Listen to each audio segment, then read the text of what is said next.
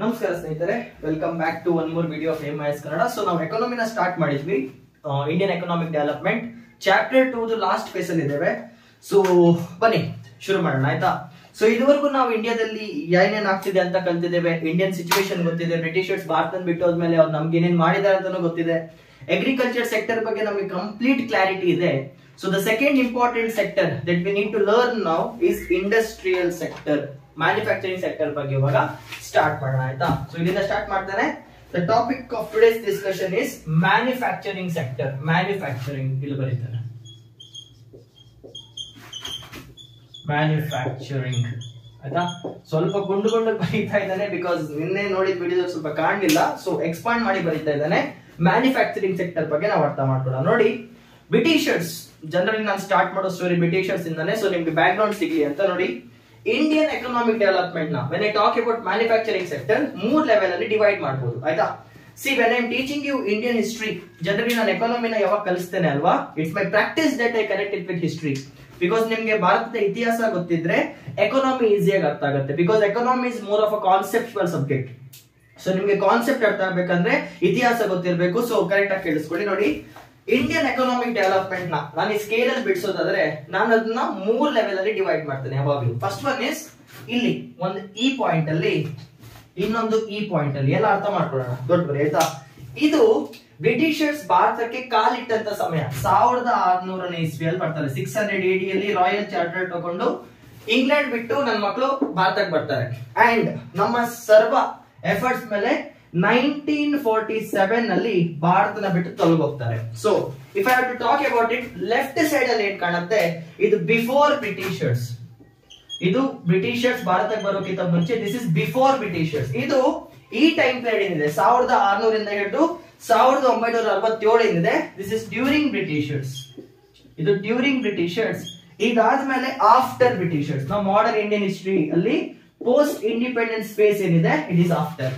ನಿಮ್ಗೆ ಇದು ಕರೆಕ್ಟ್ ಆಗಿ ಅರ್ಥ ಆದ್ರೆ 5 ಇಯರ್ ಪ್ಲಾನಿಂಗ್ ಇನ್ನೂ ಚೆನ್ನಾಗಿ ಅರ್ಥ ಆಗುತ್ತೆ. ನೋಡಿ, ಬ್ರಿಟಿಷರ್ಸ್ ಭಾರತಕ್ಕೆ ಬರೋಕ್ಕಿಂತ ಮುಂಚೆ, before Britishers came to India, Indian history ಏನಿದೆ ಅದು ಇಂಪೋರ್ಟ್ಸ್ ಅಂಡ್ ಎಕ್ಸ್ಪೋರ್ಟ್ ಸೆಕ್ಟರ್ ತುಂಬಾ ಚೆನ್ನಾಗಿತ್ತು. ಉತ್ಪಾದನೆ ಮಾಡೋದ್ರಲ್ಲಿ ಕೂಡ ಚೆನ್ನಾಗಿದ್ವಿ. We were good in producing things. ಅದನ್ನ ದೇಶ ವಿದೇಶದಲ್ಲಿ ಮಾಡ್ತಾ ಇದ್ವಿ. ಫಾರ್ ಎಕ್ಸಾಂಪಲ್ ಕೊಡೋದಾದ್ರೆ, ಇಂಡಸ್ ವ್ಯಾಲಿ ಸಿವಿಲೈಸೇಷನ್, ಸಿಂಧು ಮಹಾನಾಗರಿಕತೆ ಏನ್ ಕರಿತೇವೆ, ಇಂಡಸ್ ವ್ಯಾಲಿ ಸಿವಿಲೈಸೇಷನ್, ಆ ಟೈಮ್ ಅಲ್ಲಿ ನಾವು ಮೆಸೊಪೊಟೇಮಿಯಾ ಜೊತೆ ಕೂಡ ಟ್ರೇಡ್ ಮಾಡ್ತಾ ಇದ್ವಿ. ಅರ್ಥ ಆಗ್ತಿದೆಯಾ? ಭಾರತದಲ್ಲಿ ಉತ್ಪನ್ನ ಆಗುವಂತ ವಸ್ತುಗಳನ್ನ ಮೆಸೊಪೊಟೇಮಿಯಾ ಜೊತೆ ಮಾರಾಟ ಮಾಡ್ತಿದ್ವಿ, ಈಜಿಪ್ಟ್ ಜೊತೆ ಮಾರಾಟ ಮಾಡ್ತಿದ್ವಿ. ಸೊ ಏನಾಗ್ತಿದೆ, ನಮ್ದು ಪ್ರೊಡಕ್ಷನ್ ತುಂಬಾ ಚೆನ್ನಾಗಿತ್ತು. ನಮ್ಮ ಇಂಡಿಜಿನಸ್ ಕ್ರಾಫ್ಟ್ ಅಂತ ಏನ್ ಕರಿತೇವೆ, ಭಾರತದಲ್ಲಿ ಉತ್ಪನ್ನ ಆಗುವಂತ ವಸ್ತುಗಳು, ಇಂಡಿಯನ್ ಗೂಡ್ಸ್, ಭಾರತದಲ್ಲಿ ಉತ್ಪನ್ನ ಆಗುವಂತ ವಸ್ತುಗಳು, ಇಂಡಿಯನ್ ಗೂಡ್ಸ್ ಏನಿದೆ, ಇದಕ್ಕೆ ದೇಶ ವಿದೇಶದಲ್ಲಿ ಮಾರುಕಟ್ಟೆ ಇತ್ತು, ಡಿಮಾಂಡ್ ಇತ್ತು. ದೇಶ ವಿದೇಶದಲ್ಲಿ ಈ ವಸ್ತುಗಳ ಮಾರಾಟ ಆಗ್ತಿತ್ತು, ಆಯ್ತಾ? ಯಾವಾಗ ಬ್ರಿಟಿಷರ್ಸ್ ಭಾರತಕ್ಕೆ ಬಂದು, ನಾನು ನಿಮ್ಗೆ ನಿನ್ನೆ ಹೇಳಿದ್ದೆ, ಬ್ರಿಟಿಷರ್ಸ್ ಏನ್ ಮಾಡಿದ್ರು, ಇದನ್ನ ಇಂಗ್ಲೆಂಡ್ ಅಂತ ಅನ್ಕೊಳ್ಳಿ, ಜಸ್ಟ್ ಅರ್ಥ ಮಾಡ್ಕೊಳ್ಳಿ. ಇದು ನಮ್ಮ ಭಾರತ ಅಂತ ಅನ್ಕೊಳ್ಳಿ, ಸೆಕೆಂಡ್ ಫೇಸ್ ಇದು. ಇದನ್ನ ಇಂಗ್ಲೆಂಡ್ ಅಂತ ಅನ್ಕೊಳ್ಳಿ, ನಾ ಭಾರತ ಅನ್ಕೊಳ್ಳಿ. ಫಸ್ಟ್ ಇನಿಷಿಯಲಿ ಬ್ರಿಟಿಷರ್ಸ್ ಭಾರತಕ್ಕೆ ಬಂದಾಗ ವ್ಯಾಪಾರ ಮಾಡಕ್ಕೋಸ್ಕರ ಬಂದಿದ್ರು. They came to India to trade. Initially ಅವ್ರು ಬಂದಿದ್ದು ಟ್ರೇಡ್ ಮಾಡೋಣ ಅಂತ. ಬಟ್ ಆಮೇಲೆ ಅವ್ರು ಏನ್ ಮಾಡಕ್ ಸ್ಟಾರ್ಟ್ ಮಾಡಿದ್ರು, ಭಾರತದಿಂದ, ಅರ್ಥ ಮಾಡ್ಕೊಳ್ಳಿ, ಇಲ್ಲಿ ಏನಾಗಿದೆ, ಇಂಡಿಯನ್ ಗೂಡ್ಸ್ ತುಂಬಾ popular first of all. So England ಅಲ್ಲಿ ಕೂಡ ಬೇಡಿಕೆ ಇತ್ತು. ಇಲ್ಲೇನ್ ಮಾಡ್ತಿದ್ದಾರೆ, ಭಾರತಕ್ಕೆ ಬಂದು ಭಾರತದಿಂದ ಅವ್ರು ಬರೀ ರಾ ಮಟೀರಿಯಲ್ಸ್ ನ ತಗೊಂಡು ಹೋಗೋಕ್ ಸ್ಟಾರ್ಟ್ ಮಾಡಿದ್ರು. ನಿನ್ನೆ ಕ್ಲಾಸ್ ಅಲ್ಲಿ ಹೇಳಿದ್ದೆ, ಇದು ಬರೀ ರಾ ಮಟೀರಿಯಲ್ಸ್ ನ ತಗೊಂಡು ಹೋಗೋಕ್ ಸ್ಟಾರ್ಟ್ ಮಾಡಿದ್ರು. ಅದಾದ್ಮೇಲೆ ಏನಾಯ್ತು, ಇಂಗ್ಲೆಂಡ್ ಇಂದ ರೆಡಿ ಆಗಿರುವಂತ ಗೂಡ್ಸ್ ನ ಮಾರಾಟಕ್ಕೆ ಶುರು ಮಾಡಕ್ ಮಾಡಿದ್ರು. ಇಂಗ್ಲೆಂಡ್ ಅಲ್ಲಿ ರೆಡಿ ಆಗಿರುವಂತ ವಸ್ತುಗಳನ್ನ ತಗೊಬಂದು ಭಾರತದಲ್ಲಿ ಮಾರಕ್ ಶುರು ಮಾಡಿದ್ರು. ಇದರಿಂದ ಏನಾಯ್ತು, ಸ್ಲೋಲಿ ಇಂಡಿಯನ್ ಫ್ಯಾಕ್ಟರೀಸ್ ಏನಿದೆ, ಇಂಡಿಯಾದಲ್ಲಿ ಇರುವಂತ ಫ್ಯಾಕ್ಟರೀಸ್ ಏನಾಯ್ತು, ಇದು ಸ್ಲೋಲಿ ಮುಚ್ಚಕ್ ಸ್ಟಾರ್ಟ್ ಆಯ್ತು, ಸ್ಲೋಲಿ ಕ್ಲೋಸ್ ಆಗಕ್ ಸ್ಟಾರ್ಟ್ ಆಯ್ತು. ಎಲ್ಲಾ ತರ ಬಟ್ಟೆ ಕಂಪನಿ ಆಗಿರ್ಬೋದು, ಪ್ರೀಶಿಯಸ್ ಸ್ಟೋನ್ಸ್ ಆಗಿರ್ಬೋದು, ಮೆಟಲ್ಸ್ ಆಗಿರ್ಬೋದು, ಇಂಡಿಜಿನಸ್ ಕ್ರಾಫ್ಟ್ಸ್ ಅಂತ ಏನ್ ಕರಿತೇವೆ, ಫಾರ್ ಎಕ್ಸಾಂಪಲ್ ಮಡಿಕೆ ಮಾಡೋ ಕಲೆ ಆಗಿರ್ಬೋದು, ಪಾಟ್ರಿ, ಪ್ರತಿಯೊಂದು ಕೂಡ ಉಳಿಸ್. ಯಾಕೆ, ಅವ್ರು ಸ್ಲೋಲಿ ರಾ ಮಟೀರಿಯಲ್ಸ್ ಏನ್ ತಗೊಂಡು ಹೋಗ್ತಿದ್ರು, cheap and best quality goods ವಸ್ತುಗಳನ್ನ ಏನ್ ಪ್ರಿಪೇರ್ ಮಾಡ್ತಿದ್ರು, ವಾಪಸ್ ತಗೊಬಂದು ಭಾರತದಲ್ಲೇ ಮಾಡ್ತಾ ಇದ್ರು. ಸೊ ಇಂಡಿಯಾ ಏನಾಯ್ತು, ಅವ್ರಿಗೊಂದು ಮಾರ್ಕೆಟ್ ಆಗಿ ಕನ್ವರ್ಟ್ ಆಯ್ತು. It became a market for British goods. Britishers ready ಮಾಡುವಂತ ವಸ್ತುಗಳ ಮಾರಾಟ ಮಾಡಕ್ಕೆ ಭಾರತ ಒಂದು ಮಾರ್ಕೆಟ್ ಆಗಿ ಕನ್ವರ್ಟ್ ಆಯ್ತು. ಅಂಡ್ ಮಾರ್ಕೆಟ್ ಅಂದ್ರೆ ಏನಂತ ನಿಮ್ಗೆ ಹೇಳಿದ್ದೆ, ದ ಪ್ಲೇಸ್, ಇದು ಒಂದು ಜಾಗ ಮಾರುವವನು ಮತ್ತು ಖರೀದಿಗಾರರು ಮೀಟ್ ಆಗುವಂತ place, the place where sellers and buyers meet. ಇಲ್ಲಿ ಸೆಲ್ಲರ್ಸ್ ಯಾರು? ಬ್ರಿಟಿಷರ್ಸ್. ಬಯರ್ಸ್ ಯಾರು? ಇಂಡಿಯನ್ಸ್. ಇದರಿಂದ ಏನಾಯ್ತು, ಇವ್ರದ್ದು ಚೀಪ್ ಅಂಡ್ ಬೆಸ್ಟ್ ಕ್ವಾಲಿಟಿ ವಸ್ತುಗಳ ಮುಂದೆ ಭಾರತದ ಕಾಸ್ಟ್ಲಿ ವಸ್ತುಗಳ ಡಿಮಾಂಡ್ ಕಮ್ಮಿ ಆಗ್ತಾ ಬರುತ್ತೆ. This is what we call D industrialisation. ಹೇಳಿದೆ ಅಲ್ವಾ, ಭಾರತದಲ್ಲಿ ಇರುವಂತಹ ಫ್ಯಾಕ್ಟರಿಗಳನ್ನ ಸಿಸ್ಟಮ್ಯಾಟಿಕ್ ಆಗಿ ನಾಶ ಮಾಡಕ್ ಶುರು ಮಾಡ್ತಾರೆ. ಇಲ್ಲೇನಾಗುತ್ತೆ, ಇಂಗ್ಲೆಂಡ್ ಡೆವಲಪ್ ಆಗ್ತಿದೆ. ಒಂದ್ ಕಡೆ ಇಂಗ್ಲೆಂಡ್ ಅಲ್ಲಿ ಇಂಡಸ್ಟ್ರಿಯಲ್ ರೆವಲ್ಯೂಷನ್, ಇಲ್ಲಿ ಫ್ಯಾಕ್ಟರೀಸ್ ಡೆವಲಪ್ ಆಗ್ತಿದೆ, ಭಾರತದಲ್ಲಿರುವಂತಹ ಫ್ಯಾಕ್ಟರೀಸ್ ನಾಶ ಆಗ್ತಿದೆ. So when Britishers were in India, ಭಾರತದಲ್ಲಿ ಯಾವಾಗ ಬ್ರಿಟಿಷರ್ಸ್ ಇದ್ರಲ್ವಾ, ಫ್ಯಾಕ್ಟರೀಸ್ ವಿಷಯಕ್ಕೆ ಬಂದ್ರೆ ಡಮಾರ್, ನಮ್ಮ ಫ್ಯಾಕ್ಟರೀಸ್ ಕೂಡ ಸರ್ವನಾಶ ಆಗೋಯ್ತು. ಸೊ ಯಾವಾಗ ಬ್ರಿಟಿಷರ್ಸ್ ಭಾರತನ, ಇವಾಗ ಅರ್ಥ ಮಾಡ್ಕೊಳ್ಳಿ, ಇಲ್ಲೇ ಸ್ಟಾರ್ಟ್ ಆಗತ್ತೆ. ಯಾವಾಗ ಬ್ರಿಟಿಷರ್ಸ್ ಭಾರತನ ಬಿಟ್ಟು ಹೊರಗೆ ಹೋಗ್ತಿದ್ರು, ನಮ್ದು ಮೇಜರ್ ಪ್ರಾಬ್ಲಮ್ ಏನಿದೆ, ನಮ್ದು ಮ್ಯಾನುಫ್ಯಾಕ್ಚರಿಂಗ್ ಸೆಕ್ಟರ್ ಏನಿದೆ, ಫ್ಯಾಕ್ಟರೀಸ್ ಎಲ್ಲ ಏನಿದೆ, ಮ್ಯಾನುಫ್ಯಾಕ್ಚರಿಂಗ್ ಸೆಕ್ಟರ್ ಅಂತ ಏನ್ ಕರಿತೇವೆ, ಮ್ಯಾನುಫ್ಯಾಕ್ಚರಿಂಗ್ ಸೆಕ್ಟರ್, ಇದನ್ನ ಇನ್ನೊಂದು ಪದದಲ್ಲಿ ಇಂಡಸ್ಟ್ರೀಸ್ ಅಂತ ಕೂಡ ಕರೀತಾರೆ. ಮ್ಯಾನುಫ್ಯಾಕ್ಚರಿಂಗ್ ಸೆಕ್ಟರ್ ಅಥವಾ ಇಂಡಸ್ಟ್ರೀಸ್ ಅಂತ ಏನ್ ಕರೀತಾರೆ, this was completely destroyed. Britishers ಭಾರತನ ಬಿಟ್ಟು ಹೋಗ್ಬೇಕಾದ್ರೆ ನಮ್ಮ ಮ್ಯಾನುಫ್ಯಾಕ್ಚರಿಂಗ್ ಸೆಕ್ಟರ್ ಏನಾಯ್ತು, ಸರ್ವನಾಶ ಆಗಿತ್ತು, ಕಂಪ್ಲೀಟ್ಲಿ ಡೆಸ್ಟ್ರಾಯ್ ಆಗಿತ್ತು. ಆಯ್ತಾ? ಸೊ ನಮ್ದು ಇಂಪಾರ್ಟೆಂಟ್ ಟಾಸ್ಕ್ ಏನ್ ಇವಾಗ, ಆಫ್ಟರ್ 1947 ಜವಾಹರ್ಲಾಲ್ ನೆಹರು ಗವರ್ನಮೆಂಟ್ ಏನ್ ಡಿಸೈಡ್ ಮಾಡ್ತು ಅಂದ್ರೆ, ಒಂದು ಅಗ್ರಿಕಲ್ಚರ್ ಮೇಲೆ ಫೋಕಸ್ ಕೊಡ್ಬೇಕಂತ ಅವ್ರು ಆಲ್ರೆಡಿ ಅಗ್ರಿಕಲ್ಚರ್ ಬಗ್ಗೆ ನಿನ್ನೆ ಹೇಳಿದ್ದೆ. The second important face is manufacturing sector ಬಗ್ಗೆ ಫೋಕಸ್ ಮಾಡ್ಬೇಕಂತ ಡಿಸೈಡ್ ಮಾಡ್ಕೊಳ್ತಾರೆ. ಸೊ ಇವತ್ತು ನಾವು ಮ್ಯಾನುಫ್ಯಾಕ್ಚರಿಂಗ್ ಅಂದ್ರೆ ಏನು, ಈ ಸೆಕ್ಟರ್ ಹೇಗೆ ವರ್ಕ್ ಆಗುತ್ತೆ, ಇದ್ರದ್ದು ಡ್ರಾಬ್ಯಾಕ್ಸ್ ಏನು, ಇಂಡಿಯಾ ಹೇಗೆ ಡೆವಲಪ್ ಆಗ್ತಾ ಬಂತು 1947 ಇಂದ ಹಿಡಿದು 1990 ವರೆಗೂ ನಮ್ಮ ಮ್ಯಾನುಫ್ಯಾಕ್ಚರಿಂಗ್ ಸೆಕ್ಟರ್ ಹೇಗೆ ವರ್ಕ್ ಆಗ್ತಿತ್ತು ಅಂತ ನಾವೀಗ ಅರ್ಥ ಮಾಡ್ಕೋಬೇಕು. ಆಯ್ತಾ? ಯಾಕೆ 1990 ಅಂತ ಹೇಳೋದಾದ್ರೆ, next chapter Indian economic development ಅಲ್ಲಿ ಬರುವಂತ ನೆಕ್ಸ್ಟ್ ಚಾಪ್ಟರ್ ಅಲ್ಲಿ 1991 ಇಂದ ಪೋಸ್ಟ್ ಸ್ಟಾರ್ಟ್ ಆಗುತ್ತೆ. So we have to understand from 1947 ಇಂದ 1990 ವರೆಗೂ ಭಾರತದಲ್ಲಿ ಮ್ಯಾನುಫ್ಯಾಕ್ಚರಿಂಗ್ ಸೆಕ್ಟರ್ ಹೇಗೆ ಡೆವಲಪ್ ಆಗ್ತಾ ಬಂತಂತ ಗೊತ್ತಾಗಬೇಕು. ನಿಮ್ಗೆ ಮ್ಯಾನುಫ್ಯಾಕ್ಚರಿಂಗ್ ಸೆಕ್ಟರ್ ಅರ್ಥ ಆದ್ರೆ ಅನ್ಎಂಪ್ಲಾಯ್ಮೆಂಟ್ ಕೂಡ ಅರ್ಥ ಆಗಕ್ ಶುರುವಾಗುತ್ತೆ. ಸೊ ಎರಡನ್ನೂ ಕೂಡ ಕಂಬೈನ್ ಮಾಡಿ ತಗೊಂಡು ಹೋಗ್ತೇನೆ, ಸರಿನಾ? So yes, let's start. Okay, so continue ಮಾಡೋಣ. ನೋಡಿ, ಇವಾಗ ನೀವು ಇನ್ನೂ ಸ್ವಲ್ಪ ಬೇಸಿಕ್ ನ ಅರ್ಥ ಮಾಡ್ಕೋಬೇಕು. ಇನ್ ಕೇಸ್ ನೀವು ನನ್ನ ಫೌಂಡೇಶನ್ ಕ್ಲಾಸ್ ನ ನೋಡಿದ್ರೆ ಈ ಟಾಪಿಕ್ ಆಲ್ರೆಡಿ ಗೊತ್ತಿರುತ್ತೆ, ಸ್ವಲ್ಪ ಓಡಿಸಬಹುದು. ಇನ್ ಕೇಸ್ ಫೌಂಡೇಶನ್ ಕ್ಲಾಸ್ ನ ನೋಡಿಲ್ಲ ಅಂದ್ರೆ ಈ 5 ಮಿನಿಟ್ಸ್ ಕೇಳಿಸ್ಕೊಳ್ಳಿ. ಆಯ್ತಾ? ನೋಡಿ, ಮ್ಯಾನುಫ್ಯಾಕ್ಚರಿಂಗ್ ಅಂದ್ರೆ ಉತ್ಪನ್ನ ಮಾಡುವಂತದ್ದು. ಫಾರ್ ಎಕ್ಸಾಂಪಲ್, ಈ ಮಾರ್ಕರ್ ಉತ್ಪನ್ನ ಆಗಿ ಬಂದಿದೆ, ನನ್ನ ಬಟ್ಟೆ ಉತ್ಪನ್ನ ಆಗಿ ಬಂದಿದೆ, ನನ್ನ ಕ್ಯಾಮ್ರಾ ಸ್ಟ್ಯಾಂಡ್ ಉತ್ಪನ್ನವಾಗಿ ಬಂದಿದೆ, ನನ್ನ ಫೋನ್ ಏನಿದೆ ಉತ್ಪನ್ನವಾಗಿ ಬಂದಿದೆ, ನಿಮ್ ಫೋನ್ ಇದೆ ಮ್ಯಾನುಫ್ಯಾಕ್ಚರ್ ಆಗಿ ಬಂದಿದೆ. ನಿಮ್ ಸುತ್ತಮುತ್ತ ಕಣ್ಣಾಯಿಸಿ, ನೀವು ಬೈ ಮಾಡುವಂತ ಪ್ರತಿಯೊಂದು ವಸ್ತು ಏನಿದೆ ಅದು ಮ್ಯಾನುಫ್ಯಾಕ್ಚರ್ ಆಗಿ ಬಂದಿರುತ್ತೆ. ಅಂದ್ರೆ ಅರ್ಥ ಮಾಡ್ಕೊಳ್ಳಿ, ಪ್ರಪಂಚದಲ್ಲಿ 3 ತರ ಸೆಕ್ಟರ್ಸ್ ಇದೆ. ಇದೊಂದು ಓವರ್ ವ್ಯೂ ಕೊಟ್ಬಿಡ್ತೇನೆ. There are 3 different types of sectors. First one ನಾವು ಪ್ರೈಮರಿ ಸೆಕ್ಟರ್ ಅಂತ ಕರೀತೇವೆ. ಇಲ್ಲಿ ಆಯ್ತಾ, ಫಸ್ಟ್ ಬರುವಂತ ಸೆಕ್ಟರ್ ಏನಿದೆ ಅದು ಪ್ರೈಮರಿ ಸೆಕ್ಟರ್. ಜಸ್ಟ್ ಅರ್ಥ ಮಾಡ್ಕೊಳ್ತಾ ಹೋಗಿ, ಏನು ಬರ್ಕೋಬೇಕಂತ ಇದೆ, ಇದು ಪ್ರೈಮರಿ ಸೆಕ್ಟರ್. ಪ್ರೈಮರಿ ಸೆಕ್ಟರ್ ಅಂದ್ರೆ ಡೈರೆಕ್ಟ್ ಭೂಮಿ ತಾಯಿಯಿಂದ ನಿಮಗೆ ಸಿಗುವಂತ ವಸ್ತುಗಳು, ಭೂಮಿ ತಾಯಿ ನಿಮ್ಗೆ ಆಶೀರ್ವಾದ ಮಾಡಿ ಕೊಡುವಂತ ವಸ್ತುಗಳು. ಫಾರ್ ಎಕ್ಸಾಂಪಲ್, ಮೈನ್ಸ್ ಗೊತ್ತಿದ್ಯಾ, ಚಿನ್ನನ ತೆಗಿತಾರೆ ಗಣಿಗಳಿಂದ. Mines is an example for primary sector. ಭೂಮಿ ತಾಯಿಯಿಂದ ಡೈರೆಕ್ಟ್ ಆಗಿ ನಿಮ್ ಕೈಗೆ ಸಿಗತ್ತೆ. ಸೆಕೆಂಡ್ ಒನ್ ಇಸ್ ಅಗ್ರಿಕಲ್ಚರ್, ವ್ಯವಸಾಯ. ಅಗ್ರಿಕಲ್ಚರ್ ಇಂದ ಏನೇನ್ ಸಿಗುತ್ತೋ ನಿಮ್ಗೆ, ಇದೆಲ್ಲ ಕೂಡ ಪ್ರೈಮರಿ ಸೆಕ್ಟರ್ ಗೆ ಬರುತ್ತೆ. ಅರ್ಥ ಮಾಡ್ಕೊಳ್ಳಿ, ಪ್ರೈಮರಿ ಸೆಕ್ಟರ್ ಅಂದ್ರೆ ಭೂಮಿ ತಾಯಿ ನಿಮ್ಗೆ ಕೊಡುವಂತ ವಸ್ತುಗಳು. ಫಾರ್ ಎಕ್ಸಾಂಪಲ್, ಟೊಮೆಟೊ ಆಗಿರ್ಬೋದು ಅಲ್ವಾ, ವ್ಯವಸಾಯ ಮಾಡಿದ್ರೆ ನೀವು ಟೊಮೆಟೊನ ಬೆಳೆಸಬಹುದು. ಟೊಮೆಟೊ, ಪೊಟ್ಯಾಟೊ, ಬ್ರಿಂಜಾಲ್, ಮ್ಯಾಂಗೋ, ಏನೇ ಒಂದು ನಿಮ್ಗೆ ರೈತ ತಂದು ಕೊಡ್ತಾರೋ ಅದನ್ನ ನಾವು ಪ್ರೈಮರಿ ಸೆಕ್ಟರ್ ಅಂತ ಕರೀತೇವೆ.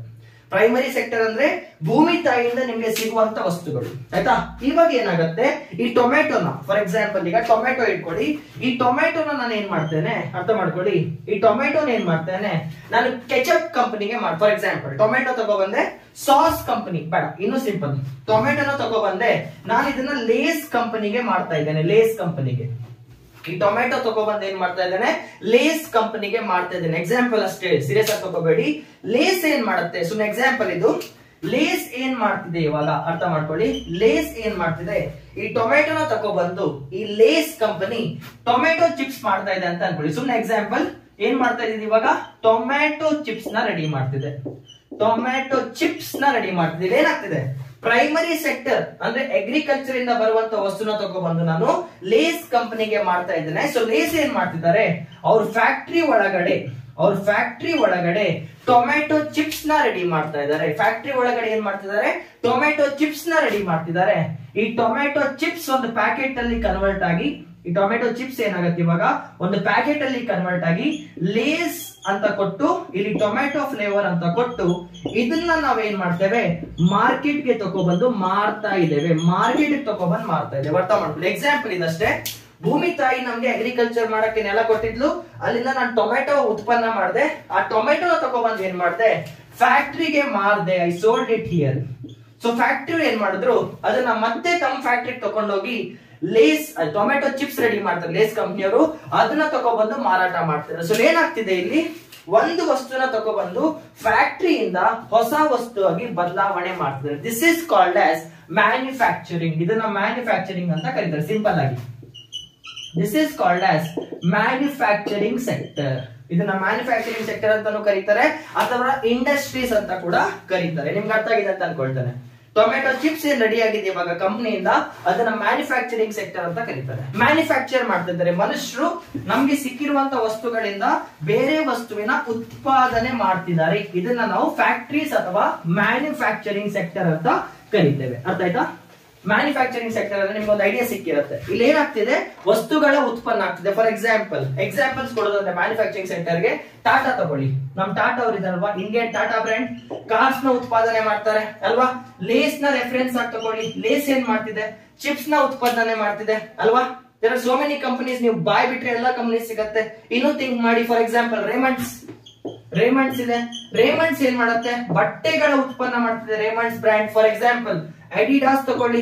ಅಡಿಡಾಸ್ ಏನ್ ಮಾಡುತ್ತೆ? ಶೂಸ್ ನ ಉತ್ಪನ್ನ ಮಾಡಿ ಕೊಡುತ್ತೆ ಅಲ್ವಾ. MRF ನ ತಗೊಳ್ಳಿ ರೆಫರೆನ್ಸ್ ಆಗಿ. MRF ಏನ್ ಮಾಡುತ್ತೆ? ಟೈರ್ಸ್ ಉತ್ಪನ್ನ ಮಾಡಿ ಕೊಡ್ತಿದೆ. ಸೊ ಏನಾಗ್ತಿದೆ? ಪ್ರತಿಯೊಂದು ಕಂಪನಿ ಒಂದು ವಸ್ತುನ ಉತ್ಪನ್ನ ಮಾಡಿ ಕೊಡ್ತಿದೆ. This is called as manufacturing sector. Manufacturing sector ಅಂದ್ರೆ in simple factories. In simple ನೀವೇನಂತ ಅನ್ಕೊಳ್ಳಿ? ಫ್ಯಾಕ್ಟರೀಸ್ ಅಂತ ಅನ್ಕೊಳ್ಳಿ. ಇದಕ್ಕಿಂತ ಜಾಸ್ತಿ ವರ್ಡ್ಸ್ ಬೇಡ. ಲೇಮನ್ ಟರ್ಮ್ಸ್ ಅಲ್ಲಿ ಫ್ಯಾಕ್ಟರೀಸ್, ಬಟ್ ಟೆಕ್ನಿಕಲ್ ಟರ್ಮ್ಸ್ ಅಲ್ಲಿ ನಾವಿದ್ನ ಫರ್ಮ್ಸ್ ಅಂತ ಕರಿತೇವೆ. FIRMS. ಟೆಕ್ನಿಕಲ್ ಟರ್ಮ್ಸ್ ಅಲ್ಲಿ ನಾವಿದ್ನ ಕರೆಯುವಂತ ಪದ ಏನಿದೆ ಅದು ಫರ್ಮ್ಸ್, ಬಟ್ ರೆಗ್ಯುಲರ್ ವರ್ಡ್ಸ್ ಅಲ್ಲಿ ನಾವು ಅದನ್ನ ಫ್ಯಾಕ್ಟರೀಸ್ ಅಂತ ಕರಿತೇವೆ. ಸೊ ನಿಮ್ಗೆ ಇವಾಗ ಮ್ಯಾನುಫ್ಯಾಕ್ಚರಿಂಗ್ ಸೆಕ್ಟರ್ ಅಂದ್ರೆ ಏನಂತ ಅರ್ಥ ಆಗಿದೆ ಅಂತ ಅನ್ಕೊಳ್ತೇನೆ. ಓಕೆನಾ? So this is the sector where you get goods. ನಿಮ್ಗೆ ವಸ್ತುಗಳು ಸಿಗತ್ತೆ. ಚೊಂಬು ಕೂಡ ಸಿಗತ್ತೆ, ತಟ್ಟೆ ಕೂಡ ಸಿಗತ್ತೆ, ಪಾತ್ರೆ ಸಿಗತ್ತೆ.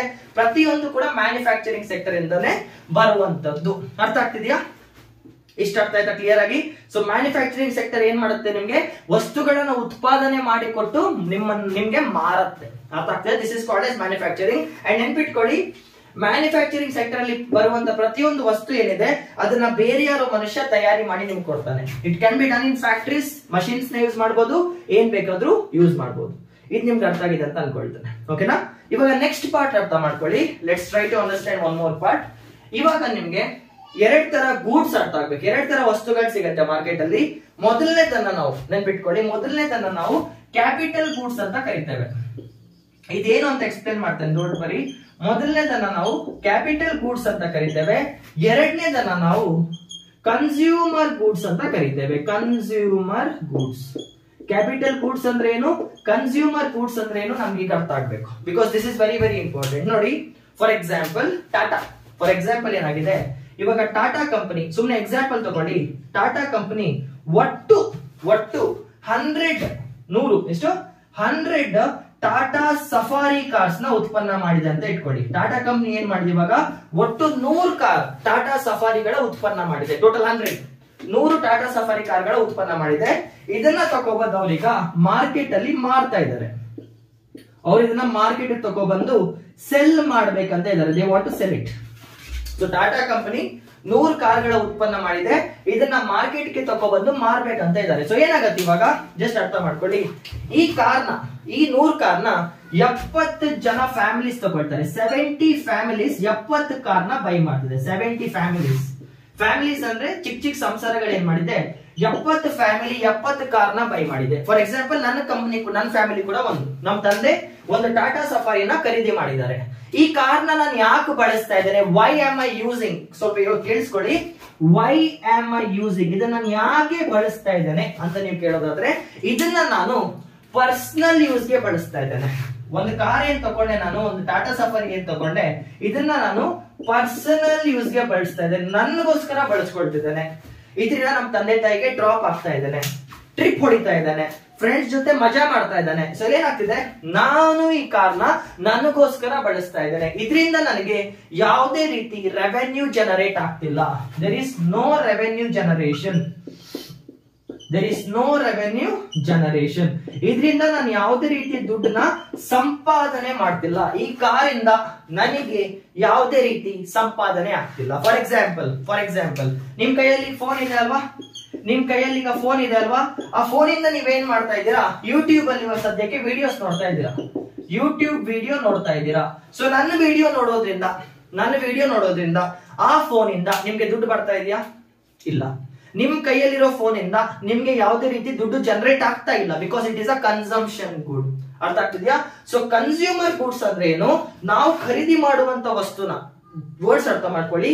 ಕನ್ಸ್ಯೂಮರ್ ಗುಡ್ಸ್ ಅಂದ್ರೆ ಏನು, ನಾವು ಖರೀದಿ ಮಾಡುವಂತ ವಸ್ತುನ ಬಳಸ್ತಾ ಇದ್ದೇವೆ, ಬಟ್ ಅದರಿಂದ ನಮ್ಗೆ ಯಾವುದೇ ರೀತಿ ಆದಾಯ ಬರ್ತಾ ಇಲ್ಲ. I am just using my goods, I am not getting any revenue. ಆಯ್ತಾ? ಫಾರ್ ಎಕ್ಸಾಂಪಲ್ ಮನೇಲಿ ಟಿವಿ ಇದೆ, ನೀವು ಟಿವಿ ನೋಡೋದ್ರಿಂದ ಆ ಟಿವಿಯಿಂದ ನಿಮ್ಗೆ ಯಾವುದೇ ರೀತಿ ದುಡ್ಡು ಸಂಪಾದನೆ ಆಗ್ತಾ ಇಲ್ಲ. ಓಕೆ, ಅದೇ ತರ ನಿಮ್ ಮನೇಲಿ ಫ್ರಿಡ್ಜ್ ಇದೆ ಅಂತ ಇಟ್ಕೊಳ್ಳೋಣ, ಫ್ರಿಡ್ಜ್ ಇದೆ, ಆ ಫ್ರಿಡ್ಜ್ ಇಂದ ನಿಮ್ಗೆ ಯಾವುದೇ ರೀತಿ ಸಂಪಾದನೆ ಆಗ್ತಾ ಇಲ್ಲ. ನಿಮ್ ಮನೇಲಿ ಫಾರ್ ಎಕ್ಸಾಂಪಲ್ ಈಗ ರೂಮ್ ಇದೆ, ನಿಮ್ ಮನೆ ಒಳಗೆ ರೂಮ್ ಇದೆ ಅಲ್ವಾ, ಆ ರೂಮ್ ಇಂದ ನಿಮ್ಗೆ ಯಾವುದೇ ರೀತಿ ಸಂಪಾದನೆ ಆಗ್ತಾ ಇಲ್ಲ. ಇದನ್ನ ನಾವೇನು ಅಂತ ಕರಿತೇವೆ, ಕನ್ಸ್ಯೂಮರ್ ಗುಡ್ಸ್ ಅಂತ ಕರಿತೇವೆ. ಕನ್ಸ್ಯೂಮರ್ ಗುಡ್ಸ್ ಅಂದ್ರೆ ನಮ್ಮ ಬಳಕೆಗೆ ಬಳಸುವಂತ ವಸ್ತುಗಳು, ಹಾಗೂ ಇದರಿಂದ ಯಾವುದೇ ರೀತಿ ರೆವೆನ್ಯೂ ಜನರೇಷನ್ ಆಗಲ್ಲ. ಪ್ಲೀಸ್ ಇದನ್ನ ಕರೆಕ್ಟ್ ಆಗಿ ಅರ್ಥ ಮಾಡ್ಕೊಳ್ಳಿ. What are consumer goods? ಈ ಗೂಡ್ಸ್ ನ, ಈ ವಸ್ತುಗಳನ್ನ ನೀವು ಬಳಸಬಹುದು, ಬಟ್ ಈ ವಸ್ತುಗಳನ್ನ ಬಳಸೋದ್ರಿಂದ ನಿಮ್ಗೆ ಯಾವುದೇ ರೀತಿ ಲಾಭ ಅಥವಾ ಹಣದ ಜನರೇಷನ್ ಆಗಲ್ಲ. ಆಯ್ತಾ? ಇಷ್ಟ ಅರ್ಥ ಆಗಿದ್ರೆ ಮುಂದೆ ಹೋಗೋಣ. ಬಟ್ ಬಿಫೋರ್ ದಟ್ ನಿಮ್ಗೆ ಕನ್ಸ್ಯೂಮರ್ ಗೂಡ್ಸ್ ಅಂದ್ರೆ ಕ್ಲಾರಿಟಿ ಗೊತ್ತಿರಬೇಕು. ನೀವು ಬಳಸುವಂತ ವಸ್ತುವಿಂದ ನಿಮಗೆ ಹಣ ಉತ್ಪನ್ನ ಆಗ್ತಿಲ್ಲ, you are unable to make any profit, is called as what, consumer goods. But ನಮ್ ಫೋಕಸ್ ಈಗ ಕನ್ಸ್ಯೂಮರ್ ಗುಡ್ಸ್ ಮೇಲೆ ಇಲ್ಲ. ಅದೇ ತರ ಇನ್ನೊಂದು ಗೂಡ್ಸ್ ಬರುತ್ತೆ. ಸೊ ಇಲ್ಲಿಂದ ನನ್ನ ಕ್ಲಾಸ್ ಸ್ಟಾರ್ಟ್ ಆಗತ್ತೆ. ಗೊತ್ತಾಯ್ತಾ? My class starts from here. ಹೇಳ್ದೆ ಅಲ್ವಾ, ಓಡಿಸಿ ಅಂತ ವಿಡಿಯೋನ ಇನ್ ಕೇಸ್ ಓಡಿಸಿದ್ರೆ ಇಲ್ಲಿಂದ ಕಂಟಿನ್ಯೂ ಮಾಡ್ಕೊಳ್ಳಿ. ಇದೆಲ್ಲ ನಾನು ಫಸ್ಟ್ ವಿಡಿಯೋದಲ್ಲಿ ಹೇಳಿದ್ದೆ, ಐ ಮೀನ್ ನನ್ನ ಫೌಂಡೇಶನ್ ವಿಡಿಯೋದಲ್ಲಿ ಇದೆಲ್ಲ ಇದೆ, ಬಟ್ ಒಂದು ಓವರ್ ವ್ಯೂ ಕೊಟ್ಟಿದ್ದಾರೆ. ಆಯ್ತಾ? ಸೊ ನಮ್ ಕಾನ್ಸೆಪ್ಟ್ ಸ್ಟಾರ್ಟ್ ಆಗೋದು ಈಗ ಕ್ಯಾಪಿಟಲ್ ಗೂಡ್ಸ್ ಇಂದ. ಇಲ್ಲಿಂದ ಸ್ಟಾರ್ಟ್ ಮಾಡ್ತಾನೆ. ನಮ್ ಕಾನ್ಸೆಪ್ಟ್ ಸ್ಟಾರ್ಟ್ ಆಗೋದು capital goods. So capital goods ಅಂದ್ರೆ ಏನಪ್ಪ ಮಾತಾಡೋಣ. ಕ್ಯಾಪಿಟಲ್ ಗೂಡ್ಸ್ ಅಂದ್ರೆ ಏನು? ಸ್ವಲ್ಪ ಅಕ್ಷರಗಳನ್ನ ದೊಡ್ಡದಾಗಿ ಬರೆಯುತ್ತಿರೋದ್ರಿಂದ ಹ್ಯಾಂಡ್ ರೈಟಿಂಗ್ ಸ್ವಲ್ಪ ಸರಿ ಗೊತ್ತಿಲ್ಲ, ಅಡ್ಜಸ್ಟ್ ಮಾಡ್ಕೊಳ್ಳಿ. ಕ್ಯಾಪಿಟಲ್ ಗೂಡ್ಸ್ ಅಂದ್ರೆ ದೀಸ್ ಗೂಡ್ಸ್. ಅರ್ಥ ಮಾಡ್ಕೊಳ್ಳಿ, ಈ ವಸ್ತುಗಳಿಂದ ನೀವು ರೆವೆನ್ಯೂ ಜನರೇಟ್ ಮಾಡಬಹುದು. Very first thing is you can generate revenue. ಇದರಿಂದ ನೀವು ಹಣನ ಉತ್ಪನ್ನ ಮಾಡ್ಕೋಬಹುದು. ಒಂದು, you can generate revenue. Or ಎರಡನೇ ಪದ ಬರುತ್ತೆ. ಒಂದು, ಕ್ಯಾಪಿಟಲ್ ಗೂಡ್ಸ್ ಇಂದ ನೀವು ರೆವೆನ್ಯೂ ನ ಜನರೇಟ್ ಮಾಡ್ಕೋಬಹುದು. ಆರ್ ಮ್ಯಾನುಫ್ಯಾಕ್ಚರಿಂಗ್ ಅಲ್ಲಿ ಇನ್ನೂ ಇದರ ಕಾಂಟ್ರಿಬ್ಯೂಷನ್ ಇರುತ್ತೆ. Or can contribute further in production. ಹೇಳ್ತೇನೆ ಏನಂತ. Or can contribute further in production ಗೆ ಫರ್ದರ್ ಆಗಿ ಹೆಲ್ಪ್ ಮಾಡುತ್ತೆ. ಏನಿದೆ ಅರ್ಥ ಮಾಡ್ಕೊಳ್ಳಿ. ಕ್ಯಾಪಿಟಲ್ ಗೂಡ್ಸ್ ಏನಿದೆ, ಇದರಿಂದ ನೀವು ರೆವೆನ್ಯೂ ಜನರೇಟ್ ಮಾಡಬಹುದು. Or can contribute further in production. ಈ ಎರಡರಲ್ಲಿ ಯಾವ್ದಾದ್ರು ಒಂದು ಡೆಫಿನೇಷನ್ ನೀವು ರೆಫರೆನ್ಸ್ ಇಟ್ಕೊಳ್ಳಿ. ಫಾರ್ ಎಕ್ಸಾಂಪಲ್ ಸೇಮ್ ಎಕ್ಸಾಂಪಲ್ ಕೊಡ್ತೇನೆ. ಇವಾಗ ನೋಡಿ, ಸೇಮ್ ಎಕ್ಸಾಂಪಲ್ ಕೊಡ್ತಾ ಇದ್ದಾನೆ. ನನ್ನ ಹತ್ರ ಟಾಟಾ ಕಂಪನಿ ಇದೆ. ಜಸ್ಟ್ ಇಮ್ಯಾಜಿನ್, ಟಾಟಾ ಕಂಪನಿ ಇದೆ. ಈ ಟಾಟಾ ಕಂಪನಿ ಮತ್ತೆ ಒಂದು ಕಾರ್ನ ಉತ್ಪನ್ನ ಮಾಡಿದೆ. ಫಾರ್ ಎಕ್ಸಾಂಪಲ್ ಸಫಾರಿ ತಗೊಳ್ಳೋಣ. ಸೊ ಟಾಟಾ ಕಂಪನಿಯವರು ಸಫಾರಿ ಕಾರ್ನ ಉತ್ಪನ್ನ ಮಾಡಿದ್ದಾರೆ. ಇವಾಗ ಏನಾಗುತ್ತೆ, ಈ ಸಫಾರಿ ಕಾರ್ನ ನಾನು ಖರೀದಿ ಮಾಡ್ತಾ ಇದ್ದೇನೆ. Okay, this is me. ಈ ಸಫಾರಿ ಕಾರ್ನ ನಾನು ಖರೀದಿ ಮಾಡ್ತಾ ಇದ್ದೇನೆ. ಬಟ್ ನೋಡಿ, ಇವಾಗ ದ ಪರ್ಪಸ್, ಇದನ್ನ ಯಾಕೆ ಬಳಸ್ತಾ ಇದ್ದಾರೆ ಅನ್ನೋದು ಮ್ಯಾಟರ್ ಆಗತ್ತೆ ಇವಾಗ. ಬಟ್ ದ ಪರ್ಪಸ್ ಈಸ್, ಈ ಪರ್ಟಿಕ್ಯುಲರ್ ಕಾರ್ನ ನಾನು ಏನ್ ಖರೀದಿ ಮಾಡ್ತಿದ್ದೇನೆ, ಇದ್ರ ಪರ್ಪಸ್ ಏನಿದೆ, ಇದ್ರ ಪರ್ಪಸ್ ನಾನು ಇದನ್ನ ಫ್ರೆಂಡ್ಸ್ ನ ಸುತ್ಸಕ್ಕೆ, ನಮ್ ತಂದೆ ತಾಯಿನ ಸುತ್ಸಕ್ಕೆ ಯೂಸ್ ಮಾಡ್ತಾ ಇಲ್ಲ. ನಾನು ಈ ಕಾರ್ನ ತಗೊಬಂದು ಏನ್ ಮಾಡ್ತೇನೆ, ಓಲಾ ಕಂಪನಿಯಲ್ಲಿ ರಿಜಿಸ್ಟರ್ ಮಾಡ್ತಾ ಇದ್ದೇನೆ. ನೋಡ್ಕೊಳ್ಳಿ, ಈ ಕಾರ್ನ ತಗೊಬಂದು ನಾನು ಪರ್ಸನಲ್ ಯೂಸ್ ಮಾಡ್ತಿಲ್ಲ. ಈ ಕಾರ್ ಅನ್ನು ಏನ್ ಮಾಡ್ತಾ ಇದ್ದೇನೆ, ಓಲಾ ಕಂಪನಿಯಲ್ಲಿ ರಿಜಿಸ್ಟರ್ ಮಾಡ್ತಾ ಇದ್ದೇನೆ. ಸೊ ಇದರಿಂದ ಏನಾಗುತ್ತೆ, ಓಲಾ ಕಂಪನಿ ಥ್ರೂ ನಾನು ಇದರಿಂದ ಟ್ಯಾಕ್ಸಿ ಸರ್ವಿಸ್ ನ ಒದಗಿಸಿ ಕೊಡ್ತಾ ಇದ್ದೇನೆ. ಅರ್ಥ ಮಾಡ್ಕೊಳ್ಳಿ, ನನ್ನ ಹತ್ರ ಕಾರ್ ಇತ್ತು, ಸಫಾರಿನೇ ಬೈ ಮಾಡಿದ್ದು. ಪ್ರೀವಿಯಸ್ ಕೇಸ್ ಅಲ್ಲಿ ನನ್ನ ಫ್ಯಾಮಿಲಿಗೋಸ್ಕರ ಬೈ ಮಾಡಿದೆ. ಇವಾಗ ನಾನು ಏನ್ ಮಾಡ್ತಿದ್ದೆ, ನನ್ನ ಖುಷಿಗೋಸ್ಕರ ಬೈ ಮಾಡ್ತಿದ್ದೇನೆ. ಇದನ್ನ ನಾನು ಓಲಾ ಕಂಪನಿಗೆ ರಿಜಿಸ್ಟರ್ ಮಾಡ್ತಿದ್ದೇನೆ. ಇಲ್ಲಿಂದ ಟ್ಯಾಕ್ಸಿ ಸರ್ವಿಸ್ ಕೊಡ್ತಿದ್ದಾನೆ. ಆ ಟ್ಯಾಕ್ಸಿ ಸರ್ವಿಸ್ ಇಂದ ನನಗೆ ದುಡ್ಡು ಬರ್ತಾ ಇದೆ. Understand the beauty of this. Tata ಕಂಪನಿಯವರು ಸಫಾರಿ ಕಾರ್ನ ಉತ್ಪನ್ನ ಮಾಡಿದ್ರು. ನಾನು ಆ ಕಾರ್ನ ಬಳಸ್ಕೊಂಡು ಓಲಾ ಕಂಪನಿ ಜೊತೆ ಟೈ ಅಪ್ ಆಗಿ ಟ್ಯಾಕ್ಸಿ ಸರ್ವಿಸ್ ನ ಕೊಡೋದ್ರಿಂದ ನನಗೆ ದುಡ್ಡು ಬರ್ತಿದೆ ಅಂದಾಗ, ಇವಾಗ ಸೇಮ್ ಕಾರ್ ಏನಿತ್ತು ಇದನ್ನ ಕ್ಯಾಪಿಟಲ್ ಗೂಡ್ ಅಂತ ಕರೀತಾರೆ. ಯಾವ್ದಾದ್ರು ಒಂದು ವಸ್ತುವಿಂದ ನೀವು ಯಾವ್ದಾದ್ರು ಸರ್ವಿಸ್ ಕೊಡ್ತಾ ಇದ್ದೀರಾ ಅಥವಾ ಅದರಿಂದ ಬೇರೆ ವಸ್ತುನ ಮ್ಯಾನುಫ್ಯಾಕ್ಚರ್ ಮಾಡಕ್ ಹೆಲ್ಪ್ ಮಾಡ್ತಿದ್ದೀರಾ ಅನ್ನೋದಾದ್ರೆ ಅದನ್ನ ಕ್ಯಾಪಿಟಲ್ ಗೂಡ್ಸ್ ಅಂತ ಕರೀತಾರೆ. ಅರ್ಥ ಮಾಡ್ಕೊಳ್ಳಿ, ಕ್ಯಾಪಿಟಲ್ ಗೂಡ್ಸ್ ಇಂದ ಹಣ ಜನರೇಟ್ ಆಗುತ್ತೆ, ಪ್ರೊಡಕ್ಷನ್ ಜಾಸ್ತಿ ಆಗುತ್ತೆ. This is one example. Second example ಕೊಡೋದಾದ್ರೆ, ಇದೇ ತರ ಸೆಕೆಂಡ್ ಎಕ್ಸಾಂಪಲ್ ಕೊಡೋದ ನೋಡಿ. ನಿಮ್ ಮನೆ ಇದೆ ಅಲ್ವಾ, ಸೆಕೆಂಡ್ ಎಕ್ಸಾಂಪಲ್ ಕೊಡ್ತಾ ಇದ್ದಾನೆ, ತಪ್ಪಾಗಿ ತಿಳ್ಕೊಬೇಡಿ. ಇಲ್ಲಿ ನಿಮ್ ಮನೆ ಇದೆ ಅಲ್ವಾ, ಇದನ್ನ ನಿಮ್ ಮನೆ ಅಂತ ಇಟ್ಕೊಳ್ಳಿ. ಸೊ ಎಲ್ಲಿವರೆಗೂ ಈ ಮನೆಯಲ್ಲಿ ನೀವ್ ಇಡ್ತಿರೋ ನಿಮ್ಗೇನು ರೆವೆನ್ಯೂ ಜನರೇಟ್ ಆಗಲ್ಲ. There is no generation of revenue. ಪಕ್ಕ ಅದೇ ಈ ಮನೆನ ನೀವೀಗ ಹೋಟೆಲ್ ಅವರಿಗೆ ರಿಜಿಸ್ಟರ್ ಮಾಡಿ. ಫಾರ್ ಎಕ್ಸಾಂಪಲ್ ಇದನ್ನೀಗ ಓಲಾ ಅಂತೆ, ಸಾರಿ ಏನಂತಾರಪ್ಪ ಅದನ್ನ, ವೆರಿ ಫೇಮಸ್, ಓಯೋಗೆ ರಿಜಿಸ್ಟರ್ ಮಾಡಿಕೊಟ್ರಿ ಅಂತ ಇಟ್ಕೊಳ್ಳಿ. ನಿಮ್ಮ ಮನೆನ ನೀವು ಓಯೋಗೆ ರಿಜಿಸ್ಟರ್ ಮಾಡಿ ಕೊಟ್ಟಾಗ ಏನಾಗುತ್ತೆ, ಈ ಮನೆಯಲ್ಲಿ ಕೆಲವರು ಬಂದು ರೆಂಟ್ ಉಳ್ಕೊಳ್ತಾರೆ ಅಲ್ವಾ. ಕಸ್ಟಮರ್ಸ್ ಬಂದು, ಜನರಲಿ ಯಾವ ತರ ಕಸ್ಟಮರ್ಸ್ ಅಂತ ನಿಮ್ಗೆ ಗೊತ್ತಿರತ್ತೆ. ಸೊ ಕಸ್ಟಮರ್ಸ್ ಬಂದು ನಿಮ್ ಮನೇಲಿ ಉಳ್ಕೊಳ್ತಾರೆ, ಅವ್ರು ನಿಮ್ಗೆ ರೆಂಟ್ ಕಟ್ತಾರೆ. ಇದರಿಂದ ಏನಾಗ್ತಿದೆ, ನಿಮ್ಗೆ ರೆಂಟ್ ಸಿಗ್ತಾ ಇದೆ, ಇದರಿಂದ ಮತ್ತೆ ನಿಮ್ಗೆ ಹಣ ಜನರೇಟ್ ಆಗ್ತಿದೆ. ದಿಸ್ ಇಸ್ ಅ ಕ್ಯಾಪಿಟಲ್ ಗೂಡ್. ನಾವು ಈ ಸೇಮ್ ಮನೆ ಇವಾಗ ನಿಮ್ಗೆ ಕ್ಯಾಪಿಟಲ್ ಗೂಡ್ ಆಗಿ ಬದಲಾಗತ್ತೆ. ಅರ್ಥ ಆಗ್ತಿದ್ಯಾ? ಇನಿಷಿಯಲಿ ಯಾವಾಗ ಟಾಟಾ ಸಫಾರಿ ನನ್ನ ಫ್ಯಾಮಿಲಿಗೋಸ್ಕರ ತಗೊಂಡು ಅದು ಕನ್ಸ್ಯೂಮರ್ ಗೂಡ್ ಆಗಿತ್ತು, ನನ್ನ ಇಷ್ಟಕ್ಕೋಸ್ಕರ ಬಳಸ್ತಾ ಇದ್ದೆ. ಬಟ್ ಯಾವಾಗ ಅದೇ ಕಾರ್ನ ನಾನು ಓಲಾ ಬಿಸ್ನೆಸ್ ಬಿಡ್ತೀನೋ ಅಥವಾ ನನ್ನ ಮನೆನ ಓಯೋ ಬಿಸ್ನೆಸ್ ಬಿಡ್ತೀನೋ, this acts as an intermediate for production. ಇದರಿಂದ ಏನಾಗ್ತಿದೆ, ನನಗೆ ಆದಾಯ ಬರ್ತಿದೆ. ಇಂಥದ್ನ ನಾವು ಕ್ಯಾಪಿಟಲ್ ಗೂಡ್ಸ್ ಅಂತ ಕರೀತೇವೆ. These are called as what, capital goods. ಅರ್ಥ ಆಗ್ತಿದೆ ನಿಮ್ಗೆ? ಗೂಡ್ಸ್ ಅಂದ್ರೆ ಫಸ್ಟ್ ಆಫ್ ಆಲ್ ಉತ್ಪನ್ನ ಆಗಿರ್ಬೇಕು, ಅದನ್ನ ನೀವು ಯಾವ ತರ ಬಳಸ್ಕೊಳ್ತೀರ ಅನ್ನೋದು ಮ್ಯಾಟರ್ ಆಗುತ್ತೆ. These are called S capital goods. ಆಯ್ತಾ? ಕ್ಯಾಪಿಟಲ್ ಗೂಡ್ಸ್ ನ ಇನ್ ಸಿಂಪಲ್ ನಾವು ಮಷೀನರಿ ಅಂತ ಕರೀತೇವೆ. ಜನರಲಿ ಏನಂತ ಕರೀತೇವೆ, ಮಷೀನ್ಸ್ ಅಂತ ಕರೀತೇವೆ. ಕ್ಯಾಪಿಟಲ್ ಗೂಡ್ಸ್ ಗೆ ಇನ್ನೊಂದು ನಿಕ್ ನೇಮ್ ಅಂತ ಕರೀತೇವೆ, ಮಷೀನ್ಸ್. ಬಿಕಾಸ್ ಈ ಮಷೀನ್ಸ್ ನ ಬಳಸ್ಕೊಂಡು ನಾವು ಬೇರೆ ರೀತಿ ಸರ್ವಿಸಸ್ ನ ಪ್ರೊವೈಡ್ ಮಾಡ್ತಾ ಇದ್ದೇವೆ. ಫಾರ್ ಎಕ್ಸಾಂಪಲ್ ಈಗ ಫ್ಯಾಕ್ಟರಿಯಲ್ಲಿ ಕೆಲವೊಂದು ರೋಬೋಟ್ಸ್ ಇರುತ್ತೆ ಗೊತ್ತಾ, ಮಷೀನ್ಸ್ ಇರುತ್ತೆ. ಅದೆಲ್ಲ ಏನು, ಕ್ಯಾಪಿಟಲ್ ಗೂಡ್. ಕ್ಯಾಪಿಟಲ್ ಗೂಡ್ ನ ಬಳಸ್ಕೊಂಡು ನೀವು ಹೊಸ ತರ ವಸ್ತುನ ಉತ್ಪನ್ನ ಕೂಡ ಮಾಡಬಹುದು ಅಥವಾ ಬೇರೆ ತರ ಸರ್ವಿಸ್ ನ ಪ್ರೊವೈಡ್ ಕೂಡ ಮಾಡಬಹುದು. I hope this is clear. Capital good ಅಂದ್ರೆ ಅರ್ಥ ಆಗ್ತಿದ್ಯಾ? ಕನ್ಸ್ಯೂಮರ್ ಗೂಡ್ ಅಂದ್ರೆ ನಮ್ಮ ಸ್ವಾರ್ಥಕ್ಕೋಸ್ಕರ ಅಥವಾ ನಮ್ಮ ನೆಸೆಸಿಟಿಗೋಸ್ಕರ ಬಳಸ್ಕೊಳ್ತಿದ್ದೇವೆ, ಇದರಿಂದ ನಮ್ಗೆ ಯಾವುದೇ ರೀತಿ ಹಣ ಜನರೇಷನ್ ಆಗ್ತಿಲ್ಲ. ಅದು ಕಂಪ್ಲೀಟ್ಲಿ ಎಕನಾಮಿಕ್ ಸಿಸ್ಟಮ್ ಇಂದ ಹೊರಗೆ ಬರ್ತಿದೆ, ಈ ಪ್ರೊಡಕ್ಷನ್ ಸಿಸ್ಟಮ್ ಇಂದ ಹೊರಗೆ ಬರ್ತಿದೆ. ಅದೇ ನೀವು ಕಾರ್ನ ತಕೊಂಡು ಅಥವಾ ಯಾವುದೋ ಒಂದು ವಸ್ತುನ ತಕೊಂಡು ಬೇರೆ ರೀತಿ ಸರ್ವಿಸಸ್ ನ ಕೊಟ್ರೆ ಅವಾಗ ಅದೇನಂತ ಕರಿತೇವೆ, ಕ್ಯಾಪಿಟಲ್ ಗೂಡ್ಸ್ ಅಂತ ಕರಿತೇವೆ. ಇದ್ರ ಬಗ್ಗೆ ಇನ್ನೂ ತುಂಬಾ ಡೀಪ್ ಆಗಿ ನಾನು ಎಕಾನಮಿ ರೆಗ್ಯುಲರ್ ಕ್ಲಾಸ್ ಅಲ್ಲಿ ಹೇಳ್ತೇನೆ. ಬಟ್ ಇವಾಗ ಫಾರ್ ನೌ ನಿಮ್ಗೆ ಕ್ಯಾಪಿಟಲ್ ಗೂಡ್ ಮತ್ತೆ ಕನ್ಸ್ಯೂಮರ್ ಗೂಡ್ ಡಿಫರೆನ್ಸ್ ಗೊತ್ತಾಗಿರತ್ತಲ್ವಾ? ಕ್ಯಾಪಿಟಲ್ ಗೂಡ್ ಮತ್ತೆ ಕನ್ಸ್ಯೂಮರ್ ಗೂಡ್ಸ್ ಡಿಫರೆನ್ಸ್ ಗೊತ್ತಾಗಿದ್ರೆ ಸಾಕು. ಓಕೆನಾ? ಇನ್ನು ಇದೆ, ತುಂಬಾ ಇದೆ, ಬಟ್ ಈ ಎರಡು ವರ್ಡ್ ಅರ್ಥ ಆಯ್ತಾ? Fine.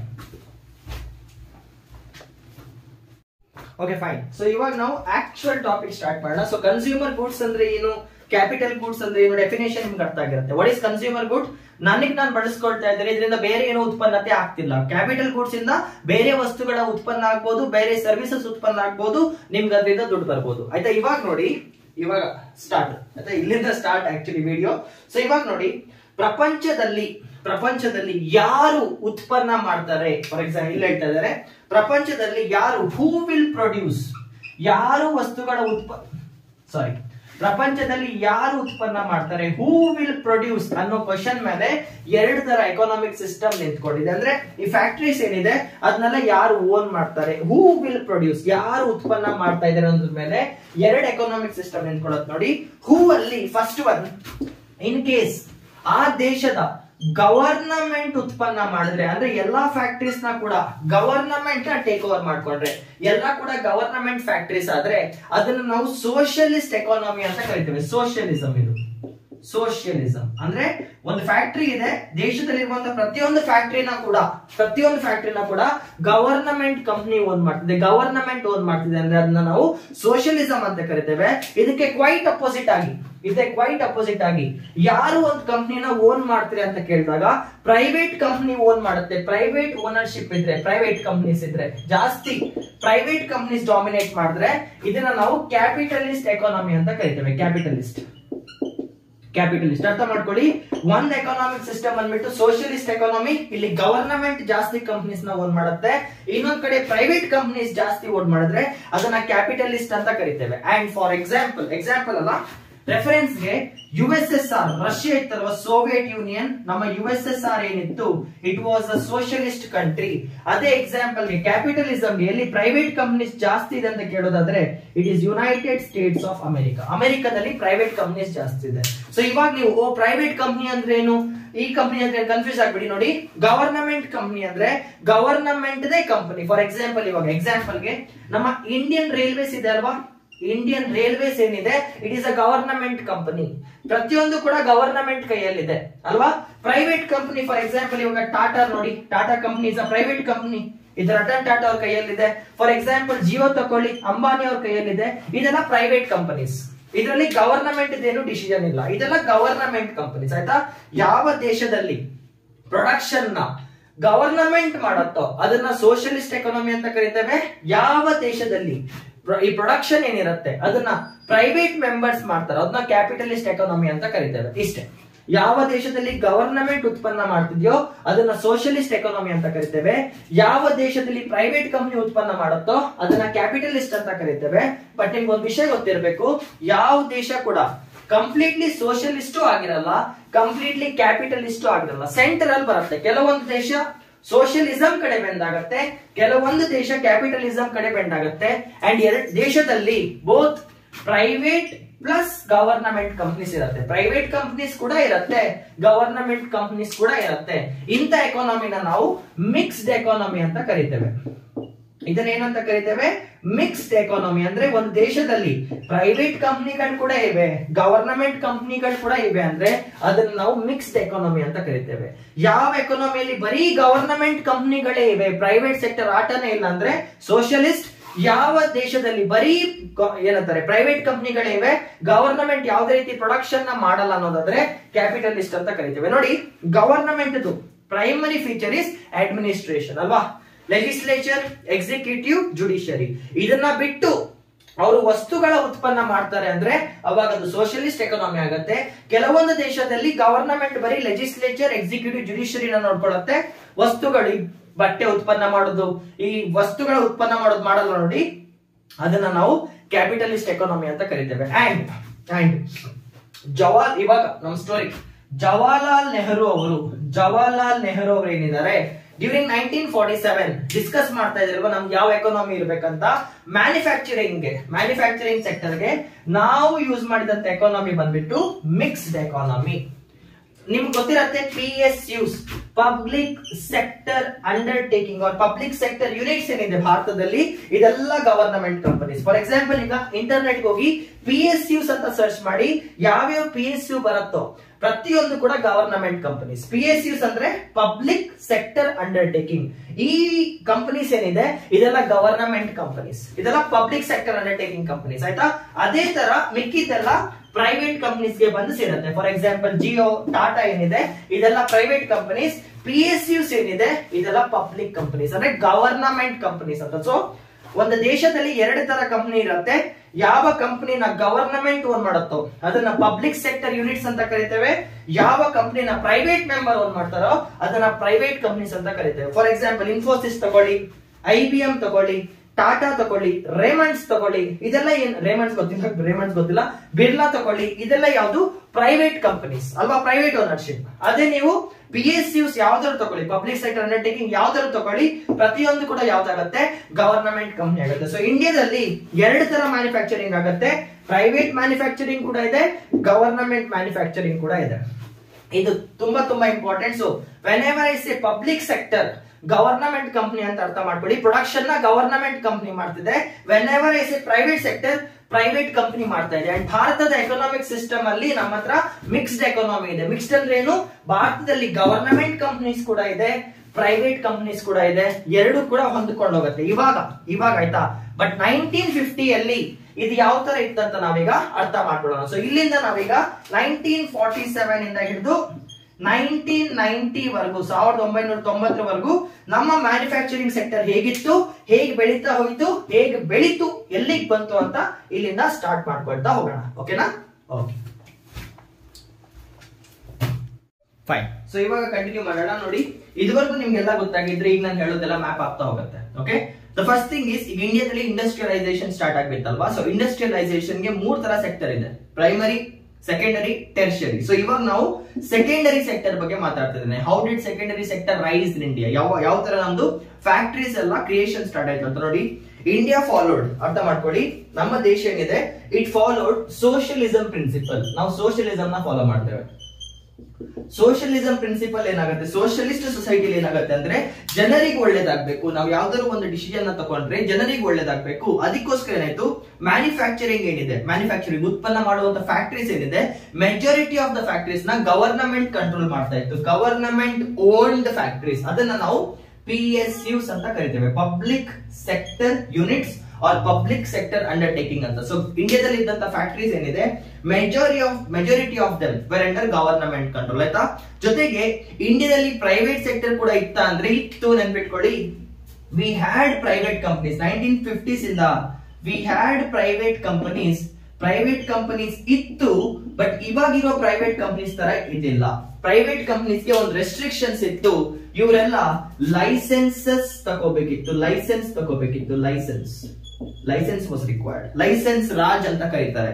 The era of industrialization in India during 1960s or 1950s was license Raj ಅಲ್ಲಿ ನಡೀತಿತ್ತು. ಸೊ ಇವಾಗ ಲೈಸೆನ್ಸ್ ರಾಜ್ ಅಂದ್ರೆ ಏನೋ ಅದ್ರ ಬಗ್ಗೆ ಮಾತಾಡ್ತಾನೆ. ಬಿಫೋರ್ ದಟ್ ಅರ್ಥ ಮಾಡ್ಕೊಳ್ಳಿ. ನೋಡಿ, ಗವರ್ನಮೆಂಟ್ ಏನ್ ಮಾಡ್ತಿದೆ, ಮೆಜಾರಿಟಿ ಆಫ್ ದ ಕನ್ಸ್ಟ್ರಕ್ಷನ್ಸ್ ಏನಿದೆ, ಐ ಮೀನ್ ಉತ್ಪನ್ನ ಮಾಡೋ ಫ್ಯಾಕ್ಟರೀಸ್ ಏನಿದೆ, ಅದನ್ನ ಗವರ್ನಮೆಂಟ್ ಓನ್ ಮಾಡ್ತಾ ಇತ್ತು in the form of PSU. ಜೊತೆಗೆ ಪ್ರೈವೇಟ್ ಕಂಪನೀಸ್ ಕೂಡ ಇತ್ತು in the form of license Raj. ಇಷ್ಟು ನೆನ್ಪಿಟ್ಕೊಳ್ಳಿ, ಆಯ್ತಾ? ಸೊ ಇವಾಗ ಲೈಸೆನ್ಸ್ ರಾಜ್ ಅಂದ್ರೆ ಏನು ಅಂತ ನೀವು ಕೇಳೋದಾದ್ರೆ, ಇನ್ ಕೇಸ್ ನಾನು, ಓಕೆ, ಇನ್ ಕೇಸ್ ಅರ್ಥ ಮಾಡ್ಕೊಳ್ಳಿ, ಇನ್ ಕೇಸ್ ನಾನು ಇವಾಗ ಒಂದು ಫ್ಯಾಕ್ಟರಿ ಓಪನ್ ಮಾಡ್ಬೇಕಂತ ಇದ್ದೇನೆ. This is me. ನಾನೀಗ ಫ್ಯಾಕ್ಟರಿನ ಓಪನ್ ಮಾಡ್ಬೇಕಂತ ಇದ್ದೇನೆ. ಫ್ಯಾಕ್ಟರಿನ ಓಪನ್ ಮಾಡ್ಬೇಕಂದ್ರೆ ಫಸ್ಟ್ ಏನ್ ಮಾಡ್ಬೇಕು, ನಾನು government officer or government incharge ಹತ್ರ ಹೋಗ್ಬೇಕು. ಇವ್ರು ಗವರ್ನಮೆಂಟ್ ಆಫೀಸರ್ ಅಂತ ಇಟ್ಕೊಳ್ಳಿ, ಈಸ್ ಅನ್ ಆಫೀಸರ್. ನಾನು ಗವರ್ನಮೆಂಟ್ ಆಫೀಸರ್ ಹತ್ರ ಹೋಗಿ ಅಪ್ಲಿಕೇಶನ್ ಹಾಕ್ಬೇಕು. ಫಸ್ಟ್, ಸರ್ ನಾನು ಒಂದು ಫ್ಯಾಕ್ಟರಿನ ಓಪನ್ ಮಾಡ್ಬೇಕಂತ ಇದ್ದೇನೆ, ಪ್ಲೀಸ್ ನಂಗೆ ಪರ್ಮಿಷನ್ ಕೊಡಿ ಅಂತ ನಾನು ಏನ್ ಮಾಡ್ತಾ ಇದ್ದೇನೆ, ಅಪ್ಲಿಕೇಶನ್ ಹಾಕ್ತಾ ಇದ್ದೇನೆ. First thing is I have to apply. ನಾನೊಂದು ಫ್ಯಾಕ್ಟರಿ ಓಪನ್ ಮಾಡ್ಬೇಕಂತಂದ್ರೆ ಪ್ಲೀಸ್ ಅಪ್ಲಿಕೇಶನ್ ಹಾಕ್ತಾ ಇದ್ದೇನೆ. ಅದಕ್ಕೆ ಗವರ್ನಮೆಂಟ್ ಆಫೀಸರ್ ಏನ್ ಮಾಡ್ತಾರೆ, ಇವ್ರ ಹತ್ರ ಪವರ್ ಇತ್ತು, ಹ್ಯಾಡ್ ಪವರ್. ಒಂದು, ಅವ್ರು ನಂಗೆ ಪರ್ಮಿಷನ್ ಕೊಡ್ತಾ ಇದ್ರು, ಇಲ್ಲ ಅಂದ್ರೆ ಕೊಡ್ತಿರ್ಲಿಲ್ಲ. ಬಟ್ ಕೆಲವೊಂದ್ಸಲ ಏನಾಗ್ತಿತ್ತು, ಪರ್ಮಿಷನ್ ಕೊಡ್ಬೇಕಾದ್ರೆ, ಫಾರ್ ಎಕ್ಸಾಂಪಲ್ ನಾನೀಗ ಕಾರ್ ಕಂಪನಿನ ಸ್ಥಾಪನೆ ಮಾಡ್ಬೇಕಂತ ಇದ್ದೇನೆ. Being a private member, government employee ಅಲ್ಲ ನಾನು, ನನ್ನ ಸ್ವಂತ ದುಡ್ಡಲ್ಲಿ ಕಾರ್ ಕಂಪನಿನ ಸ್ಥಾಪನೆ ಮಾಡ್ಬೇಕಂತ ಇದ್ದೇನೆ. ಸೊ ಇವ್ರು ಏನ್ ಮಾಡ್ತಾರೆ, ನಂಗೆ ಲೈಸೆನ್ಸ್ ಕೊಡ್ತಾರೆ. He will give me a license. ಆಯ್ತು ಗುರು, ನಾನ್ ನಿಂಗೆ ಪರ್ಮಿಷನ್ ಕೊಡ್ತಾ ಇದ್ದೇನೆ, ಕಟ್ಕೋ ನಿನ್ನ ಕಂಪ್ನಿನ ಅಂತ ಗವರ್ನಮೆಂಟ್ ನಂಗೆ ಲೈಸೆನ್ಸ್ ಕೊಡುತ್ತೆ. ಲೈಸೆನ್ಸ್ ಜೊತೆಗೆ ತುಂಬಾ ಕಂಡೀಷನ್ಸ್ ಆಗ್ತಿದ್ರು. ಫಾರ್ ಎಕ್ಸಾಂಪಲ್, 1 ವರ್ಷಕ್ಕೆ ನೀನ್ ಬರೀ 10 ಕಾರ್ ಮಾತ್ರ ಉತ್ಪನ್ನ ಮಾಡಬಹುದು. ಈ ತರ 1 ವರ್ಷಕ್ಕೆ ನೀನ್ ಬರೀ 10 ಕಾರ್ ಮಾತ್ರ ಉತ್ಪನ್ನ ಮಾಡಬಹುದು. ಫಾರ್ ಎಕ್ಸಾಂಪಲ್, ನನ್ನ ಫ್ಯಾಕ್ಟರಿಯಲ್ಲಿ ನಾನು 20 ಕಾರ್ನ ಉತ್ಪನ್ನ ಮಾಡೋ ಕೆಪಾಸಿಟಿ ಇದ್ದವನು. ಆದ್ರೂ ಕೂಡ ಗವರ್ನಮೆಂಟ್ ಏನ್ ಹೇಳ್ತಿದೆ, ಪ್ರತಿ ವರ್ಷ ನೀನ್ 10 ಕಾರ್ನೇ ಉತ್ಪನ್ನ ಮಾಡ್ಬೇಕಂತ ಇದ್ರೆ ನಾನ್ ಬರೀ 10 ಕಾರ್ನೇ ಉತ್ಪನ್ನ ಮಾಡ್ಬೇಕಿತ್ತು. This is called as license Raj. Production ಮಾಡಕ್ಕೆ ನಾನು ಲೈಸೆನ್ಸ್ ತಗೋಬೇಕು. ಇನ್ ಕೇಸ್ ನಾನೀಗ 10 ಕಾರ್ ಬದಲು 20 ಕಾರ್ನ ಉತ್ಪನ್ನ ಮಾಡ್ಬೇಕಂತ ಇದೀನಿ ಅಂತ ಇಟ್ಕೊಳ್ಳಿ. I want to increase the production. 10 car ಬದಲು 20 ಕಾರ್ನ ಉತ್ಪನ್ನ ಮಾಡ್ಬೇಕಂತ ಇದ್ರೆ ಇವ್ರ ಹತ್ರ ಮತ್ತೆ ಹೋಗಿ ಅಪ್ಲಿಕೇಶನ್ ಹಾಕ್ಬೇಕು. ಸರ್, ನಂದು 10 ಕಾರ್ ಏನಿದೆ ಅದನ್ನ 20 ಕಾರ್ ಮಾಡ್ಬೇಕಂತ ಇದ್ದೇನೆ, ಪರ್ಮಿಷನ್ ಕೊಡಿ. ಇನ್ ಕೇಸ್ ಅವ್ರು ಪರ್ಮಿಷನ್ ಕೊಡ್ಲಿಲ್ಲ ಅಂದ್ರೆ ನಾನು ಬರೀ 10 ಕಾರ್ನೇ ಉತ್ಪನ್ನ ಮಾಡ್ಬೇಕು, ಇಲ್ಲ ಅಂದ್ರೆ 20 ಕಾರ್ನ ಉತ್ಪನ್ನ ಮಾಡ್ಬೇಕು. ಇದೆಲ್ಲ ಲೈಸೆನ್ಸ್ ಕಂಡೀಷನ್ಸ್. ಅರ್ಥ ಆಗ್ತಿದ್ಯಾ? ಪ್ರೊಡಕ್ಷನ್ ಏನಿದೆ ಗವರ್ನಮೆಂಟ್ ಪರ್ಮಿಷನ್ ಇಂದಾನೆ ಆಗ್ತಿದೆ, ಅಂದ್ರೆ ನನ್ನ ಕಂಪನಿ. ಬಟ್ ಸ್ಟಿಲ್ ರೆಗ್ಯುಲೇಟ್ ಯಾರು ಮಾಡ್ತಿದ್ದಾರೆ, ಗವರ್ನಮೆಂಟ್ ಮಾಡ್ತಿದ್ದಾರೆ. ಆಯ್ತಾ? ಅಂಡ್ ಇನ್ನೊಂದು ನೆನ್ಪಿಟ್ಕೊಳ್ಳಿ, during the time of license Raj, ಯಾವಾಗ ಲೈಸೆನ್ಸ್ ರಾಜ್ ನಡೀತಾ ಇತ್ತು ಅವಾಗ ಕಂಪನಿ ಕಟ್ಟೋದು ಅಷ್ಟೊಂದು ಈಸಿ ಇದ್ದಿಲ್ಲ. It was not easy to start a company. ಅಷ್ಟು ಈಸಿಯಾಗಿ ಕಂಪನಿ ಕಟ್ಟಕ್ ಆಗ್ತಾನೆ ಇರ್ಲಿಲ್ಲ, ಬಿಕಾಸ್ ಗವರ್ನಮೆಂಟ್ ಪರ್ಮಿಷನ್ ಕೂಡ ಕೊಡ್ತಿರ್ಲಿಲ್ಲ. ಆಯ್ತಾ. ಅದಕ್ಕೋಸ್ಕರ ಏನ್ ಮಾಡಿದ್ರು ನೆನ್ಪಿಟ್ಕೊಳ್ಳಿ, ಇನ್ ಕೇಸ್ ಯಾವ ತರ ಇದೊಂದು ಪ್ಲಾನ್, ಏನ್ ಪ್ಲಾನ್ ಅಂದ್ರೆ ಇನ್ ಕೇಸ್ ನಾನು ಕಂಪನಿನ ಒಂದು ಬ್ಯಾಕ್ವರ್ಡ್ ಪ್ಲೇಸ್ ಅಲ್ಲಿ ಕಟ್ಟೋದಾದ್ರೆ, ಬ್ಯಾಕ್ವರ್ಡ್ ಪ್ಲೇಸ್, ಇನ್ ಕೇಸ್ ನನ್ನ ಕಂಪನಿನ ಒಂದು ಬ್ಯಾಕ್ವರ್ಡ್ ಪ್ಲೇಸ್ ಅಂದ್ರೆ ಹಳ್ಳಿ ಆಗಿರ್ಬೋದು ಆಯ್ತಾ, ಎಲ್ಲಿ ಅವಿದ್ಯಾವಂತತೆ ಇದೆ, ಜನರು ತುಂಬಾ ಬಡವರಾಗಿದ್ದಾರೆ ಅಂತ ಏರಿಯಾಸ್ ಅಲ್ಲಿ ನಾನು ಫ್ಯಾಕ್ಟರಿ ಕಟ್ಟಿದ್ರೆ, if I construct a factory in backward area, backward region ಆಯ್ತಾ, ಬೆಂಗಳೂರು ಅನ್ನೋ ಸಿಟಿ ಬಿಟ್ಟು ಯಾವ್ದೋ ಒಂದು ಕುಗ್ರಾಮದಲ್ಲಿ ನಾನು ಫ್ಯಾಕ್ಟರಿ ಕಟ್ತೀನಿ ಅಂತ ಹೇಳೋದಾದ್ರೆ ನನಗೆ ಪರ್ಮಿಷನ್ ತುಂಬಾ ಈಸಿಯಾಗಿ ಸಿಕ್ತಿತ್ತು, ಈಸಿಯಾಗಿ ಪರ್ಮಿಷನ್ ಕೊಡ್ತಾ ಇದ್ರು. ಇನ್ ಕೇಸ್ ನಾನು ಹೋಗಿ ಫ್ಯಾಕ್ಟರಿನ ಬ್ಯಾಕ್ವರ್ಡ್ ಸ್ಟೇಟ್ ಅಲ್ಲಿ ಕಟ್ತೀನಿ ಪ್ರೈವೇಟ್ ಕಂಪನಿ ಅಂತ ಆದ್ರೆ ಪರ್ಮಿಷನ್ ತುಂಬಾ ಈಸಿಯಾಗಿ ಸಿಕ್ತಿತ್ತು, ಜೊತೆಗೆ ಸರ್ಕಾರ ಕೂಡ ಸಪೋರ್ಟ್ ಮಾಡ್ತಿತ್ತು in the form of subsidies. Government subsidies form ಅಲ್ಲಿ ನಂಗೆ ಸಪೋರ್ಟ್ ಕೂಡ ಮಾಡ್ತಿತ್ತು. ಸಬ್ಸಿಡೀಸ್ ಅಂದ್ರೆ ಫಾರ್ ಎಕ್ಸಾಂಪಲ್ ಈಗ ಟ್ಯಾಕ್ಸ್ ಕಟ್ಟಬೇಕಲ್ವಾ, ಟ್ಯಾಕ್ಸ್ ಕಮ್ಮಿ ಮಾಡೋದಾಗಿರ್ಬೋದು, ಲ್ಯಾಂಡ್ ರಿಜಿಸ್ಟ್ರೇಷನ್ ಪ್ರೈಸ್ ಕಮ್ಮಿ ಮಾಡೋದಾಗಿರ್ಬೋದು, ಈ ತರ ಸಪೋರ್ಟ್ ಕೂಡ ಮಾಡ್ತಿತ್ತು. ಸೊ ಇವಾಗ ನೀವು ಯೋಚನೆ ಮಾಡಿ, ಯಾಕೆ ಸರ್ಕಾರ ಬ್ಯಾಕ್ವರ್ಡ್ ಪ್ಲೇಸಸ್ ಅಲ್ಲಿ ಫ್ಯಾಕ್ಟರಿ ಕಟ್ಟಕ್ಕೆ ಪರ್ಮಿಷನ್ ಕೊಡ್ತಾ ಇತ್ತು, ಯಾಕೆ ಅಡ್ವಾನ್ಸ್ಡ್ ಸ್ಟೇಟ್ ಅಲ್ಲಿ ಅಥವಾ ಅಡ್ವಾನ್ಸ್ಡ್ ಸಿಟೀಸ್ ಅಲ್ಲಿ ಈ ತರ ರೆಸ್ಟ್ರಿಕ್ಷನ್ಸ್ ಆಗ್ತಿತ್ತು ಅಂತ ಅನ್ಕೊಳ್ಳೋದಾದ್ರೆ, ಇವಾಗ ನೀವು ನೋಡಿ, let me start from here. ಇವಾಗ ನಿಮ್ಗೆ ಕಂಪ್ಲೀಟ್ ಆಗಿ ಅರ್ಥ ಆಗುತ್ತೆ. ಇಲ್ಲಿವರೆಗೆ ಕೊಡ್ತಾ ಆಯ್ತಾ, ಲೈಸೆನ್ಸ್ ರಾಜ್ ಇದೆ. ಲೈಸೆನ್ಸ್ ರಾಜ್ ಅಂದ್ರೆ ಏನು, ಪ್ರೈವೇಟ್ ಮೆಂಬರ್ ಒಂದು ಕಂಪ್ನಿ ಕಟ್ಟಬೇಕಂತಿದ್ರೆ ಗವರ್ನಮೆಂಟ್ ಗೆ ಅಪ್ಲಿಕೇಶನ್ ಹಾಕಿ ಪರ್ಮಿಷನ್ ತಗೋಬೇಕು. ಅಪ್ಲಿಕೇಶನ್ ಸಿಕ್ಕಿದ್ರು ಕೂಡ ತುಂಬಾ ರೆಸ್ಟ್ರಿಕ್ಷನ್ಸ್ ಇರುತ್ತೆ, 10 ಕಾರ್ಯ ಉತ್ಪನ್ನ ಮಾಡು, 5 ಕಾರ್ಯ ಉತ್ಪನ್ನ ಮಾಡು, ಆ ತರ ಈ ತರ ಕಂಡೀಷನ್ಸ್. ಅದೇ ತರ ಇನ್ ಕೇಸ್ ಹಳ್ಳಿಗಳಲ್ಲಿ ಬ್ಯಾಕ್ವರ್ಡ್ ಏರಿಯಾಸ್ ಅಲ್ಲಿ ನೀವು ಫ್ಯಾಕ್ಟರಿ ಕಟ್ತೀರ ಅನ್ನೋದಾದ್ರೆ ನಿಮ್ಗೆ ಈಸಿಯಾಗಿ ಪರ್ಮಿಷನ್ ಸಿಕ್ತಿತ್ತು, ಈಸಿ ಕಾರ್ಸ್ ಕಂಪನೀಸ್ ಕಟ್ಟಬಹುದು, ಜೊತೆಗೆ ಗವರ್ನಮೆಂಟ್ ನಿಮ್ಗೆ ಕನ್ಸೆಷನ್ಸ್ ಸಬ್ಸಿಡೀಸ್ ಫಾರ್ಮ್ ಅಲ್ಲಿ ಕೂಡ ಕೊಡ್ತಿತ್ತು. ಸಬ್ಸಿಡೀಸ್ ಅಂದ್ರೆ ಏನು, ಟ್ಯಾಕ್ಸೇಷನ್ ಕ್ಲಾಸ್ ಅಲ್ಲಿ ಡೀಪಾಗಿ ಕಲಿಯೋಣ. ಇವಾಗ ಸಬ್ಸಿಡೀಸ್ ಅಂದ್ರೆ ಡಿಸ್ಕೌಂಟ್ ಇಲ್ಲ ಕನ್ಸೆಷನ್ಸ್ ಅಂತ ನೆನ್ಪಿಟ್ಕೊಳ್ಳಿ ಆಯ್ತಾ. ಇಲ್ಲಿ ನೋಡಿ, ಇವಾಗ ಕರೆಕ್ಟ್ ಆಗಿ ಅರ್ಥ ಮಾಡ್ಕೊಳ್ಳಿ. ಏನಾಗತ್ತೆ ಅಂದ್ರೆ, ನಾನು ಈಗ ಒಂದ್ ಹಳ್ಳಿಗೆ ಹೋಗಿ ನನ್ನ ಫ್ಯಾಕ್ಟರಿ ಕಟ್ತಾ ಇದ್ದೇನೆ. ಇದು ಹಳ್ಳಿ, ಒಂದು ತುಂಬಾ ಚಿಕ್ಕ ಹಳ್ಳಿ, ಇಲ್ಲಿ ನಾನು ಏನ್ ಮಾಡ್ತಾ ಇದ್ದೇನೆ, ನನ್ನ ಫ್ಯಾಕ್ಟರಿ ಕಟ್ತಾ ಇದ್ದೇನೆ. ಸೊ ಇದರಿಂದ ಏನಾಗತ್ತೆ ಅನ್ನೋದಾದ್ರೆ, ಸೊ ಫ್ಯಾಕ್ಟರಿ ಕಟ್ಟದ್ಮೇಲೆ ಇಲ್ಲಿ ಕೂಲಿ ಕಾರ್ಮಿಕರ ಅವಶ್ಯಕತೆ ಇರುತ್ತೆ ಅಲ್ವಾ, ಫ್ಯಾಕ್ಟರಿ ಅಂದ್ಮೇಲೆ ಕೂಲಿ ಕೆಲಸಗಾರರ ಅವಶ್ಯಕತೆ ಇರುತ್ತೆ. ಸೊ ಏನಾಗುತ್ತೆ, ಸುತ್ತಮುತ್ತ ಹಳ್ಳಿಗಳಿರುವಂತ ಜನರಿಗೆ, ಕರೆಕ್ಟ್ ಆಗಿ ಅರ್ಥ ಮಾಡ್ಕೊಳ್ಳಿ, ಸುತ್ತಮುತ್ತ ಹಳ್ಳಿಯಲ್ಲಿ ಇರುವಂತ ಜನರಿಗೆ ಏನಾಗುತ್ತೆ, ಇವಾಗ ಈ ಫ್ಯಾಕ್ಟರಿ ಕಟ್ಟಿರೋದ್ರಿಂದ ಅವಕಾಶ ಸಿಗ್ತಾ ಹೋಗುತ್ತೆ ಕೆಲಸ ಮಾಡಕ್ಕೆ, ಎಂಪ್ಲಾಯ್ಮೆಂಟ್ ಜನರೇಟ್ ಆಗುತ್ತೆ. ಈ ಮನೆಯಿಂದ ಒಬ್ಬರು ಬಂದಿಲ್ಲಿ ಕೆಲಸ ಮಾಡ್ಬೋದು, ಈ ಮನೆಯಿಂದ ಒಬ್ಬರು ಬಂದಿಲ್ಲಿ ಕೆಲಸ ಮಾಡ್ಬೋದು, ಈ ಮನೆಯಿಂದ ಒಬ್ಬರು ಬಂದಿಲ್ಲಿ ಕೆಲಸ ಮಾಡ್ಬೋದು, ಈ ಮನೆಯಿಂದ ಒಬ್ಬರು ಬಂದು ಕೆಲಸ ಮಾಡ್ಬೋದು, ಹೀಗೆ ಕೆಲಸ ಮಾಡಕ್ ಶುರು ಮಾಡ್ಬೋದು. ಯಾವಾಗ ಕೆಲಸ ಮಾಡಕ್ ಶುರು ಆಗುತ್ತೋ, ಫೋಕಸ್ ಎಲ್ಲಿ ಈ ಫ್ಯಾಕ್ಟರಿಗೆ ಕೆಲಸ ಮಾಡಕ್ ಶುರುವಾಗುತ್ತೋ, ಜನರು ಏನ್ ಮಾಡ್ತಾರೆ, ತುಂಬಾ ದೂರ ಇದ್ದಂತ ಊರುಗಳಿಂದ ಬಂದು ಇಲ್ಲೇ ಸೆಟ್ಲ್ ಆಗ್ತಾರಲ್ವಾ, ಈ ಊರಲ್ಲಿ ಬಂದು ಸೆಟಲ್ ಆಗ್ತಾರೆ. ಫಾರ್ ಎಕ್ಸಾಂಪಲ್, ನಾನು ಚಿತ್ರದುರ್ಗದವನು, ಈ ಕೆಲಸ ಮಾಡಕ್ಕೋಸ್ಕರ ಬೆಂಗಳೂರಿಗೆ ಬಂದಿದ್ದೆ, ಬೆಂಗಳೂರಲ್ಲಿ ಸೆಟ್ಲ್ ಆಗಿದ್ದೇನೆ ಸ್ವಲ್ಪ ದಿನ. ಅದೇ ತರ ಏನಾಗುತ್ತೆ, ಈ ಫ್ಯಾಕ್ಟರಿ ಕಟ್ಟದ್ಮೇಲೆ ಸುತ್ತಮುತ್ತ ಇರುವಂತ ಜನರು ಏನ್ ಮಾಡ್ತಾರೆ, ಈ ಊರಿಗೆ ಬಂದು ಸೆಟಲ್ ಆಗ್ತಾರೆ, ಇಲ್ಲಿ ಬಂದು ಸ್ಥಿರ ಪಡ್ತಾರೆ ಅಲ್ವಾ. ಸೊ ಅವಾಗ ಏನಾಗುತ್ತೆ, ಈ ಊರಲ್ಲಿ ಜನರ ಸಂಖ್ಯೆ ಜಾಸ್ತಿ ಆಗಿದ್ರಿಂದ, ಅರ್ಥ ಮಾಡ್ಕೊಳ್ಳಿ, ಈ ಊರಲ್ಲಿ ಜನಸಂಖ್ಯೆ ಜಾಸ್ತಿ ಆಗಿದ್ರಿಂದ ಏನಾಗುತ್ತೆ, ಈ ಊರಲ್ಲಿ ಇದ್ದಂತ ರೈತರಿಗೆ ಪ್ರೊಡಕ್ಷನ್ ನ ಇನ್ಕ್ರೀಸ್ ಮಾಡಕ್ ಹೆಲ್ಪ್ ಆಗುತ್ತೆ. ಅವ್ರು ಪ್ರೊಡ್ಯೂಸ್ ಮಾಡಿದ ವಸ್ತುಗಳನ್ನ ಇಲ್ಲಿ ಮಾರಾಟ ಮಾಡಕ್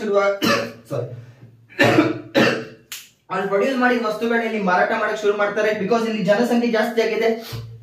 ಈ ಊರಲ್ಲಿ ಈಗ ರೋಡ್ಸ್ ಕನ್ಸ್ಟ್ರಕ್ಷನ್ ಸ್ಟಾರ್ಟ್ ಆಗುತ್ತೆ ಅಲ್ವಾ, ರೈಲ್ವೇಸ್ ಕನ್ಸ್ಟ್ರಕ್ಷನ್ ಕೂಡ ಸ್ಟಾರ್ಟ್ ಆಗ್ಬೋದು, ರೋಡ್ಸ್ ಕನ್ಸ್ಟ್ರಕ್ಷನ್ ಸ್ಟಾರ್ಟ್ ಆಗುತ್ತೆ, ರೈಲ್ವೇಸ್ ಕನ್ಸ್ಟ್ರಕ್ಷನ್ ಸ್ಟಾರ್ಟ್ ಆಗುತ್ತೆ. ಸೊ ಇದು ಏನಾಗುತ್ತೆ, ಬ್ಯಾಕ್ವರ್ಡ್ ಆಗಿದ್ದಂತ ಊರು ಈಗ ಸ್ಲೋಲಿ ಡೆವಲಪ್ಮೆಂಟ್ ಕಡೆ ಹೋಗಕ್ ಸ್ಟಾರ್ಟ್ ಆಗುತ್ತೆ. ಜನಸಂಖ್ಯೆ ಜಾಸ್ತಿ ಆದ್ಮೇಲೆ ಮೇ ಬಿ ಇಲ್ಲಿ ಸ್ಕೂಲ್ಸ್ ಕೂಡ ಬರ್ಬೋದು, ಇಲ್ಲಿ ಹಾಸ್ಪಿಟಲ್ಸ್ ಕೂಡ ಬರ್ಬೋದು ಅಲ್ವಾ. ಆ ಊರಲ್ಲಿ ಏನು ಇದೆಯಲ್ಲ, ಒಂದು ಫ್ಯಾಕ್ಟರಿ ಹಾಕಿದ್ದಷ್ಟೇ, ಸ್ಕೂಲ್ಸ್ ಬಂತು, ಹಾಸ್ಪಿಟಲ್ಸ್ ಬಂತು, ಜೊತೆಗೆ ಇಲ್ಲಿ ಪಾನಿಪುರಿ ಮಾಡಕ್ಕೆ ಯಾರಾದ್ರೂ ಬಿಸ್ನೆಸ್ ಮಾಡಕ್ಕೂ ಬರ್ಬೋದು, ಪಾನಿಪುರಿ ಬಿಸ್ನೆಸ್ ಸ್ಟಾರ್ಟ್ ಆಗ್ಬೋದು, ಇಲ್ಲಿ ಹೋಟೆಲ್ ಬಿಸ್ನೆಸ್ ಸ್ಟಾರ್ಟ್ ಆಗ್ಬೋದು. ಸೊ ಏನಾಗುತ್ತೆ, ಒಂದು ದೊಡ್ಡ ಫ್ಯಾಕ್ಟರಿ ಕಟ್ಟಿದಾಗ ಅದರಿಂದ ಸುತ್ತಮುತ್ತ ಇರುವಂತ ಜನರಿಗೆ ಕೆಲಸ ಸಿಗತ್ತೆ. ಆ ಕೆಲಸದಿಂದ ಏನಾಗುತ್ತೆ, ಅಲ್ಲಿರುವಂತ ಜನರು ಸ್ಟೇಬಲೈಸ್ ಆಗ್ತಾರೆ. ಸ್ಟೇಬಲೈಸ್ ಆಗಿ ಆ ದುಡ್ಡಿಂದ ಅವರು ಬಿಸ್ನೆಸ್ ನ ಸ್ಟಾರ್ಟ್ ಮಾಡಬಹುದು, ಅಥವಾ ಅಲ್ಲಿ ಜನರ ಸಂಖ್ಯೆ ಜಾಸ್ತಿ ಆಗಿದ್ರೆ ಸರ್ಕಾರ ಅಲ್ಲಿ ರೋಡ್ಸ್, ರೈಲ್ವೆ, ಸ್ಕೂಲ್ಸ್, ಹಾಸ್ಪಿಟಲ್ಸ್ ಕಟ್ಬಹುದು. ಸೊ ಏನಾಗ್ತಿದೆ, ಒಂದು ಬಿಸ್ನೆಸ್ ಇಂದ ಚಿಕ್ಕ ಬಿಸ್ನೆಸಸ್ ಬೆಳೀತಾ ಹೋಗುತ್ತೆ. ಡೆವಲಪ್ಮೆಂಟ್ ಅಂದ್ರೆ ಇದೆ, ಅರ್ಥ ಆಗ್ತಿದ್ಯಾ. ಇವಾಗ ನೀವು ನಮ್ ಬೆಂಗಳೂರು ನೋಡೋದಾದ್ರೆ ಎಷ್ಟು ಅಡ್ವಾನ್ಸ್ ಆಗಿದೆ. ಒಂದು ಕಾಲದಲ್ಲಿ ಕೆಂಪೇಗೌಡರು ಕಟ್ಟಿದಂತ ಊರು ಇವಾಗ one of the biggest earning city ಇದು ಅಲ್ವಾ. ಮೆಟ್ರೋಸ್ ಇದೆ, ರೈಲ್ಸ್ ಇದೆ, ಟ್ರ್ಯಾಕ್ಸ್ ಇದೆ, BMTC ಬಸ್ ಇದೆ, ಗಲ್ಲಿ ಹಾಸ್ಪಿಟಲ್ ಇದೆ, ಗಲ್ಲಿಯಲ್ಲಿ ಫೆಸಿಲಿಟೀಸ್ ಇದೆ ನಮ್ಮ ಹತ್ರ ಅಲ್ವಾ, BBMP ಇದೆ. ಸೊ ಏನಾಗ್ತಿದೆ, ಇನಿಷಿಯಲಿ ಒಂದು ಚಿಕ್ಕ ಊರು ಎಕ್ಸ್ಪಾಂಡ್ ಆಗ್ತಾ ದೊಡ್ಡದಾಗ್ತಾ ಹೋಗುತ್ತೆ. ಸೊ ಏನಾಗುತ್ತೆ, ಇವಾಗ ಈ ತರ ಒಂದು ದೊಡ್ಡ ಫ್ಯಾಕ್ಟರಿ ಕಟ್ಟೋದ್ರಿಂದ ಸುತ್ತಮುತ್ತ ಇರುವಂತ ಹಳ್ಳಿಗೂ ಬೆನಿಫಿಟ್ ಆಗುತ್ತೆ, ಆ ಜನರಿಗೆ ಕೂಡ ಬೆನಿಫಿಟ್ ಆಗುತ್ತೆ ಅಲ್ವಾ. ಸೊ ಈ ಫ್ಯಾಕ್ಟರಿಯಿಂದ, ಅರ್ಥ ಮಾಡ್ಕೊಳ್ಳಿ, ಈ ಫ್ಯಾಕ್ಟರಿಯಿಂದ ಬರ್ತಿರುವಂತ ಲಾಭದಲ್ಲಿ ಈ ಫ್ಯಾಕ್ಟರಿಯಿಂದ ಬರ್ತಿರುವಂತ ಲಾಭದಲ್ಲಿ ಕೆಲವೊಂದು ಲಾಭ ಅಲ್ಲಿರುವಂತ ಜನರಿಗೆ ತಲುಪ್ತಾ ಹೋಗ್ತಿದೆ ಅಲ್ವಾ.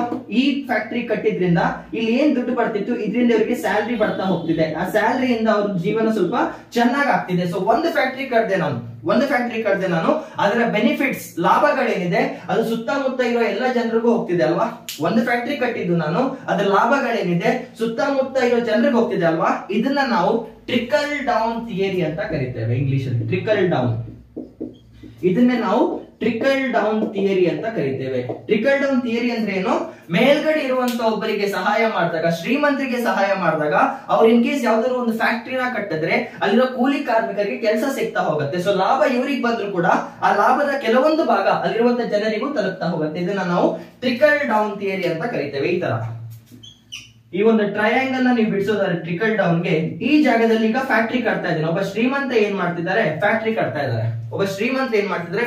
ಇದ್ದಾರೆ. ಸೊ ಇದರಿಂದ ಏನಾಗುತ್ತೆ, ಈ ಫ್ಯಾಕ್ಟರಿ ಕಟ್ಟಿದ ಮೇಲೆ ಇಲ್ಲಿ ಪುವರ್ ಕ್ಲಾಸ್ ಇದೆ ಅಂತ ಇಟ್ಕೊಳ್ಳಿ. ಪುವರ್ ಕ್ಲಾಸ್ ಅಂದ್ರೆ ಬಡವರು ಇದ್ದಾರೆ, ಇಲ್ಲಿ ರಿಚ್ ಕ್ಲಾಸ್ ಇದೆ, ಶ್ರೀಮಂತರಿದ್ದಾರೆ. ಸೊ ರಿಚ್ ಕ್ಲಾಸ್ ಅವರು ಈಗ ಹಳ್ಳಿಯಲ್ಲಿ ಒಂದು ಫ್ಯಾಕ್ಟರಿ ಕಟ್ಟಿದ್ದಾರೆ. ಸೊ ಫ್ಯಾಕ್ಟರಿಯಿಂದ ಈ ಪುವರ್ ಕ್ಲಾಸ್ ಅವರು ಕೆಲಸ ಮಾಡ್ತಾರೆ. ಇಲ್ಲಿ ಹೋಗಿ ಏನ್ ಮಾಡ್ತಾರೆ? ಇಲ್ಲಿ ಕೆಲಸ ಮಾಡ್ತಿದ್ದಾರೆ. ಇನ್ ರಿಟರ್ನ್ ಅವರಿಗೆ ಸ್ಯಾಲರಿ ಸಿಗ್ತಾ ಹೋಗ್ತಿದೆ. ಈ ತರ ಸ್ಯಾಲರಿ ಸಿಗುತ್ತೆ ಅಲ್ವಾ. ಬಡ ಜನರಿಗೆ ಏನಾಗ್ತಿದೆ? ಕೆಲಸ ಸಿಗ್ತಿದೆ, ಸ್ಯಾಲರಿ ಸಿಗ್ತಿದೆ. ಇದರಿಂದ ಏನಾಗುತ್ತೆ? ಇವರು ಕೂಡ ಲೈಫ್ ಸ್ಟೈಲ್ ಚೆನ್ನಾಗ್ ಆಗ್ತಾ ಹೋಗುತ್ತೆ. ಸೊ ಟಾಪ್ ಕ್ಲಾಸ್ ಅವರಿಗೆ ನೀವು ಬೆನಿಫಿಟ್ ಕೊಟ್ರೆ ಅದು ಕೆಳಗಡೆ ಕ್ಲಾಸ್ ಅವರಿಗೆ ರೀಚ್ ಆದ್ರೆ, ಟಾಪ್ ಕ್ಲಾಸ್ ಇಲ್ಲಿ ಫಾರ್ ಎಕ್ಸಾಂಪಲ್ ಟಾಟಾ ಅವರು ಇಲ್ಲಿ ಫ್ಯಾಕ್ಟರಿ ಕಟ್ಟಿದ್ದಾರೆ ಆಯ್ತಾ. ಟಾಟಾ ಅವರು ಬಂದು ಫ್ಯಾಕ್ಟರಿ ಕಟ್ಟಿದ್ದಾರೆ. ಸೊ ಫ್ಯಾಕ್ಟರಿಯಿಂದ ಏನಾಗಿದೆ?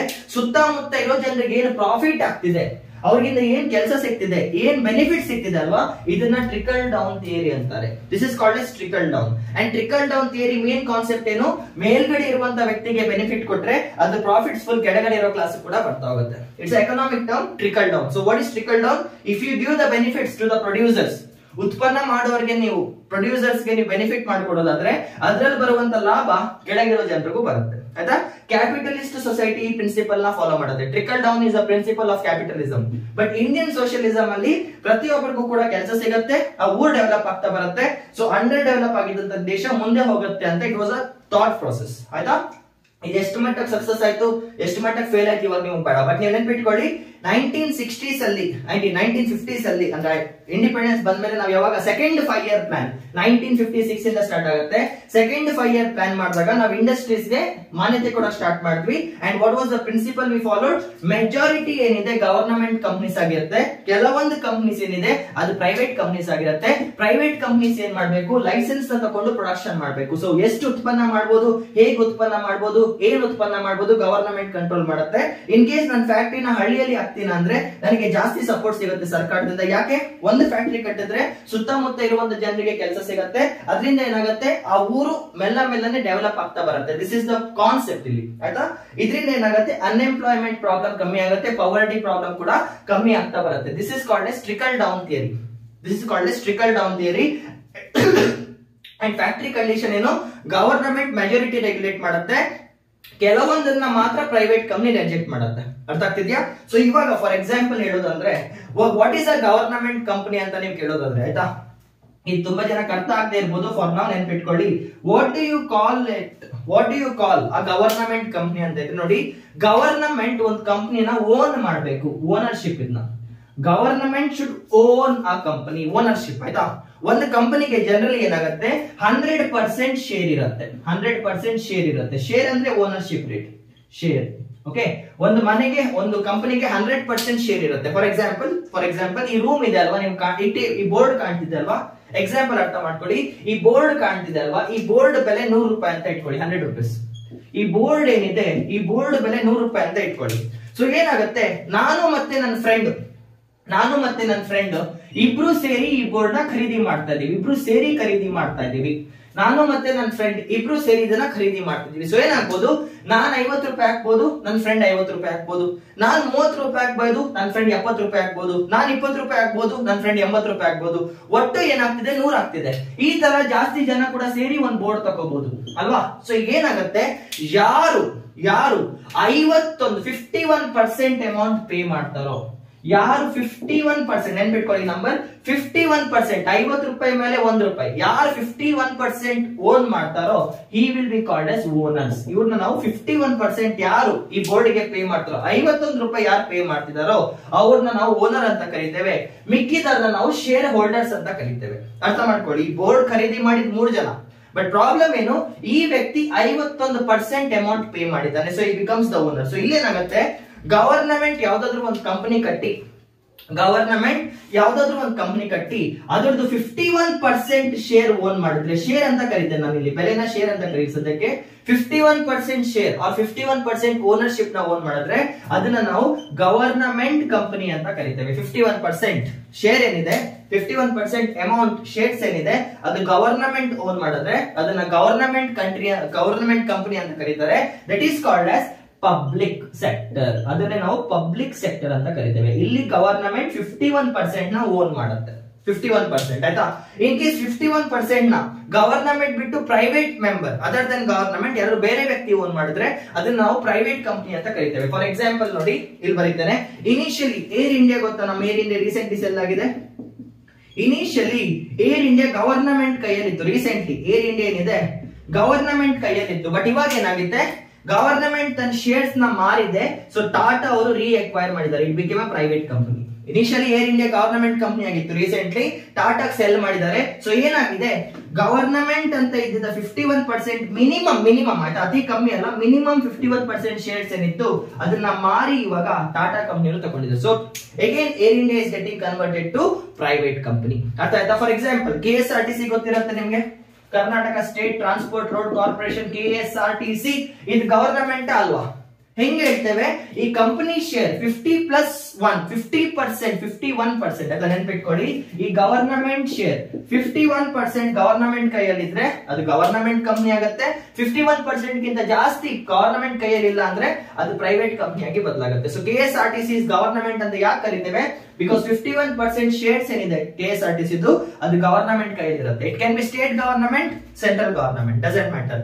ಗವರ್ನಮೆಂಟ್ ಅಂದ್ರೆ ಯಾರು, people, public sector undertakings are public sector units. For example AMIS Kannada ಈ ಯೂಟ್ಯೂಬ್ ಚಾನಲ್ ಇದೆ ಅಲ್ವಾ, ನಮ್ಮ AMIS ಕನ್ನಡ ಯೂಟ್ಯೂಬ್ ಚಾನಲ್ ಏನಿದೆ, it is a private channel. ಯಾಕೆ, ಕಂಪ್ಲೀಟ್ ಓನರ್ಶಿಪ್ ನನ್ನ ಹತ್ರ ಇದೆ, ನಾನು ಈ ಕಂಪನಿ ಶೇರ್ ನ ಬೇರೆ ಯಾರಿಗೂ ಬಿಟ್ಕೊಟ್ಟಿಲ್ಲ, ಕಂಪ್ಲೀಟ್ ನನ್ನ ಹತ್ರ ಇದೆ, ಇಟ್ಸ್ ಅ ಪ್ರೈವೇಟ್ ಕಂಪನಿ. ಅದೇ ತರ ಕೆಲವೊಂದು ಸ್ಕೂಲ್ಸ್ ಇರುತ್ತೆ, ಕಾಲೇಜಸ್ ಇರುತ್ತೆ, ಗವರ್ನಮೆಂಟ್ ಕಾಲೇಜಸ್ ಅಂತ ಏನ್ ಕರಿತೇವೆ, ಬಿಕಾಸ್ ಆ ಶೇರ್ಸ್ ಮೆಜಾರಿಟಿ ಗವರ್ನಮೆಂಟ್ ಕಂಪನೀಸ್ ಹತ್ರ ಇರುತ್ತೆ. ಫಾರ್ ಎಕ್ಸಾಂಪಲ್ ಇಂಡಿಯನ್ ರೈಲ್ವೇಸ್ ನ ತಗೊಳ್ಳಿ, Indian railways is a government company, government service. ಯಾಕೆ, ರೈಲ್ವೇಸ್ ಮೆಜಾರಿಟಿ ಶೇರ್ ಏನಿದೆ ಅದು ಅವ್ರ ಕೈಯಲ್ಲೇ ಇದೆ. ಅರ್ಥ ಆಗ್ತಿದ್ಯಾ ನಿಮ್ಗೆ?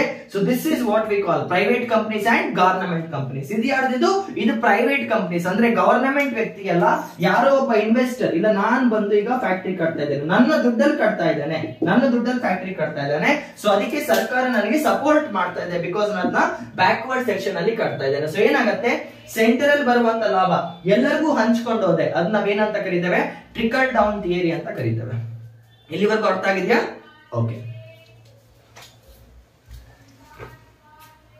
ಓಕೆ, ಇವಾಗ ಒಂದು ಚಿಕ್ಕ ಟಾಪಿಕ್ ನ ಅರ್ಥ ಮಾಡ್ಕೋಬೇಕು, ಸೊ ದಟ್ ವಿ ಅಂಡರ್ಸ್ಟ್ಯಾಂಡ್ ಯಾಕೆ ಗವರ್ನಮೆಂಟ್ ಈ ಪಾಲಿಸಿ ತಗೊಬಂದಂತ. ನೋಡಿ, ಆ ಚಿಕ್ಕ ಟಾಪಿಕ್ ಹೆಸರು ಇವಾಗ ಎಕ್ಸ್ಪ್ಲೇನ್ ಮಾಡ್ತಾ ಇದ್ದೇನೆ. GDP. ನಮಗೆ GDP ಅಂದ್ರೆ ಏನಂತ ಗೊತ್ತಾಗ್ಬೇಕು. GDP ಅಂದ್ರೆ gross domestic product. Gross GROSS, GDP ಅಂದ್ರೆ ಗ್ರಾಸ್ ಡೊಮೆಸ್ಟಿಕ್ ಪ್ರಾಡಕ್ಟ್ ಅಂತ. ಆಯ್ತಾ? ಏನಿದು ಅಂತ ಕೇಳೋದಾದ್ರೆ ನೋಡಿ, ಡೊಮೆಸ್ಟಿಕ್ ಅಂದ್ರೆ ಒಂದು ರೀಜನ್ ಅಂತ, ಡೊಮೆಸ್ಟಿಕ್ ಅಂದ್ರೆ ಒಂದು ಏರಿಯಾ ಅಥವಾ ರೀಜನ್ ಅಂತ ಅನ್ಕೊಳ್ಳಿ. ಸೊ ಏನಾಗ್ತಿದೆ, ಇಲ್ಲೊಂದು ದೇಶ ಇದೆ, ಫಾರ್ ಎಕ್ಸಾಂಪಲ್ ಇದೊಂದು ದೇಶ ಅಂತ ಇಟ್ಕೊಳ್ಳಿ. ಆಯ್ತಾ? ಈ ಸರ್ಕಲ್ ಏನಿದೆ ಇದು ಒಂದು ದೇಶ, ಈ ದೇಶದ ಡೊಮೆಸ್ಟಿಕ್ ಬೌಂಡ್ರಿ ಇದು, it is the boundary. Okay, ಇದು ಒಂದು ದೇಶ, ಇದ್ರ ಒಳಗೆ ಇಲ್ಲಿ ಬೌಂಡ್ರಿ ಇದು. ಆಯ್ತಾ? ಫಾರ್ ಎಕ್ಸಾಂಪಲ್ ಇಂಡಿಯಾ ಅಂತ ಇಟ್ಕೊಂಡ್ರೆ ಇಂಡಿಯನ್ ಬೌಂಡ್ರಿ, ಇಂಡಿಯಾ ಮ್ಯಾಪ್ ಗೊತ್ತಿದೆ ಅಲ್ವಾ, ಸೊ ನಮ್ ಬ್ಯಾಕ್ ಬೌಂಡ್ರೀಸ್ ಇದು. ಆಯ್ತಾ? ಈ ಬೌಂಡ್ರಿ ಒಳಗೆ ಎಕ್ಸಾಂಪಲ್ ಅರ್ಥ ಮಾಡ್ಕೊಳ್ಳಿ, ಈ ಬೌಂಡ್ರಿ ಒಳಗೆ ಫಾರ್ ಎಕ್ಸಾಂಪಲ್ 2021 ಇಂದ ಹಿಡಿದು 2021 ಹಿಡಿದು 2022 1 year, 2021 1st January 2021, I mean first ಜನವರಿ 2021 ಇಂದ 31st ಡಿಸೆಂಬರ್ ಅಂತ ಇಟ್ಕೊಳ್ಳಿ, 2021 simple 31st December. Okay, 1st December 1st January 2021 ಇಂದ 31st December 2021 ವರೆಗೂ ಒಂದು ಕಂಪ್ಲೀಟ್ ಇಯರ್ ಈ ದೇಶದ ಒಳಗೆ 2 ಕಂಪನಿ ಇತ್ತು. ಎಕ್ಸಾಂಪಲ್ ಅರ್ಥ ಮಾಡ್ಕೊಳ್ಳಿ, ಈ ದೇಶದಲ್ಲಿ 2 ಕಂಪನಿ ಇತ್ತು. ಇದು ಕಂಪನಿ ಎ ಆಯ್ತಾ, ಇದು ಕಂಪನಿ ಬಿ. ಸುಮ್ಮನೆ ಎಕ್ಸಾಂಪಲ್ ಹೇಳ್ತಾ ಇದ್ದೇನೆ GDP ಅಲ್ಲಿ ಅಂತ ಎಕ್ಸ್ಪ್ಲೇನ್ ಮಾಡಕ್ಕೆ. ಇಲ್ಲೊಂದು ಕಂಪನಿ ಇದೆ, ಒಂದು ದೇಶ ಇದೆ, ಒಂದು ವರ್ಷದ ಒಳಗೆ ಇಲ್ಲಿ 2 ಕಂಪನಿ ಇತ್ತು, ಕಂಪನಿ ಎ ಮತ್ತೆ ಕಂಪನಿ ಬಿ. ಡೊಮೆಸ್ಟಿಕ್ ಟೆರಿಟರಿ ಒಳಗಿದೆ, ಈ ದೇಶದ ಬೌಂಡ್ರಿ ಒಳಗಡೆ ಇದೆ ಆಯ್ತಾ. ಹೊರಗಡೆ, ಈ ದೇಶದ ಹೊರಗಡೆ ಇನ್ನೊಂದು ಕಂಪನಿ ಇದೆ, ದಿಸ್ ಇಸ್ ಕಂಪನಿ ಸಿ. ಈ ದೇಶದ ಹೊರಗಡೆ ಇನ್ನೊಂದು ಕಂಪನಿ ಇದೆ, ಕಂಪನಿ ಸಿ. ಮತ್ತೆ ಹೇಳ್ತಾ ಇದ್ದೇನೆ, ಒಂದು ವರ್ಷ ಟೈಮ್ ಪೀರಿಯಡ್ 1st January 2021 ಇಂದ ಹಿಡಿದು 31st December 2021 ವರೆಗೂ 1 ಇಯರ್ ರೆಫರೆನ್ಸ್ ತಗೊಳ್ತಾ ಇದ್ದಾರೆ. ಇದೊಂದು ದೇಶ ಇದೆ, ಆ ದೇಶದ ಹೆಸರು ಎಕ್ಸ್. ಇದು ಎಕ್ಸ್ ಅನ್ನೋ ಒಂದು ದೇಶ ಇದೆ, ಇದ್ರ ಒಳಗೆ 2 ಕಂಪನಿ ಇದೆ, ಎ ಮತ್ತೆ ಬಿ ಅಂತ. ಈ ದೇಶದ ಹೊರಗಡೆ ಸಿ ಅನ್ನೋ ಒಂದು ಕಂಪನಿ ಇದೆ ಆಯ್ತಾ. ಕಂಪನಿ ಎ ಏನ್ ಮಾಡುತ್ತೆ, ಈ ಒಂದು ವರ್ಷದಲ್ಲಿ 100 ಬಟ್ಟೆಗಳ ಉತ್ಪನ್ನ ಮಾಡುತ್ತೆ, 100 ಕ್ಲೋತ್ಸ್. ಕಂಪನಿ ಎ ಏನ್ ಮಾಡ್ತಿದೆ, 100 ಬಟ್ಟೆಗಳ ಉತ್ಪನ್ನ ಮಾಡ್ತಿದೆ. ಕಂಪನಿ ಬಿ ಏನ್ ಮಾಡ್ತಿದೆ, 20 ಕಾರ್ಗಳ ಉತ್ಪನ್ನ ಮಾಡ್ತಿದೆ. ಕೇಳಿಸ್ಕೊಳ್ಳಿ ಕರೆಕ್ಟ್ ಆಗಿ. ಕಂಪನಿ ಎ ಏನ್ ಮಾಡ್ತಿದೆ, 100 ಬಟ್ಟೆಗಳ ಉತ್ಪನ್ನ ಮಾಡ್ತಿದೆ. ಕಂಪನಿ ಬಿ ಏನ್ ಮಾಡ್ತಿದೆ, 20 ಕಾರ್ಗಳ ಉತ್ಪನ್ನ ಮಾಡ್ತಿದೆ. ಕಂಪನಿ ಸಿ ಏನಿದೆ, 50 ಬೈಕ್ಗಳ ಉತ್ಪನ್ನ ಮಾಡ್ತಿದೆ, 50 ಬೈಕ್ಸ್. ಮತ್ತೆ ಹೇಳ್ತಾ ಇದ್ದೇನೆ, ಒಂದು ವರ್ಷದಲ್ಲಿ ಕಂಪನಿ ಎ 100 ಬಟ್ಟೆಗಳ ಉತ್ಪನ್ನ ಮಾಡ್ತಿದೆ, ಕಂಪನಿ ಬಿ 20 ಕಾರ್ಗಳ ಉತ್ಪನ್ನ ಮಾಡ್ತಿದೆ, ಕಂಪನಿ ಸಿ 50 ಬೈಕ್ಗಳ ಉತ್ಪನ್ನ ಮಾಡ್ತಿದೆ ಆಯ್ತಾ. ಒಂದು ಬಟ್ಟೆಯಿನ ಬೆಲೆ 5 ರೂಪಾಯಿ. ಒಂದು ಬಟ್ಟೆಯಿನ ಬೆಲೆ 5 ರೂಪಾಯಿ. ಒಂದು ಕಾರಿನ ಬೆಲೆ 1000 ರೂಪಾಯಿ. ಸುಮ್ಮನೆ ಎಕ್ಸಾಂಪಲ್ಗೆ, ಒಂದು ಕಾರಿನ ಬೆಲೆ 1000 ರೂಪಾಯಿ, ಒಂದು ಬೈಕಿನ ಬೆಲೆ 100 ರೂಪಾಯಿ ಆಯ್ತಾ. ಏನಾಗ್ತಿದೆ, ಕಂಪನಿ ಎ 100 ಬಟ್ಟೆ ಉತ್ಪನ್ನ ಮಾಡ್ತಿದೆ, ಒಂದು ಬಟ್ಟೆ ಬೆಲೆ 5 ರೂಪಾಯಿ. ಕಂಪನಿ ಬಿ 20 ಕಾರ್ ಉತ್ಪನ್ನ ಮಾಡ್ತಿದೆ, ಒಂದು ಕಾರಿನ ಬೆಲೆ 1000 ರೂಪಾಯಿ. ಕಂಪನಿ ಸಿ 50 ಬೈಕ್ಗಳ ಉತ್ಪನ್ನ ಮಾಡ್ತಿದೆ, ಒಂದು ಬೈಕಿನ ಬೆಲೆ 100 ರೂಪಾಯಿ. ಸೊ ಒಟ್ಟು ಪ್ರೊಡಕ್ಷನ್, ಉತ್ಪನ್ನತೆ ಆಯ್ತಾ. ಒಟ್ಟು ಪ್ರೊಡಕ್ಷನ್ ಅಂದ್ರೆ ಉತ್ಪನ್ನತೆ. ಒಟ್ಟು ಪ್ರೊಡಕ್ಷನ್ ವ್ಯಾಲ್ಯೂ ಎಷ್ಟು ಅಂತ ನಾನು ಹೇಳೋದಾದ್ರೆ, ಕಂಪನಿ ಎ ಒಟ್ಟು ಎಷ್ಟು ರೂಪಾಯಿಗೆ ಬೆಲೆ ಬಾಳುವಂತ ವಸ್ತುಗಳ ಉತ್ಪನ್ನ ಮಾಡಿದೆ. ರಿಪೀಟ್. ಕಂಪನಿ ಎ ಒಟ್ಟು ಎಷ್ಟು ಬೆಲೆ ಬಾಳುವಂತ ವಸ್ತುಗಳ ಉತ್ಪನ್ನ ಮಾಡಿದೆ ಅಂತ ಕೇಳೋದಾದ್ರೆ, ಎ ಕಂಪನಿ 500 ರೂಪಾಯಿ ಬೆಲೆ ಬಾಳುವ ವಸ್ತುಗಳ ಉತ್ಪನ್ನ ಮಾಡಿದೆ, 500 rupees. ಎ ಅನ್ನೋ ಕಂಪನಿ ಏನಿದೆ, 100 ಬಟ್ಟೆಗಳು ಉತ್ಪನ್ನ ಮಾಡಿತ್ತು, ಒಂದು ಬಟ್ಟೆ ಬೆಲೆ 5 ರೂಪಾಯಿ. ಸೊ ಒಟ್ಟು 500 ರೂಪಾಯಿಗೆ ಬೆಲೆ ಬಾಳುವಂತ ವಸ್ತುಗಳ ಉತ್ಪನ್ನ ಮಾಡಿದೆ. ಕಂಪನಿ ಬಿ ವಿಷಯಕ್ಕೆ ಬಂದ್ರೆ 20 ಕಾರು 1000 ರೂಪಾಯಿ. ಸೊ 20,000 ರೂಪಾಯಿಗೆ ಬೆಲೆ ಬಾಳುವಂತ ವಸ್ತುಗಳ ಉತ್ಪನ್ನ ಮಾಡಿದೆ.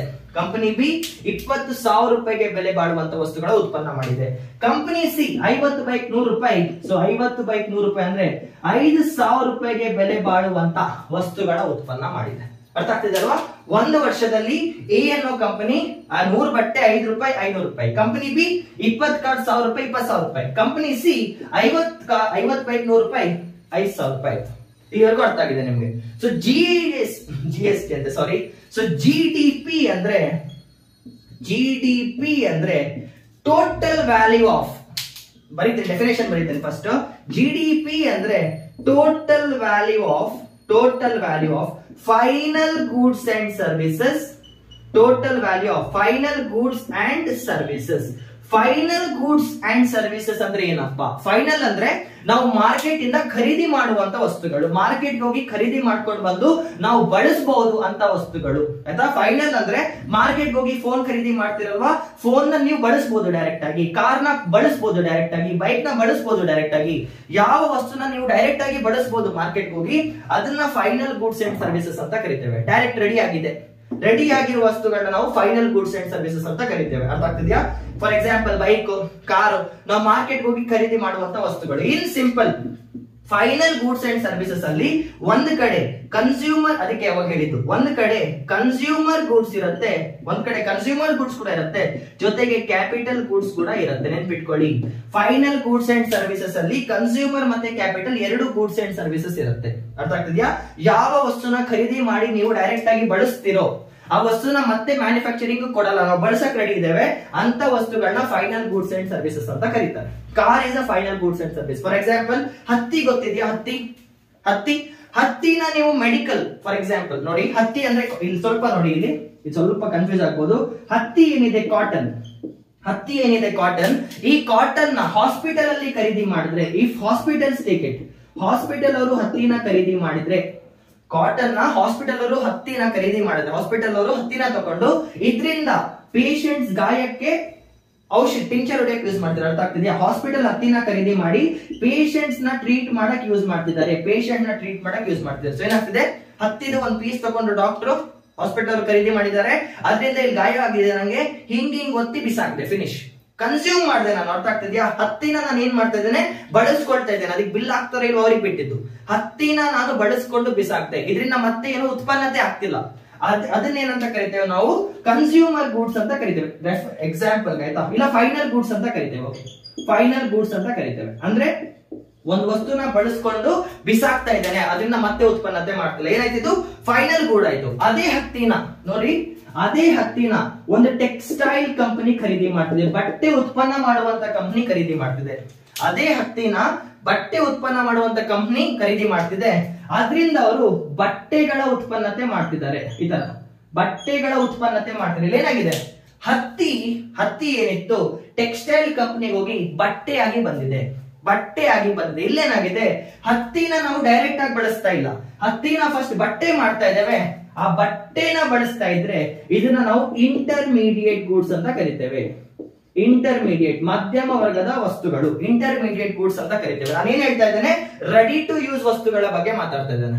Ready to use, for example ಬಟ್ಟೆ ready to use, car ready to use, bike ready to use. ಅರ್ಥ ಆಯ್ತಾ? So when I say final goods and services ready to use ಅಂತ, ಹೋದ್ವಿ ಖರೀದಿ ಮಾಡಿದ್ವಿ ಯೂಸ್ ಮಾಡ್ತಾ ಇದೀವಿ, this is called as final goods and services. ಆಯ್ತಾ? ಅರ್ಥ ಆಗಿರುತ್ತೆ. ಇಂಟರ್ಮೀಡಿಯೇಟ್ ಗೂಡ್ಸ್ ಅಂದ್ರೆ ಡೈರೆಕ್ಟ್ ಆಗಿ ಬಳಸಕ್ ಆಗಲ್ಲ, ಮತ್ತೆ ಅದನ್ನ ಮ್ಯಾನುಫ್ಯಾಕ್ಚರ್ ಮಾಡಿ ರೆಡಿ ಮಾಡ್ಬೇಕಾಗುತ್ತೆ. ಫೈನಲ್ ಗೂಡ್ಸ್ ಅಂದ್ರೆ ಡೈರೆಕ್ಟ್ ಆಗಿ ತಗೊಂಡು ಬಳಸ್ಕೋಬಹುದು. ಇದೇ ರೆಫರೆನ್ಸ್ ನೆನ್ಪಿಟ್ಕೊಳ್ಳಿ. So come back. ಜಿಡಿಪಿ ಅಂದ್ರೆ total value of final goods and services produced in a domestic area of a country. Produced in a domestic area or domestic region. ಆಯ್ತಾ? Domestic area of a country. ನೋಡಿ ಮತ್ತೆ ಹೇಳ್ತಾ ಇದ್ದೇನೆ, total value of, ಬರ್ಕೊಳ್ಳಿ, GDP ಅಂದ್ರೆ total value of final goods and services. ಅದು consumer goods ಆಗಿರ್ಬೋದು, capital goods ಆಗಿರ್ಬೋದು. Final goods and services produced in a domestic area of a country in a time period. In a time period, ಒಂದು time ಇರುತ್ತೆ, in a time period, generally 1 ವರ್ಷ. ಆಯ್ತಾ? ಬರ್ಕೊಳ್ಳಿ, GDP ಅಂದ್ರೆ total value of final goods and services, bracket ಅಲ್ಲಿ consumer plus capital ಅಂತ ಬರ್ಕೊಳ್ಳಿ, produced in a domestic area of a country in a time period. ಬರ್ಕೊಂಡ್ರ? Okay, this is the definition. ಇದು ಹೇಗೆ ಕ್ಯಾಲ್ಕುಲೇಟ್ ಮಾಡ್ಬೇಕು ನಾನು ಇವಾಗ ಹೇಳ್ತೇನೆ. ಓಕೆ, ಇದು ಡೆಫಿನೇಷನ್ ಅರ್ಥ ಆಗಿರುತ್ತೆ, ಇದೆಲ್ಲ ಬೇಡ. ಓಕೆ, ನಮ್ಗೆ ಡಯಾಗ್ರಾಮ್ ಒಂದಿದ್ರೆ ಸಾಕು. ಸೊ ನಾನೀಗ ಜಿಡಿಪಿ ಕ್ಯಾಲ್ಕುಲೇಟ್ ಮಾಡ್ಬೇಕಂತ ಇದೆ. ನೋಡಿ, I want to calculate. Okay, ಇವಾಗ ಅರ್ಥ ಮಾಡ್ಕೊಳ್ಳಿ ಡೆಫಿನೇಷನ್ ಮೀನಿಂಗ್. ನಾನೀಗ ಜಿಡಿಪಿ ಕ್ಯಾಲ್ಕುಲೇಟ್ ಮಾಡಬೇಕು. I want to calculate GDP of the country called as X. X ಅನ್ನೋ ದೇಶದ ಜಿಡಿಪಿ ನಾನು ಕ್ಯಾಲ್ಕುಲೇಟ್ ಮಾಡ್ಬೇಕಂತ ಇದ್ದೇನೆ. ಎಕ್ಸ್ ಅನ್ನೋ ದೇಶದ ಜಿಡಿಪಿ ನಾನು ಕ್ಯಾಲ್ಕುಲೇಟ್ ಮಾಡ್ಬೇಕಂತ ಇದ್ದೇನೆ. ನೋಡಿ, ಜಿಡಿಪಿ ಅಂದ್ರೇನು? ಜಿಡಿಪಿ ಅಂದ್ರೇನು? ಫಸ್ಟ್ ಆಫ್ ಆಲ್ ನಂಗೆ ಟೈಮ್ ಗೊತ್ತಿರಬೇಕು, ಯಾವ ವರ್ಷದ ಜಿಡಿಪಿ ಕ್ಯಾಲ್ಕುಲೇಟ್ ಮಾಡ್ಬೇಕಂತ ಇದ್ದೇನೆ ನಾನು. ಸೊ ನಾನು 2021 ಜಾನ್ 1 ಇಂದ ಹಿಡಿದು ಜಾನ್ 1 2021 ಹಿಡಿದು ಡಿಸೆಂಬರ್ 31 2021 ಜಿಡಿಪಿ ಕ್ಯಾಲ್ಕುಲೇಟ್ ಮಾಡ್ಬೇಕಂತ ಇದ್ದೇನೆ. ಐ ವಾಂಟ್ ಟು ಕ್ಯಾಲ್ಕುಲೇಟ್ ಈ one GDP of complete year, Jan 1 2021 ಹಿಡಿದು 31 December 2021. This is time period. ಆಯ್ತಾ? I want to see the total value of, ಕೇಳಿಸ್ಕೊಳ್ಳಿ, the total value of final goods and services produced. So ನೋಡಿ, ಈ ಒಂದು ವರ್ಷದಲ್ಲಿ A ಅನ್ನೋ company ಈ ದೇಶದ ಒಳಗೆ, first of all domestic region, ಈ ರೀಜನ್ ಒಳಗೆ ಉತ್ಪನ್ನ ಆಗಿರೋದು ನೋಡಿ, ಹೊರಗಡೆ ಅಲ್ಲ, inside the domestic region. Domestic region ಒಳಗಡೆ ಎಷ್ಟು ಕಂಪನಿ ಇದೆ? ಒಂದು ಎ ಅನ್ನೋ ಕಂಪನಿ ಇದೆ, ಒಂದು ಬಿ ಅನ್ನೋ ಕಂಪನಿ ಇದೆ. ಸೊ ಈ ಒಂದು ವರ್ಷದಲ್ಲಿ ನೆನ್ಪಿಟ್ಕೊಳ್ಳಿ, ಈ ಒಂದು ವರ್ಷದಲ್ಲಿ ಒಟ್ಟು 2 ಕಂಪನಿ ಉತ್ಪನ್ನ ಮಾಡ್ತಿತ್ತು. They were producing goods and services. 2 company ಉತ್ಪನ್ನ ಮಾಡ್ತಿತ್ತು. ಒಂದು ಎ ಅನ್ನೋ ಕಂಪನಿ, ಇನ್ನೊಂದು ಬಿ ಅನ್ನೋ ಕಂಪನಿ.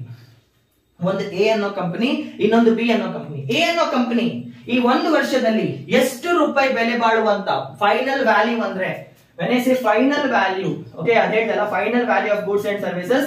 ಫೈನಲ್ ವ್ಯಾಲ್ಯೂ ಅಂದ್ರೆ ಕಾಸ್ಟ್ ಅಂತ, ಫೈನಲ್ ವ್ಯಾಲ್ಯೂ ಅಂದ್ರೆ ಟೋಟಲ್ ಕಾಸ್ಟ್ ಅಂತ. ಸೊ ಎ ಅನ್ನೋ ಕಂಪನಿ ಎಷ್ಟು ರೂಪಾಯಿಗೆ ಬೆಲೆ ಬಾಳುವಂತ ವಸ್ತುಗಳ ಉತ್ಪನ್ನ ಮಾಡಿದೆ? ಟೋಟಲ್ 100 ಇಂಟು 5 500 ರೂಪಾಯಿಗೆ ಬೆಲೆ ಬಾಳುವಂತ ವಸ್ತುಗಳ ಉತ್ಪನ್ನ ಮಾಡಿದೆ. ಎ ಅನ್ನೋ ಕಂಪನಿ 500 ರೂಪಾಯಿಗೆ ಬೆಲೆ ಬಾಳುವಂತ ವಸ್ತುಗಳ ಉತ್ಪನ್ನ ಮಾಡಿದೆ. ಬಿ ಅನ್ನೋ ಕಂಪನಿ ಈ ಒಂದು ವರ್ಷದಲ್ಲಿ ಎಷ್ಟು ವಸ್ತುಗಳ ಉತ್ಪನ್ನ ಮಾಡಿತ್ತು?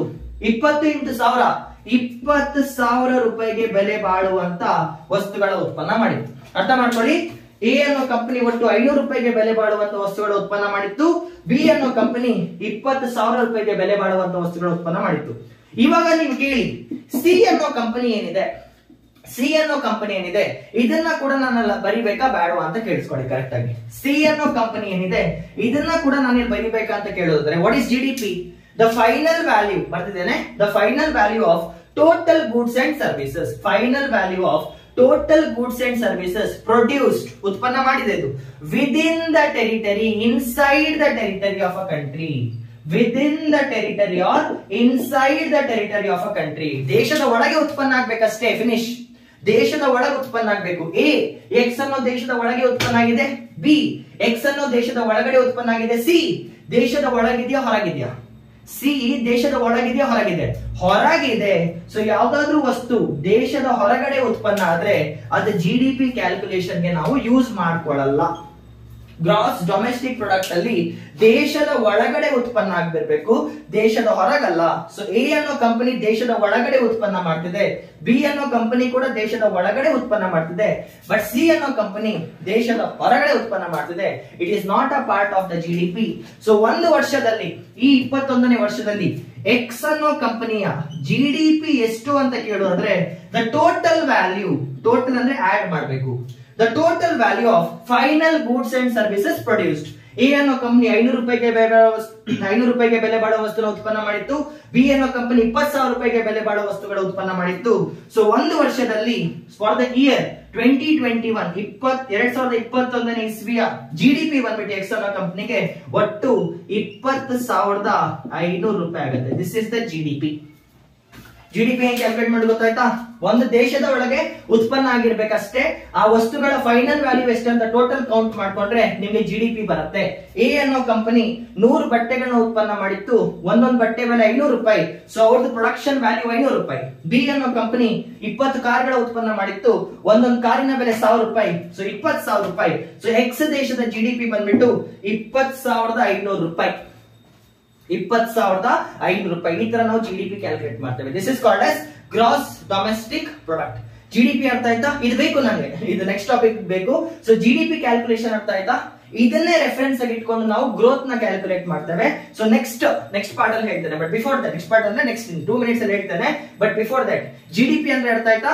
ದೇಶದ ಒಳಗಡೆ ಉತ್ಪನ್ನ ಆಗಿರ್ಬೇಕು, ಒಂದು ಟೈಮ್ ಪೀರಿಯಡ್ ಅಲ್ಲಿ ಉತ್ಪನ್ನ ಆಗಿರ್ಬೇಕು, ಉತ್ಪನ್ನ ಆಗಿರೋ ವಸ್ತುಗಳ ಫೈನಲ್ ವ್ಯಾಲ್ಯೂನ ಆಡ್ ಮಾಡಿದ್ರೆ ನಿಮ್ಗೆ ಜಿಡಿಪಿ, ಗ್ರಾಸ್ ಡೊಮೆಸ್ಟಿಕ್ ಪ್ರಾಡಕ್ಟ್ ಸಿಗುತ್ತೆ. ಓಕೆನಾ? ಕೂಲ್. ಓಕೆ, ಇವಾಗ last part of the discussion ಬರೋಣ. ಸೊ ನಿಮ್ಗೆ ಈಗ ಜಿಡಿಪಿ ಅಂದ್ರೆ ಏನಂತ ಅರ್ಥ ಆಯ್ತಲ್ವಾ? ಸೊ ನಿಮ್ಗೆ ಈಗ ಜಿಡಿಪಿ ಗ್ರೋತ್ ಅಂದ್ರೆ ಏನಂತ ಅರ್ಥ ಆಗ್ಬೇಕು. Okay, GDP growth last part ಇದು. ಜಿಡಿಪಿ ಗ್ರೋತ್ ಅರ್ಥ ಆದ್ಮೇಲೆ ನಮ್ದು PSU ಮಾಡೆಲ್ ಹೇಗೋಯ್ತು ಅಂತ ಎಕ್ಸ್ಪ್ಲೇನ್ ಮಾಡ್ತೇನೆ. ಬಿಫೋರ್ ದಟ್, ಜಿಡಿಪಿ ಗ್ರೋತ್ ಅಂದ್ರೆ ನೋಡಿ, ಒಂದು ಚಿಕ್ಕ ಟೇಬಲ್ ಮಾಡ್ತೇನೆ, ಜಾಸ್ತಿ ಟೆನ್ಷನ್ ತಗೋಬೇಡಿ, ಟೇಬಲ್ ಮಾಡ್ತಾ ಇದ್ದಾರೆ ಅಂತ. ಚಿಕ್ಕ ಟೇಬಲ್ ಇದು ನಿಮ್ಗೆ ಅರ್ಥ ಮಾಡ್ಸಕ್ಕೋಸ್ಕರ. For example, this is the GDP table, GDP growth table ಆಯ್ತಾ? ಇದು ಜಿಡಿಪಿ ಟೇಬಲ್. ಇದ್ರಲ್ಲಿ 2 ಕಾಲಮ್ ಇದೆ, ಬರೀ 2 ಕಾಲಮ್ ಮಾತ್ರ ಮಾಡ್ತಾರೆ ಆಯ್ತಾ? ಬರೀ 2 ಕಾಲಮ್ ಮಾಡ್ತಾರೆ ನೋಡಿ. ಇದು 2021 ಸುಮ್ನೆ, ಇದು 2021 ಅಂತ ಇಟ್ಕೊಳ್ಳಿ, ಇದು 2022 ಅಂತ ಇಟ್ಕೊಳ್ಳಿ. ಸುಮ್ಮನೆ ರೆಫರೆನ್ಸ್ ಹೇಳ್ತಾ ಇದ್ದಾನೆ. ಇದು 2021 ಅಂತ ಇಟ್ಕೊಳ್ಳಿ, ಇದು 2022 ಅಂತ ಇಟ್ಕೊಳ್ಳಿ. ಸೊ ಏನಾಗ್ತಿದೆ 2021ರಲ್ಲಿ ಭಾರತದ ಜಿಡಿಪಿ 100 ರೂಪಾಯಿ ಅಂತ ಇಟ್ಕೊಳ್ಳಿ. 2021ರಲ್ಲಿ ಭಾರತದ ಜಿಡಿಪಿ 100 ರೂಪಾಯಿ. 2022ರಲ್ಲಿ ಭಾರತದ ಜಿಡಿಪಿ 120 ರೂಪಾಯಿ ಅಂತ ಇಟ್ಕೊಳ್ಳಿ. ಭಾರತ ಜಿಡಿಪಿ 100 ರೂಪಾಯಿ. ನೆಕ್ಸ್ಟ್ ಏನಾಯ್ತು? ಭಾರತದ ಜಿಡಿಪಿ 120 ರೂಪಾಯಿ ಆಯ್ತು. ಓಕೆ, ಸೊ ನಾವೀಗ ಗ್ರೋತ್ ನ ಹೇಗೆ ಕ್ಯಾಲ್ಕುಲೇಟ್ ಮಾಡ್ತೇವೆ ಅಂದ್ರೆ, ಟೋಟಲ್ ಎಷ್ಟು ಪರ್ಸೆಂಟ್ ಚೇಂಜ್ ಆಗಿದೆ ಅಂತ ನೋಡ್ಬೇಕು. ಅದಕ್ಕೆ ಫಾರ್ಮುಲಾ ಇದೆ. ಟೋಟಲ್ ಚೇಂಜ್ ನ ಹೇಗೆ ಕ್ಯಾಲ್ಕುಲೇಟ್ ಮಾಡ್ಬೇಕಂತ ನೋಡಿ, ಫಾರ್ಮುಲಾ ಇದು ಸಿಸೆಟ್ ಅಲ್ಲಿ ಹೇಳ್ತೇನೆ ನಾನು, ಬಟ್ ಫಾರ್ ನೌ ನೆನ್ಪಿಟ್ಕೊಳ್ಳಿ. ಪರ್ಸೆಂಟ್ ಚೇಂಜ್ ನ ಕ್ಯಾಲ್ಕುಲೇಟ್ ಮಾಡ್ಬೇಕಂದ್ರೆ, ಇದ್ರೆ ನ್ಯೂ ವ್ಯಾಲ್ಯೂ, ಹೊಸ ವ್ಯಾಲ್ಯೂ ಎಷ್ಟು? ಈಗ ಭಾರತದ ಹೊಸ ವ್ಯಾಲ್ಯೂ ಎಷ್ಟು? 2022ರಲ್ಲಿ 120. ಹೊಸ ವ್ಯಾಲ್ಯೂ 120 ರೂಪಾಯಿ ಮೈನಸ್ ಹಳೆ ವ್ಯಾಲ್ಯೂ ಎಷ್ಟು? 100 ರೂಪಾಯಿ ಡಿವೈಡೆಡ್ ಬೈ 100 ರೂಪಾಯಿ ಇಂಟು 100. ಫಾರ್ಮುಲಾ ಬರೀತಾನೆ, that is new value new value, ಹೊಸ ವ್ಯಾಲ್ಯೂ ಆಯ್ತಾ, 2022 ಇದು new value minus old value ಎಷ್ಟು 100 ರೂಪಾಯಿ divided by old value into 100. Reference values ಇದಲ್ಲ, reference values new value minus old value divided by old value into 100. ಇದು ಮಾಡಿದ್ರೆ ಏನ್ ಸಿಗುತ್ತೆ ನಿಮ್ಗೆ, ಎಷ್ಟು ಪರ್ಸೆಂಟ್ ಚೇಂಜ್ ಆಗಿದೆ ಅಂತ ಸಿಗುತ್ತೆ. ಪರ್ಸೆಂಟ್ ಚೇಂಜ್ ಫಾರ್ಮುಲಾ ಇದು. ಪ್ರೀವಿಯಸ್ ವ್ಯಾಲ್ಯೂ 100 ರೂಪಾಯಿ ಇತ್ತು, ಹೊಸ ವ್ಯಾಲ್ಯೂ 120 ರೂಪಾಯಿ ಆಗಿದೆ. 2021ರಲ್ಲಿ 100 ರೂಪಾಯಿ ಇತ್ತು, 22ರಲ್ಲಿ 120 ರೂಪಾಯಿ ಆಗಿದೆ. ಸೊ ಎಷ್ಟು ಪರ್ಸೆಂಟ್ ಚೇಂಜ್ ಆಗಿದೆ ಅಂತ ಗೊತ್ತಾಗಬೇಕಂತ ಇದ್ರೆ ಫಾರ್ಮುಲಾ ಇದೆ, new value minus old value divided by old value into 100. ಇದು ಮಾಡಿದ್ರೆ ಏನಾಗುತ್ತೆ, 120 ಮೈನಸ್ 20 ರೂಪಾಯಿ divided by 100 into 100. So 100 cancel ಆಗುತ್ತೆ. ಸೊ ಏನಾಗುತ್ತೆ, 20% ಇನ್ಕ್ರೀಸ್ ಆಗಿದೆ ಅಂತ ಕೇಳಿದೆ. So what is the GDP growth of India? GDP growth of India ಎಷ್ಟು ಅಂತ ಕೇಳಿದ್ರೆ 20% ಇನ್ಕ್ರಿಮೆಂಟ್ ಆಗಿತ್ತು ಅಂತ ಹೇಳಿ. This is called S growth. Growth ಅಂದ್ರೆ ಏನು, ಲಾಸ್ಟ್ ಟೈಮ್ ನಮ್ GDP ಎಷ್ಟಿತ್ತು, ಈ ಟೈಮ್ ನಮ್ GDP ಎಷ್ಟಿದೆ, ಸೊ ಎಷ್ಟು ಬದಲಾವಣೆ ಆಗಿದೆಯೋ ಅದನ್ನ ನಾವು GDP ಗ್ರೋತ್ ಅಂತ ಕರಿತೇವೆ. ಅರ್ಥ ಆಯ್ತಾ? GDP ಗ್ರೋತ್ ಅಂತ ಕರಿತೇವೆ. So this is called S GDP growth. Growth rate ಅಂದ್ರೆ ಇದು. ಸೊ ಭಾರತದ GDP 2021ರಿಂದ 2022ಕ್ಕೆ 20% ಇನ್ಕ್ರೀಸ್ ಆಗಿದೆ ಅಂತ ಹೇಳಿದ್ರೆ this is 20% growth in the GDP ಅಂತ ಕರೀತಾರೆ. GDP ಗ್ರೋತ್ ಅಂದ್ರೆ ಲಾಸ್ಟ್ ಟೈಮ್ ನಮ್ದು ಉತ್ಪಾದನೆ ಎಷ್ಟಿತ್ತು, ಈ ಸಲ ನಮ್ಮ ಉತ್ಪಾದನೆ ಎಷ್ಟಿದೆ, ಎಷ್ಟು ಪರ್ಸೆಂಟ್ ಜಾಸ್ತಿ ಆಗಿದೆ ಅಥವಾ ಎಷ್ಟು ಪರ್ಸೆಂಟ್ ಕಮ್ಮಿ ಆಗಿದೆ ಅನ್ನೋದನ್ನ ನಾವು GDP ಗ್ರೋತ್ ಅಂತ ಕರೀತೇವೆ. ಇಷ್ಟು ಇದು ಅರ್ಥ ಆಯ್ತಾ? So very small topic. So what is the meaning of GDP growth? ನಮ್ಮ ಉತ್ಪಾದನೆ ಪರ್ಸೆಂಟೇಜ್. ಲಾಸ್ಟ್ ಇಯರ್ ನಾವು 100 ರೂಪಾಯಿಗೆ ಬೆಲೆ ಬಾಳುವ ವಸ್ತುನ ಉತ್ಪಾದನೆ ಮಾಡಿದ್ವಿ, ಈ ವರ್ಷ 120 ರೂಪಾಯಿ ಬೆಲೆ ಬಾಳುವ ವಸ್ತುನ ಉತ್ಪಾದನೆ ಮಾಡ್ತಿದೀವಿ. ಸೊ ಒಟ್ಟು ಉತ್ಪನ್ನತೆ ಎಷ್ಟು ಜಾಸ್ತಿ ಆಗಿದೆ ಅನ್ನೋದೇನ್ ಬರುತ್ತೆ ಕ್ಯಾಲ್ಕುಲೇಷನ್, ಅದನ್ನ ನಾವು GDP ಗ್ರೋತ್ ಅಂತ ಕರಿತೇವೆ. So when I say, for example ಹೇಳ್ತಾ ಇದ್ದೇನೆ, when I say India GDP, ಅರ್ಥ ಮಾಡ್ಕೊಳ್ಳಿ, when I say India GDP is increasing, ಜಾಸ್ತಿ ಆಗ್ತಿದೆ. When I say India GDP is increasing by 7.2%. ಅರ್ಥ, ಎಕ್ಸಾಮ್ ಲೈನ್ ಅರ್ಥ ಮಾಡ್ಕೊಳ್ಳಿ. ನಾನು ಯಾವಾಗ India GDP is increasing by 7.2% ಅಂತ ಹೇಳ್ತೇನೆ, ಇದ್ರ ಅರ್ಥ ಏನು, ಕಳೆದ ವರ್ಷಕ್ಕಿಂತ ಈ ವರ್ಷ ನಮ್ಮ ಉತ್ಪಾದನೆ ಏನಿದೆ 7.2% ಇಂದ ಜಾಸ್ತಿ ಆಗಿದೆ ಅಂತ ಹೇಳ್ತಾ ಇದ್ದೇವೆ. ಮೀನಿಂಗ್ ಅಷ್ಟೇ. When I say India's GDP is increasing by 7.2%, ಕಳೆದ ವರ್ಷಕ್ಕಿಂತ ಈ ವರ್ಷ ನಮ್ಮ ಉತ್ಪಾದನೆ ಏನಿದೆ 7.2% ಜಾಸ್ತಿ ಆಗಿದೆ ಅಂತ ಹೇಳ್ತಾ ಇದ್ದೇವೆ. This is called S GDP growth. ನಿಮ್ಗೆ GDP ಹೇಗೆ ಕ್ಯಾಲ್ಕುಲೇಟ್ ಮಾಡ್ಬೇಕಂತ ಗೊತ್ತಿದೆ, ಇದೇನ್ ಬೇಕಾಗಲ್ಲ, ಇದು ನಿಮ್ಗೆ ಅವಶ್ಯಕತೆ ಇಲ್ಲ. ಬಟ್ ಹೇಳಿದ್ದಷ್ಟೇ, ಲಾಸ್ಟ್ ಇಯರ್ 100 ರೂಪಾಯಿಗೆ ಬೆಲೆ ಬಾಳುವ ವಸ್ತು ಈಗ 120 ರೂಪಾಯಿಗೆ ಬೆಲೆ ಬಾಳುವ ವಸ್ತು. ಇದರಿಂದ ಏನ್ ಹೇಳ್ತಾ ಇದ್ದಾನೆ, 20% GDP ಇನ್ಕ್ರೀಸ್ ಆಗಿದೆ, 20% ಪ್ರೊಡಕ್ಷನ್ ಜಾಸ್ತಿ ಆಗಿದೆ ಅಂತ ಹೇಳ್ತಾ ಇದ್ದೇವೆ. ಆಯ್ತಾ? ಇದು ಅರ್ಥ ಆಗಿದೆ. ಸ್ಮಾಲ್ ಟಾಪಿಕ್ ಇದು, ಸುಮ್ನೆ ಈಗ GDP ಗ್ರೋತ್ ಅಂತ ಹೇಳಿದಾಗ ನೀವು ಕನ್ಫ್ಯೂಸ್ ಆಗ್ಬಾರ್ದು. So what is GDP growth? ಕಳೆದ ವರ್ಷಕ್ಕಿಂತ ಈ ವರ್ಷ ನಮ್ಮ ಉತ್ಪಾದನೆ ಎಷ್ಟು ಶೇಕಡ ಜಾಸ್ತಿ ಆಗಿದೆ ಅನ್ನೋದನ್ನ ನಾವು GDP ಗ್ರೋತ್ ಅಂತ ಕರಿತೇವೆ. ಇವಾಗ ನೋಡಿ, ಇವಾಗ let's come to the last part of discussion. So ಭಾರತದ GDP ಹೆಂಗ್ ಬೆಳೀತು, ಏನೇನಾಗಿರ್ಬೋದು ಅಂತ ಅರ್ಥ ಮಾಡ್ಕೊಳ್ತಾ ಹೋಗೋಣ. ಸೊ ಒಂದ್ ಕಡೆ 1950s ಇದು ಸೆಕೆಂಡ್ 5 year ಪ್ಲಾನ್ 1956 ಇಂದ ಸ್ಟಾರ್ಟ್ ಆಗಿತ್ತು. ಸೊ 1956ರಲ್ಲಿ ನಾವೀಗ GDP ಕಡೆ ಫೋಕಸ್ ಮಾಡ್ತಿದ್ದೇವೆ, ಗ್ರೋತ್ ಕಡೆ ಫೋಕಸ್ ಮಾಡ್ತಿದ್ದೇವೆ. ಯಾಕೆ? ನಮ್ಮ 5 year ಪ್ಲಾನ್ ಅಲ್ಲಿ ನಾವು ಹೆವಿ ಇಂಡಸ್ಟ್ರೀಸ್ ನ ಕಟ್ಟಬೇಕಂತ ಡಿಸೈಡ್ ಮಾಡ್ತೇವೆ. We wanted to construct heavy industries. ನಮ್ ಫೋಕಸ್ ಸ್ಮಾಲ್ ಸ್ಕೇಲ್ ಇಂಡಸ್ಟ್ರೀಸ್ ಕಡೆ ಏನಿಲ್ಲ, heavy industries, steel and iron, ದೊಡ್ಡ ಫ್ಯಾಕ್ಟರೀಸ್ ಕಟ್ಟಬೇಕಂತ ಇದ್ವಿ. ಸೊ ನೆನ್ಪಿಟ್ಕೊಳ್ಳಿ, 1956 ಅಲ್ಲಿ ಜವಾಹರ್ಲಾಲ್ ನೆಹರು ಅವರು ಸೆಕೆಂಡ್ 5 year ಪ್ಲಾನ್ ಅಲ್ಲಿ ಹೆವಿ ಇಂಡಸ್ಟ್ರೀಸ್ ಕಡೆ ಇಂಡಿಯಾ ಅಲ್ಲ ಇಂಡಸ್ಟ್ರೀಸ್ ಫ್ಯಾಕ್ಟರೀಸ್ ಕಡೆ ಫೋಕಸ್ ಮಾಡ್ತಾರೆ. ಯಾವ ತರ ಫ್ಯಾಕ್ಟರೀಸ್? ಐರನ್ ಅಂಡ್ ಸ್ಟೀಲ್ ಫ್ಯಾಕ್ಟರೀಸ್, ಕಬ್ಬಿಣ ಐರನ್ ಅಂಡ್ ಸ್ಟೀಲ್ ಫ್ಯಾಕ್ಟರೀಸ್ ಕಡೆ ನಮ್ಮ ಉತ್ಪಾದನೆ ಫೋಕಸ್ ಡೈವರ್ಟ್ ಆಗುತ್ತೆ. We are focusing on big iron and steel factories ಕಡೆ ಉತ್ಪಾದನೆ. ಆಯ್ತಾ? ಸೊ ನೆನ್ಪಿಟ್ಕೊಳ್ಳಿ, ಇದೇನಾಯ್ತಂದ್ರೆ ಇನ್ನೊಂದ್ ಕಡೆ ನಮ್ಮ ಹತ್ರ ಸೆಕೆಂಡ್ ತರ ಫೋಕಸ್ ಇತ್ತು. ಒಂದು ದೊಡ್ಡ ಫ್ಯಾಕ್ಟರೀಸ್ ನ ಕಟ್ಟಬೇಕನ್ನೋ ಫೋಕಸ್ ಇತ್ತು. ಜೊತೆಗೆ we were wanting machine based factories, machine ಗಳನ್ನ ಬಳಸಬೇಕಂತ ಆಸೆ ಬಂತು ನಮಗೆ.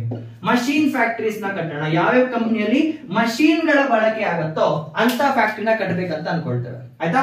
ಇವಾಗ ಎಕ್ಸಾಂಪಲ್ ಕೊಡೋದಾದ್ರೆ ಆರ್ಟಿಫಿಷಿಯಲ್ ಇಂಟೆಲಿಜೆನ್ಸ್, ಈಗಿನ ಕಾಲದ ರೆಫರೆನ್ಸ್ ಕೊಡೋದಾದ್ರೆ AI. ಆರ್ಟಿಫಿಷಿಯಲ್ ಇಂಟೆಲಿಜೆನ್ಸ್ ಈಗ ಏನ್ ಬಂದಿದೆ? ಚಾಟ್ GPT ಬಂದಿದೆ, ಗೊತ್ತಿರುತ್ತೆ ನಿಮ್ಗೆ. ಆರ್ಟಿಫಿಷಿಯಲ್ ಇಂಟೆಲಿಜೆನ್ಸ್ ಏನ್ ಬಂದಿದೆ ಇವಾಗ? ಚಾಟ್ GPT ಬಂದಿದೆ. ಸೊ ಚಾಟ್ GPT ನಿಮ್ಗೆ ಓಕೆ, ಟೆಕ್ನಿಕಲ್ ಫೀಲ್ಡ್ ಬೇಡ, ತುಂಬಾ ಜನ ಟೆಕ್ನಿಕಲ್ ಫೀಲ್ಡ್ ಅಲ್ಲಿ ಇರಲ್ಲ, ಈ ಎಕ್ಸಾಂಪಲ್ ಬೇಡ, ಬೇರೆ ಕೊಡ್ತಾನೆ. ಆಯ್ತಾ? ಬೇರೆ ಕೊಡ್ತಾನೆ ನೋಡಿ. ಜಸ್ಟ್ ಅರ್ಥ ಮಾಡ್ಕೊಳ್ಳಿ. ಒಂದು ಚಿಕ್ಕ ಫ್ಯಾಕ್ಟರಿ ಇದೆ, ಬಟ್ಟೆ ಫ್ಯಾಕ್ಟರಿ ಇದೆ ಆಯ್ತಾ, ನನ್ ಕನ್ನಡ ಅಷ್ಟು ಬರಲ್ಲ. ಒಂದು ಕ್ಲೋತ್ಸ್ ಬಟ್ಟೆ ಫ್ಯಾಕ್ಟರಿ ಇದೆ ಅಂತ ಇಟ್ಕೊಳ್ಳಿ. ಈ ಫ್ಯಾಕ್ಟರಿಯಲ್ಲಿ 20 ಜನ ಕೆಲಸ ಮಾಡ್ತಾ ಇದ್ದಾರೆ. ಇದು ಆಮೇಲೆ ಬರೋಣ ಇಲ್ಲಿಗೆ. ಇಲ್ಲಿ ನೋಡಿ, ಒಂದು ಬಟ್ಟೆ ಫ್ಯಾಕ್ಟರಿ ಇದೆ, 20 ಜನ ಕೆಲಸ ಮಾಡ್ತಿದ್ದಾರೆ. ಈ 20 ಜನ ಸೇರಿ ಒಂದು ದಿನಕ್ಕೆ 20 ಬಟ್ಟೆ ಉತ್ಪನ್ನ ಮಾಡ್ತಿದ್ದಾರೆ ಆಯ್ತಾ. 20 ಜನ ಇದ್ದಾರೆ ಒಂದು ಫ್ಯಾಕ್ಟರಿಯಲ್ಲಿ, ಒಂದ್ ದಿನಕ್ಕೆ 20 ಬಟ್ಟೆ ಉತ್ಪನ್ನ ಮಾಡ್ತಿದ್ದಾರೆ. ಅದ್ರ ಬದಲಾಗಿ ಕಂಪನಿ ಮಾಲೀಕ ಏನ್ ಮಾಡ್ತಾನೆ, ಇಲ್ಲೊಂದು ಮಷೀನ್ ತಂದಿಡ್ತಾನೆ. ಈ ಮಷೀನ್ ಏನ್ ಮಾಡುತ್ತೆ ಅಂದ್ರೆ, ಇಲ್ಲಿಂದ ನೀವು ಹತ್ತಿ ಹಾಕ್ಬೇಕು, ಕಾಟನ್, ಈ ಕಡೆಯಿಂದ ಹತ್ತಿ ಹಾಕಿದ್ರೆ ಈ ಕಡೆಯಿಂದ ಅದು ಬಟ್ಟೆನ ರೆಡಿ ಮಾಡಿ ಕೊಟ್ಬಿಡುತ್ತೆ ಅಷ್ಟೇ. ಅವಾಗ 20 ಜನ ಸೇರಿ ಬಟ್ಟೆ ಹೊಲಿತಾ ಇದ್ರು. ಈಗ ಏನ್ ಮಾಡ್ತಾ ಇದ್ದೇವೆ, ಒಂದ್ ಕಡೆ ಹತ್ತಿ ಹಾಕಿದ್ರೆ ಈ ಮಷೀನ್ ಏನಿದೆ, ಈ ಮಷೀನ್ ಏನಿದೆ ಇದು ಬಟ್ಟೆನ ಉತ್ಪನ್ನ ಮಾಡಿ ಕೊಡುತ್ತೆ ಸಿಂಗಲ್ ಶಾಟ್ ಅಲ್ಲಿ. ಇಲ್ಲಿ ಹತ್ತಿ ಹಾಕ್ತೀರಾ, ಈ ಮಷೀನ್ ಬಟ್ಟೆ ತಗೊಂಡು ಬಟ್ಟೆ ಉತ್ಪನ್ನ ಮಾಡಿ ಕೊಟ್ಬಿಡುತ್ತೆ. ಡೈರೆಕ್ಟ್ ಶಾಟ್ ಅಲ್ಲಿ ಬಟ್ಟೆನ ಉತ್ಪನ್ನ ಮಾಡಿ ಕೊಡುತ್ತೆ. ಇದರಿಂದ ಏನಾಗುತ್ತೆ, 20 ಜನ ಕೆಲಸ ಕಳ್ಕೊಳ್ತಾರೆ. ಇದನ್ನ ಆಟೋಮೇಶನ್ ಅಂತ ಕರೀತೇವೆ. ಆಟೋಮೇಟ್ ಮಾಡ್ತಾ ಇದ್ದೇವೆ. 20 ಜನ ಕಷ್ಟಪಟ್ಟು ಮಾಡುವಂತ ಕೆಲಸ ಏನಿದೆ ಈಗ ಒಂದು ಮಷೀನ್ ಮಾಡುತ್ತೆ. ಸೊ ಏನಾಗುತ್ತೆ, 20 ಜನ ಕೆಲಸ ಕಳ್ಕೊಳ್ತಾರೆ. ಸೊ ಯಾವ ಕಂಪನಿಯಲ್ಲಿ ಮಷೀನ್ಸ್ ಕೆಲಸ ಮಾಡುತ್ತೋ, ಯಾವ ಫ್ಯಾಕ್ಟರಿಲಿ ಮಷೀನ್ಸ್ ಕೆಲಸ ಮಾಡುತ್ತೋ ಅಲ್ಲಿ ಜನರು ಕೆಲಸನ ಕಳ್ಕೊಳ್ಳೋದು ಸರ್ವೇ ಸಾಮಾನ್ಯ. This is called S automation ಅಂತ ಕರೀತೇವೆ ಇಂಗ್ಲಿಷ್ ಅಲ್ಲಿ. ಅರ್ಥ ಆಗ್ತಿದ್ಯಾ? 20 ಜನ ಕಷ್ಟಪಟ್ಟು ಮಾಡುವಂತ ಕೆಲಸನ ಈಗ ಒಂದು ಮಷೀನ್ ಮಾಡ್ತಾ ಇದೆ. ಸೊ ಇದು ಅರ್ಥ ಮಾಡ್ಕೊಳ್ಳಿ. I want you to focus on this. So ಇವಾಗ ಈಚೆ ಬರೋಣ. ಸೊ ಜವಾಹರ್ಲಾಲ್ ನೆಹರು ಅವರು ಇವಾಗ ಮತ್ತೆ ಹೇಳ್ತಾ ಇದ್ದು, ಸೊ ಜವಾಹರ್ಲಾಲ್ ನೆಹರು ಅವ್ರ ಫೋಕಸ್ ಏನಿತ್ತಂದ್ರೆ ನಾವು ಫ್ಯಾಕ್ಟರೀಸ್ ನ ಕಟ್ಟಬೇಕು. ಜವಾಹರ್ಲಾಲ್ ನೆಹರು ಅವ್ರ ಫೋಕಸ್ ಏನಿತ್ತು, ನಾವು ಫ್ಯಾಕ್ಟರೀಸ್ ನ ಕಟ್ಟಬೇಕಂತ ಹೇಳಿದ್ರು. ಓಕೆ, ಒಳ್ಳೇದು. ನಾವು ಇಂಡಸ್ಟ್ರೀಸ್ ಕಡೆ ಫೋಕಸ್ ಮಾಡಬೇಕು, ಫ್ಯಾಕ್ಟರೀಸ್ ನ ಕಟ್ಟಬೇಕು, ಸೂಪರ್. ಬಟ್ ಅವ್ರು ಏನ್ ಹೇಳ್ತಾರೆ, ನಾವು ಜಾಸ್ತಿ ಮಷೀನ್ಸ್ ನ ಬಳಸಬೇಕು ಅಂತ ಹೇಳ್ತಾರೆ. They told we will be using machines. ಈ ಫ್ಯಾಕ್ಟರೀಸ್ ಏನ್ ಹೆವಿ ಇಂಡಸ್ಟ್ರೀಸ್ ಇದೆ, ಇಲ್ಲಿ ನಾವು ಮಷೀನ್ ಗಳ ಬಳಕೆ ಮಾಡೋಣ ಅಂತ ಹೇಳ್ತಾರೆ. Advantage speed. ಮಷೀನ್ ಇದ್ರೆ ಏನಾಗುತ್ತೆ, ಸ್ಪೀಡ್ ಜಾಸ್ತಿ ಆಗತ್ತೆ, ಉತ್ಪನ್ನತೆ ಜಾಸ್ತಿ ಆಗತ್ತೆ. ನಿಜ, ಸ್ಪೀಡ್ ಜಾಸ್ತಿ ಆಗತ್ತೆ, ಉತ್ಪನ್ನತೆ ಜಾಸ್ತಿ ಆಗುತ್ತೆ ಮಷೀನ್ ನ ಬೆಳೆಸಿದ್ರೆ. ಫಾರ್ ಎಕ್ಸಾಂಪಲ್, ಎತ್ತಿನ ಗಾಡಿಯಲ್ಲಿ ನೀವು 3 ಹೋಗೋಕು, ಕಾರಲ್ಲಿ ನೀವು 3 ಹೋಗೋಕು ತುಂಬಾ ಡಿಫ್ರೆನ್ಸ್ ಇದೆ ಅಲ್ವಾ? ಯಾಕಂದ್ರೆ ನಾವು ಎತ್ತನ್ನ ಬಳಸ್ತಾ ಇಲ್ಲ, ಎಂಜಿನ್ ನ ಬಳಸ್ತಾ ಇದ್ದೇವೆ. ಸೊ ಎಲ್ಲಿ ಮಷೀನ್ಸ್ ನ ಬಳಸ್ತೇವೋ ಅಲ್ಲಿ ಸ್ಪೀಡ್ ಜಾಸ್ತಿ ಇರುತ್ತೆ. ಸ್ಪೀಡ್ ಜಾಸ್ತಿ ಇದ್ರೆ ಪ್ರೊಡಕ್ಷನ್ ಜಾಸ್ತಿ ಇರುತ್ತೆ. ಸೊ GDP ಗ್ರೋತ್ ಕೂಡ ಜಾಸ್ತಿನೇ ಇರುತ್ತೆ. ಪ್ರತಿ ವರ್ಷ ಉತ್ಪನ್ನತೆ ಜಾಸ್ತಿ ಜಾಸ್ತಿ ಜಾಸ್ತಿ ಜಾಸ್ತಿ ಜಾಸ್ತಿ ಆಗಿ ಹೋಗುತ್ತೆ. ಪ್ರಾಬ್ಲಮ್ ಏನಂದ್ರೆ, ಇದು ಮಷೀನ್ ಇಂದ ಕೆಲಸ ಮಾಡೋದ್ರಿಂದ ಎಂಪ್ಲಾಯ್ಮೆಂಟ್ ಅಷ್ಟು ಜನರೇಟ್ ಆಗಲ್ಲ, ಅಷ್ಟು ಜನಕ್ಕೆ ಕೆಲಸ ಸಿಗಲ್ಲ, ಎಂಪ್ಲಾಯ್ಮೆಂಟ್ ಕಮ್ಮಿನೇ ಇರುತ್ತೆ. ಬಿಕಾಸ್ ಏನಾಗ್ತಿದೆ, ಇಲ್ಲಿ ಮಷೀನ್ಸ್ ಕೆಲಸ ಮಾಡ್ತಿದೆ, ಮನುಷ್ಯರು ಕೆಲಸ ಮಾಡ್ತಿಲ್ಲ. ಒನ್ ಪ್ರಾಬ್ಲಮ್ ವಾಸ್ ಮಷೀನ್ಸ್ ಕೆಲಸ ಮಾಡೋದ್ರಿಂದ ಅಷ್ಟೊಂದು ಎಂಪ್ಲಾಯ್ಮೆಂಟ್ ಜನರೇಟ್ ಆಗಲಿಲ್ಲ. First drawback. ಅಡ್ವಾಂಟೇಜ್ ಏನು, ಟೆಕ್ನಾಲಜಿನ ಬಳಸ್ತಾ ಇದ್ದೇವೆ, ಅಡ್ವಾಂಟೇಜ್ ಇದೆಲ್ಲ, ಟೆಕ್ನಾಲಜಿ ಬಳಸ್ತಾ ಇದ್ದಾರೆ. ಡಿಸ್ಅಡ್ವಾಂಟೇಜ್ ಏನು, ಜನರಿಗೆ ಅಷ್ಟೊಂದು ಕೆಲಸ ಉತ್ಪನ್ನ ಆಗಲಿಲ್ಲ. ಸೊ ಇದರಿಂದ ಏನಾಯ್ತು, ಟ್ರಿಕಲ್ ಡೌನ್ ಥಿಯರಿ ಅಂತ ಏನ್ ಹೇಳಿದೆ ನಾನು, ಟ್ರಿಕಲ್ ಡೌನ್ ಥಿಯರಿ ಬಗ್ಗೆ ಏನ್ ಹೇಳಿದೆ. ಸೊ ಟ್ರಿಕಲ್ ಡೌನ್ ಥಿಯರಿ ಅಷ್ಟೊಂದು ಸಕ್ಸಸ್ಫುಲ್ ಆಗಿ ಇರ್ಲಿಲ್ಲ. ಅಂದ್ರೆ ಕಂಪನಿ ಕಟ್ಟಿದ್ರೆ ಜನರಿಗೆ ಕೆಲಸ ಸಿಗತ್ತೆ ಅಂತ ಏನ್ ಹೇಳಿದೆ, ಕಂಪನಿಯಲ್ಲಿ ಜನರು ಬಂದು ಮಷೀನ್ ಇಟ್ಕೊಂಡಿದ್ರಿಂದ ಜಾಸ್ತಿ ಜನಕ್ಕೆ ಕೆಲಸ ಸಿಗ್ಲಿಲ್ಲ. ಸೊ ತುಂಬಾ ಜನ ಟ್ರಿಕಲ್ ಡೌನ್ ಥಿಯರಿಯಿಂದ ಬೆನಿಫಿಟ್ ಆಗಲಿಲ್ಲ. ಸೊ ಪಾವರ್ಟಿ ರಿಮೈನ್ಡ್, ಬಡತನ ಉಳ್ಕೊಳ್ತು. ಒಂದು ಪ್ರಾಬ್ಲಮ್ ಇದು. ಮಷೀನ್ ಇಂದ ಏನಾಯ್ತು, ಜನರಿಗೆ ಅಷ್ಟೊಂದು ಕೆಲಸ ಸಿಗ್ತಿಲ್ಲ. So trickle down theory fail ಆಯ್ತು. ಇವಾಗ ಪ್ರತಿಯೊಬ್ಬರಿಗೂ ಕೂಡ ಗವರ್ನಮೆಂಟ್ ಕೆಲಸ ಬೇಕು, ಗವರ್ನಮೆಂಟ್ ಕೆಲಸ ಬೇಕು, ಗವರ್ನಮೆಂಟ್ ಕೆಲಸ ಬೇಕಂತ ಹೇಳ್ತಾರೆ ಅಲ್ವಾ? ಜನರಲಿ ಚಿಕ್ಕ ಮಕ್ಕಳಿಂದ ಹಿಡಿದು ದೊಡ್ಡ ಮುದುಕರವರೆಗೂ ಗವರ್ನಮೆಂಟ್ ಕೆಲಸ ಸೇರ್ಕೊಳ್ಳಪ್ಪ ಅಂತ ಹೇಳ್ತೇವೆ. ಯಾಕೆ ಹೇಳ್ತೇವೆ, ವಾಟ್ ಇಸ್ ದ ರೀಸನ್? ಯಾಕೆ ಗವರ್ನಮೆಂಟ್ ಕಂಪ್ನಿಗೆ ಗವರ್ನಮೆಂಟ್ ಕೆಲಸ ಸಿಕ್ಕಿದ್ರೆ ಹೆಣ್ಮಕ್ಳನ್ನ ಕೊಡ್ತಾರೆ ಅಂತ ಹೇಳ್ತಾರೆ? ಬಿಕಾಸ್ ಗವರ್ನಮೆಂಟ್ ಕೆಲಸ, ಈಚೆ ಬರೀತಾ ಇದ್ದಾರೆ ಗವರ್ನಮೆಂಟ್. ಬಿಕಾಸ್ ಯಾಕೆ, we are believing of PSUs. ನಾವು PSU ಮೇಲೆ ನಂಬಿಕೆ ಇಟ್ಟಿದ್ದು, public sector units, government companies ಇದಲ್ಲ. ಸೊ ಗವರ್ನಮೆಂಟ್ ಕಂಪ್ನೀಸ್ ಬೆನಿಫಿಟ್ ಏನಂದ್ರೆ ಜಾಬ್ ಸೆಕ್ಯೂರಿಟಿ ಇರುತ್ತೆ. ನಮ್ಮ ಹತ್ರ ಏನಿರುತ್ತೆ, ಜಾಬ್ ಸೆಕ್ಯೂರಿಟಿ ಇರುತ್ತೆ. ಜಾಬ್ ಸೆಕ್ಯೂರಿಟಿ ಇದೆ. ಸೊ ಏನಾಗುತ್ತೆ, ಇಲ್ಲಿ ಕೆಲಸ ಮಾಡುವಂತ ವ್ಯಕ್ತಿಗಳು, ನೀವು ನೋಡಿರ್ತೀರಾ ಗವರ್ನಮೆಂಟ್ ಆಫೀಸ್ಗೆ ಹೋದ್ರೆ ಯಾವ ತರ ಕೆಲಸ ಮಾಡ್ತಾರಂತ. ಇಲ್ಲಿ ಕೆಲಸ ಮಾಡುವಂತ ವ್ಯಕ್ತಿಗಳು ತಮ್ಮ ಸರ್ವಶಕ್ತಿನ ಹಾಕಿ ಕೆಲಸ ಮಾಡಲ್ಲ, ಸರ್ವಶಕ್ತಿ ಕೆಲಸ ಮಾಡಲ್ಲ. Majority of them are salaries employees. Salary ಬಂದ್ರೆ ಸಾಕಪ್ಪ ಅಂತ ಕೆಲಸ ಮಾಡ್ತಿರ್ತಾರೆ, ಜಾಸ್ತಿ ಕೆಲಸ ಮಾಡಲ್ಲ. ತುಂಬಾ ಜನ ನಿಷ್ಠಾವಂತ ಆಫೀಸರ್ಸ್ ನಿಮ್ಗೆ ಸಿಗಲ್ಲ ಈಗ. ಸೊ ಏನಾಗ್ತಿದೆ, ಗವರ್ನಮೆಂಟ್ ಕಂಪ್ನಿಯಲ್ಲಿ ಸ್ಯಾಲರೀಸ್ಗೋಸ್ಕರ ಕೆಲಸ ಮಾಡೋ ವ್ಯಕ್ತಿಗಳಿದ್ರೆ ಪ್ರೊಡಕ್ಷನ್ ಕಡೆ ಅಷ್ಟು ಫೋಕಸ್ ಮಾಡಲ್ಲ. ಸೊ ಏನಾಗ್ತಿದೆ, PSUs ಅಲ್ಲಿ ಸೋಂಬೇರಿಗಳಿದ್ರೆ, PSUs ಅಲ್ಲಿ ಇನ್ಎಫಿಷಿಯಂಟ್ ಆಫೀಸರ್ಸ್ ಇದ್ರೆ ಪ್ರೊಡಕ್ಷನ್ ಕೂಡ ಕಮ್ಮಿನೇ ಇರುತ್ತೆ. ಪ್ರೊಡಕ್ಷನ್ ಕಮ್ಮಿ ಇರುತ್ತೆ. ಸೊ ಏನಾಗ್ತಿತ್ತು, PSUs ಇಂದ ಅಷ್ಟೊಂದು ಪ್ರಾಫಿಟ್ ಕೂಡ ನಾವು ನೋಡ್ಲಿಲ್ಲ, ಅಷ್ಟೆಲ್ಲ ಪ್ರಾಫಿಟ್ ರೇಟ್ ಕೂಡ ನಾವು ನೋಡ್ಲಿಲ್ಲ, ಗ್ರೋತ್ ಕೂಡ ನಾವು ಅಷ್ಟೊಂದು ನೋಡ್ಲಿಲ್ಲ. ಗ್ರೋತ್ ರೇಟ್ ಏನಿದೆ, PSU ಲೆಟ್ ಗ್ರೋತ್ ಅಂತ ಏನ್ ಕರೀತಾರೆ, PSUs ನ ನಂಬ್ಕೊಂಡು ನಾವು ಬೆಳಿತೀವಂತ ಏನ್ ಅನ್ಕೊಂಡ್ವಿ ಅಲ್ಲ, PSUs ನ ನಂಬ್ಕೊಂಡು ನಾವು ಅಷ್ಟು ಬೆಳೆಯಕ್ ಆಗ್ಲಿಲ್ಲ. ಬಿಕಾಸ್ ಅಲ್ಲಿದ್ದಂತ PSUs ಎಫಿಷಿಯಂಟ್ ಆಗಿ ಕೆಲಸ ಮಾಡ್ತಿಲ್ಲ, ತಮ್ಮ ಸರ್ವ ಶಕ್ತಿ ಹಾಕಿ ಕೆಲಸ ಮಾಡ್ತಿರ್ಲಿಲ್ಲ. ಸೊ ಪ್ರೊಡಕ್ಷನ್ ಏನ್ ಅಷ್ಟೊಂದು ಮೇಲೆ ಹೋಗ್ಲಿಲ್ಲ, we are facing losses. Productions ಅಷ್ಟೊಂದು ಜಾಸ್ತಿ ಏನ್ ಲಾಭ ಕೊಡ್ಲಿಲ್ಲ ನಮ್ಗೆ. So PSU let growth model ಏನಿತ್ತು ಇದು ಕೂಡ ಫೇಲ್ ಆಯ್ತು. ಇನ್ನೊಂದು ಕಡೆ ಬರೋದು ಪ್ರೈವೇಟ್ ಕಂಪನೀಸ್. ನೋಡಿ, ನಂದೇ ಒಂದು ಕಂಪನಿ ಇದೆ, ನನ್ನ ಕಂಪನಿಯಲ್ಲಿ ನಿಮ್ಮನ್ನೆಲ್ಲ ಕೆಲಸಕ್ಕೆ ಇಟ್ಕೊಂಡಿದ್ದಾನೆ, ನಂದೊಂದು ಕಂಪನಿ ಇದೆ, ನನ್ನ ಕಂಪನಿಯಲ್ಲಿ ನಾನು ನಿಮ್ಮನ್ನೆಲ್ಲ ಕೆಲಸಕ್ಕೆ ಇಟ್ಕೊಂಡಿದ್ದಾನೆ. ಇನ್ ಕೇಸ್ ನೀವು ಕೆಲಸ ಮಾಡ್ತಿಲ್ಲ ಅಂತ ಗೊತ್ತಾದ್ರೆ ನಾನು ಕಿತ್ತು ಬಿಸಾಕ್ತೇನೆ ಅಲ್ವಾ. ಪ್ರೈವೇಟ್ ಕಂಪನಿ, ನನ್ನ ಕಂಪನಿ ಇದು, ನಿಮ್ಮನ್ನ ಕೆಲಸಕ್ಕೆ ಇಟ್ಕೊಂಡಿದ್ದೇನೆ, ಬಟ್ ನೀವು ಕೆಲಸ ಮಾಡ್ತಿಲ್ಲ ಅಂತ ಗೊತ್ತಾದ್ರೆ ನಾನು ಕಿತ್ತು ಬಿಸಾಕ್ತೇನೆ. ಸೊ ಏನಾಗುತ್ತೆ, ಪ್ರೈವೇಟ್ ಕಂಪನಿಯಲ್ಲಿ ಪ್ರೊಟೆಕ್ಷನ್ ಜಾಸ್ತಿ ಇರುತ್ತೆ, ಇಲ್ಲಿ ಎಫಿಷಿಯನ್ಸಿ ಜಾಸ್ತಿ ಇರುತ್ತೆ. ಬಿಕಾಸ್ ಇದು ನನ್ನ ಕಂಪನಿ, ಇಲ್ಲಿ ಎಫಿಷಿಯನ್ಸಿ ಜಾಸ್ತಿ ಇರುತ್ತೆ ಅಲ್ವಾ. ಬಿಕಾಸ್ ನಾನು ಲಾಭ ಮಾಡ್ಬೇಕು, ನನ್ನ ಕಂಪನಿ ನಾನು ಲಾಭ ಮಾಡ್ಬೇಕು, ಜೊತೆಗೆ ನಾನು ಇನ್ನೂ ಟೆಕ್ನಾಲಜಿನ ಕೂಡ ತಗೋಬರ್ತೇನೆ. ಫಾರ್ ಎಕ್ಸಾಂಪಲ್ 20 ಜನ ಕೆಲಸ ಮಾಡ್ತಿದ್ದಾರೆ, ಅಷ್ಟು ಉತ್ಪನ್ನ ಆಗ್ತಿಲ್ಲ. ಸೊ ನಾನು ಏನ್ ಮಾಡ್ಬೋದು, ನಾನು ಹೊಸ ಟೆಕ್ನಿಕ್ ನ ತರಬಹುದು, ಟೆಕ್ನಾಲಜಿನ ತಗೋಬರ್ತೇನೆ, ಹೊಸ ಮಷೀನ್ ನ ತಗೋಬರ್ತೇನೆ, ಏನ್ ಬೇಕು ಅದನ್ನ ತಗೋಬರ್ತೇನೆ ನನ್ನ ಫ್ಯಾಕ್ಟ್ರಿ. ಸೊ ಏನಾಗುತ್ತೆ, ನಾನು ಇಲ್ಲಿ ಟೆಕ್ನಾಲಜಿನ ಕೂಡ ಬಳಸ್ತೇನೆ, ಇದರಿಂದ ಏನಾಗುತ್ತೆ, ನನ್ನ ಪ್ರೊಡಕ್ಷನ್ ಜಾಸ್ತಿ ಇರುತ್ತೆ. ನೆನ್ಪಿಟ್ಕೊಳ್ಳಿ, ನಿಮ್ಮ ತೋಟದಲ್ಲಿ ಕೆಲಸ ಮಾಡೋದಕ್ಕೂ ಬೇರೆಯವ್ರ ತೋಟದಲ್ಲಿ ಕೆಲಸ ಮಾಡೋದಕ್ಕೂ ತುಂಬಾ ಡಿಫ್ರೆನ್ಸ್ ಇರುತ್ತೆ. ನಿಮ್ಮ ತೋಟದಲ್ಲಿ ಕೆಲಸ ಮಾಡಿದ್ರೆ ಬರುವಂತ ಲಾಭ ನಿಮಗ್ ಬರುತ್ತೆ. ಸೊ ನೀವು ಜಾಸ್ತಿ ಕೆಲಸ ಮಾಡ್ತೀರಾ, ಜಾಸ್ತಿ ಟ್ರ್ಯಾಕ್ಟರ್ ಗಳನ್ನ ತಗೋಬರ್ತೀರಾ, ಜಾಸ್ತಿ ಟೆಕ್ನಾಲಜಿ ತಗೋಬರ್ತೀರಾ, ನೀರಾವರಿ ವ್ಯವಸ್ಥೆ ಮಾಡ್ಕೊಳ್ತೀರಾ. ದಟ್ ಈಸ್ ಸ್ವಾರ್ಥದಿಂದ ಓಡುವಂತ business private business. Government business ಅಲ್ಲಿ ಏನಿಲ್ಲ, ಪ್ರತಿ ತಿಂಗಳು ನಂಗೆ ಸಂಬಳ ಬರುತ್ತೆ ಅಂತ ಕಾರಣಕ್ಕೆ ಏನಾಯ್ತು, PSUs ಪರ್ಫಾರ್ಮೆನ್ಸ್ ಕೂಡ ಅಷ್ಟೇನ್ ಚೆನ್ನಾಗಿದ್ದಿಲ್ಲ. We are going towards losses, ನಾವು ನಷ್ಟಗಳನ್ನ ಮಾಡ್ಕೊಳ್ತಿದ್ವಿ. ಇಲ್ಲಿ ಪ್ರೈವೇಟ್ ಸೆಕ್ಟರ್ ಇಂದ ಏನಾಗ್ತಿತ್ತು, ಎಫಿಷಿಯನ್ಸಿ ಮತ್ತೆ ಟೆಕ್ನಾಲಜಿಯಿಂದ ಜಾಸ್ತಿ ಬರ್ತಾ ಇತ್ತು. So private companies was doing good, private companies comparatively ಚೆನ್ನಾಗಿ ಮಾಡ್ತಿತ್ತು. ಬಟ್ ಪ್ರಾಬ್ಲಮ್ ಏನು, ಇಲ್ಲಿ ಲೈಸೆನ್ಸ್ ರಾಜ್ ಹಾಕಿಟ್ಟಿದ್ರು. ಲೈಸೆನ್ಸ್ ರಾಜ್ ಹಾಕಿದ್ರಿಂದ ಏನಾಯ್ತು, ಪರ್ಫಾರ್ಮೆನ್ಸ್ ಅಷ್ಟೆಲ್ಲ ಸ್ಟ್ರಾಂಗ್ ಆಗಿ ಇರ್ಲಿಲ್ಲ. Even though there was performance, licence Raj ಇಂದ ಅವರು ತಮ್ಮ ಕಂಪ್ಲೀಟ್ ಕೆಪಾಸಿಟಿ ಮೇಲೆ ಕೆಲಸ ಮಾಡಕ್ ಆಗ್ತದೆ. There was problem. ಒಂದ್ ಕಡೆ ಏನಾಗ್ತಿದೆ, ಮಷೀನ್ಸ್ ನ ತರ್ತಾ ಇದ್ದೇವೆ. ಸೊ ಇದರಿಂದ ಏನಾಗುತ್ತೆ, this is machine based work, employment ಅಷ್ಟೊಂದು ಜನರೇಟ್ ಆಗ್ತಿಲ್ಲ, ಉದ್ಯೋಗ ಅವಕಾಶಗಳು ಅಷ್ಟೊಂದು ಬರ್ತಿಲ್ಲ. ಇನ್ನೊಂದ್ ಕಡೆ PSU ಲೆಟ್ ಗ್ರೋತ್ ಅಂತ ಏನ್ ಕರಿತೇವೆ, ನಮ್ಗೆ ಅಷ್ಟೆಲ್ಲ ಲಾಭ ಕೂಡ ಆಗ್ತಿರ್ಲಿಲ್ಲ. ಓಕೆ, ಇನ್ನೊಂದ್ ಕಡೆ ಪ್ರೈವೇಟ್ ಕಂಪನೀಸ್ ಕೆಲಸ ಮಾಡ್ತಿದ್ರು ಕೂಡ ಲೈಸೆನ್ಸ್ ರಾಜ್ ಇಂದ ಅಷ್ಟೆಲ್ಲ ಪರ್ಫಾರ್ಮೆನ್ಸ್ ಕೊಡಕ್ ಆಗ್ತಿಲ್ಲ. So when I talk about industrial growth, ನಾನು ಇಂಡಸ್ಟ್ರಿಯಲ್ ಗ್ರೋತ್ ಏನ್ ಕರಿತೇನಲ್ವಾ, ಇದನ್ನ ಗ್ರೋತ್ ಅಂತ ಅನ್ಕೊಳ್ಳಿ. ಇಂಡಸ್ಟ್ರೀಸ್ ಗ್ರೋತ್ ಬಗ್ಗೆ ಮಾತಾಡೋದಾದ್ರೆ ಗ್ರೋತ್ ಇತ್ತು, ಬಟ್ ನಾವು ಅನ್ಕೊಂಡಿಷ್ಟೇನ್ ಸಾಧಿಸ್ಕೊಂಡು ಹೋಗಿಲ್ಲ. ಫಾರ್ ಎಕ್ಸಾಂಪಲ್, ನಾವು PSU ಈ ಮಾಡೆಲ್ ಅಲ್ಲಿ ನಾವು ಇಷ್ಟೆಲ್ಲ ಸಾಧಿಸ್ಬೇಕಂತ ಇದ್ವಿ, ಈ ತರ ಹೋಗ್ಬೇಕಿತ್ತು ಮಾಡೆಲ್, ಲಾಭಗಳು ಆಕಾಶ ನೋಡ್ಬೇಕಂತ ಇತ್ತಂತ ಅನ್ಕೊಂಡ್ರೆ, ಬಟ್ PSU ಲೆಟ್ ಗ್ರೋತ್ ಅಲ್ಲಿ ನಾವು ಅಷ್ಟೊಂದೇನ್ ಸಾಧಿಸಕ್ಕಾಗಲ್ಲ. ಸ್ವಲ್ಪ ಸಾಧಿಸಿದ್ವಿ, ಬಟ್ ತುಂಬಾ ಸಾಧಿಸಕ್ಕಾಗಲ್ಲ. This is about industries. So industries ಅಲ್ಲಿ ನಮ್ಗೆ ಏನ್ ಬೇಕಿತ್ತು, ನಮ್ಗೆ ಇನ್ನೂ ಜಾಸ್ತಿ ಇಂಡಸ್ಟ್ರೀಸ್ ಅವಶ್ಯಕತೆ ಇದೆ, ಜಾಸ್ತಿ ಮಾಡರ್ನೈಸೇಷನ್ ಅವಶ್ಯಕತೆ ಇದೆ. PSU ಲೆಟ್ ಗ್ರೋತ್ ನಮ್ಗೆ ಗ್ರೋತ್ ಕೊಡ್ತಾ ಇದೆ ಪಕ್ಕ, ಬಟ್ ಇವಾಗ ನೋಡುವಷ್ಟು ಗ್ರೋತ್ ನಾವು ನೋಡ್ತಾ ಇಲ್ಲ. ಆಯ್ತಾ. ಸೊ ಇದಕ್ಕೆ ಮಾಡರ್ನ್ ವರ್ಲ್ಡ್ ಅಲ್ಲಿ ಕ್ರಿಟಿಸಿಸಮ್ ಕೂಡ ಇತ್ತು. ಮಾಡರ್ನ್ ವರ್ಲ್ಡ್, ಬೇರೆ ದೇಶದವರು ನಮ್ಮನ್ನ ಕ್ರಿಟಿಸೈಸ್ ಮಾಡ್ತಿದ್ರು. ನಾವು ಅನ್ಕೊಂಡಿದ್ದು ಈ ರೇಂಜ್ ಗ್ರೋತ್, ಸಿಕ್ಕ ಆಕಾಶ ನೋಡ್ಬೇಕು ಅಂತ, ನಾವು ನೋಡಿದ್ದು ಕಮ್ಮಿ ಅಲ್ವಾ. ಇದನ್ನ ನಿಕ್ ನೇಮ್ ಇಟ್ಟಿದ್ದಾರೆ, ಹಿಂದೂ ಲೆಡ್ ಗ್ರೋತ್ ಅಂತ, ಹಿಂದೂ ರೇಟ್ ಆಫ್ ಗ್ರೋತ್ ಅಂತ ಕರೀತಾರೆ. ನಮ್ ಗ್ರೋತ್ ರೇಟ್ ಏನಿದೆ ಆ ಕಾಲದಲ್ಲಿ ಅದನ್ನ ಹಿಂದೂ ರೇಟ್ ಆಫ್ ಗ್ರೋತ್ ಅಂತ ಕರೀತಾರೆ. ಕ್ರಿಟಿಸಿಸಮ್ ಇದು. Hindu, because India was Hinduistic based country ಅಲ್ವಾ. ಸೊ ಅವ್ರದ್ದು ಗ್ರೋತ್, ನಮ್ ದೇಶನ ಬೇರೆಯವ್ರು ಏನಂತ ಕರೀತಿದ್ರು, Hindu rate of growth. Maximum 3 to 3.5% growth ಇತ್ತು ಅಷ್ಟೇ. ಮ್ಯಾಕ್ಸಿಮಮ್ ನಮ್ ಗ್ರೋತ್ ರೇಟ್ ಏನಿಷ್ಟು 3 to 3.5%. ಪ್ರತಿ ವರ್ಷ ನಮ್ಮ ಉತ್ಪಾದನೆ 3% ಜಾಸ್ತಿ ಆಗ್ತಿತ್ತು. ಇದನ್ನ ಹಿಂದೂ ರೇಟ್ ಆಫ್ ಗ್ರೋತ್ ಅಂತ ಕರೀತಾರೆ. ಇವಾಗ ನೋಡಿದ್ರು ಮಾಡರ್ನ್ ರೇಟ್ ಆಫ್ ಗ್ರೋತ್, ನಾವ್ ಹಿಂಗ್ ಹೋಗ್ತಾ ಇದ್ದೇವೆ, ಇವಾಗ ಬೇರೆ ಇದು. ಬಟ್ ಅವಾಗ 1956 ಇಂದ ಹಿಡಿದು second industrial second 5 year plan ಅಲ್ಲಿ ಬಂದಂತ ಗ್ರೋತ್ ಏನಿದೆ, ನಾವು ಅನ್ಕೊಂಡಷ್ಟು ನೆನ್ ಸಾಧಿಸಕ್ ಆಗ್ಲಿಲ್ಲ. ಬಟ್ ಸ್ಟಿಲ್ ಇದು ಪಾಸಿಟಿವ್ ಆಗಿದ್ರಿಂದ we were happy.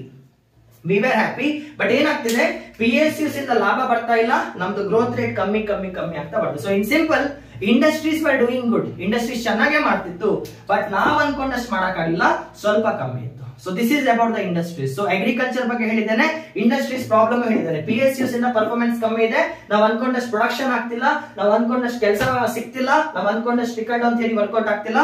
So poverty remains. ಓಕೆನಾ. ನೆಕ್ಸ್ಟ್ ಟಾಪಿಕ್ ಬಗ್ಗೆ ಮಾತಾಡೋಣ. ಸೊ ನಿಮ್ಗೆ ಅಗ್ರಿಕಲ್ಚರ್ ಬಗ್ಗೆ ಹೇಳಿದ್ದಾನೆ, ಇಂಡಸ್ಟ್ರೀಸ್ ಬಗ್ಗೆ ಹೇಳಿದ್ದಾನೆ. ನೆಕ್ಸ್ಟ್ ಬಂದು ಇಂಪೋರ್ಟ್ ಅಂಡ್ ಎಕ್ಸ್ಪೋರ್ಟ್ ಸೆಕ್ಟರ್. ಅದೊಂದು ನೋಡಿದ್ರೆ ಸೆಕೆಂಡ್ NCERT ಚಾಪ್ಟರ್ ಕಂಪ್ಲೀಟ್ ಆಗುತ್ತೆ. ಓಕೆನಾ? ಜೈ.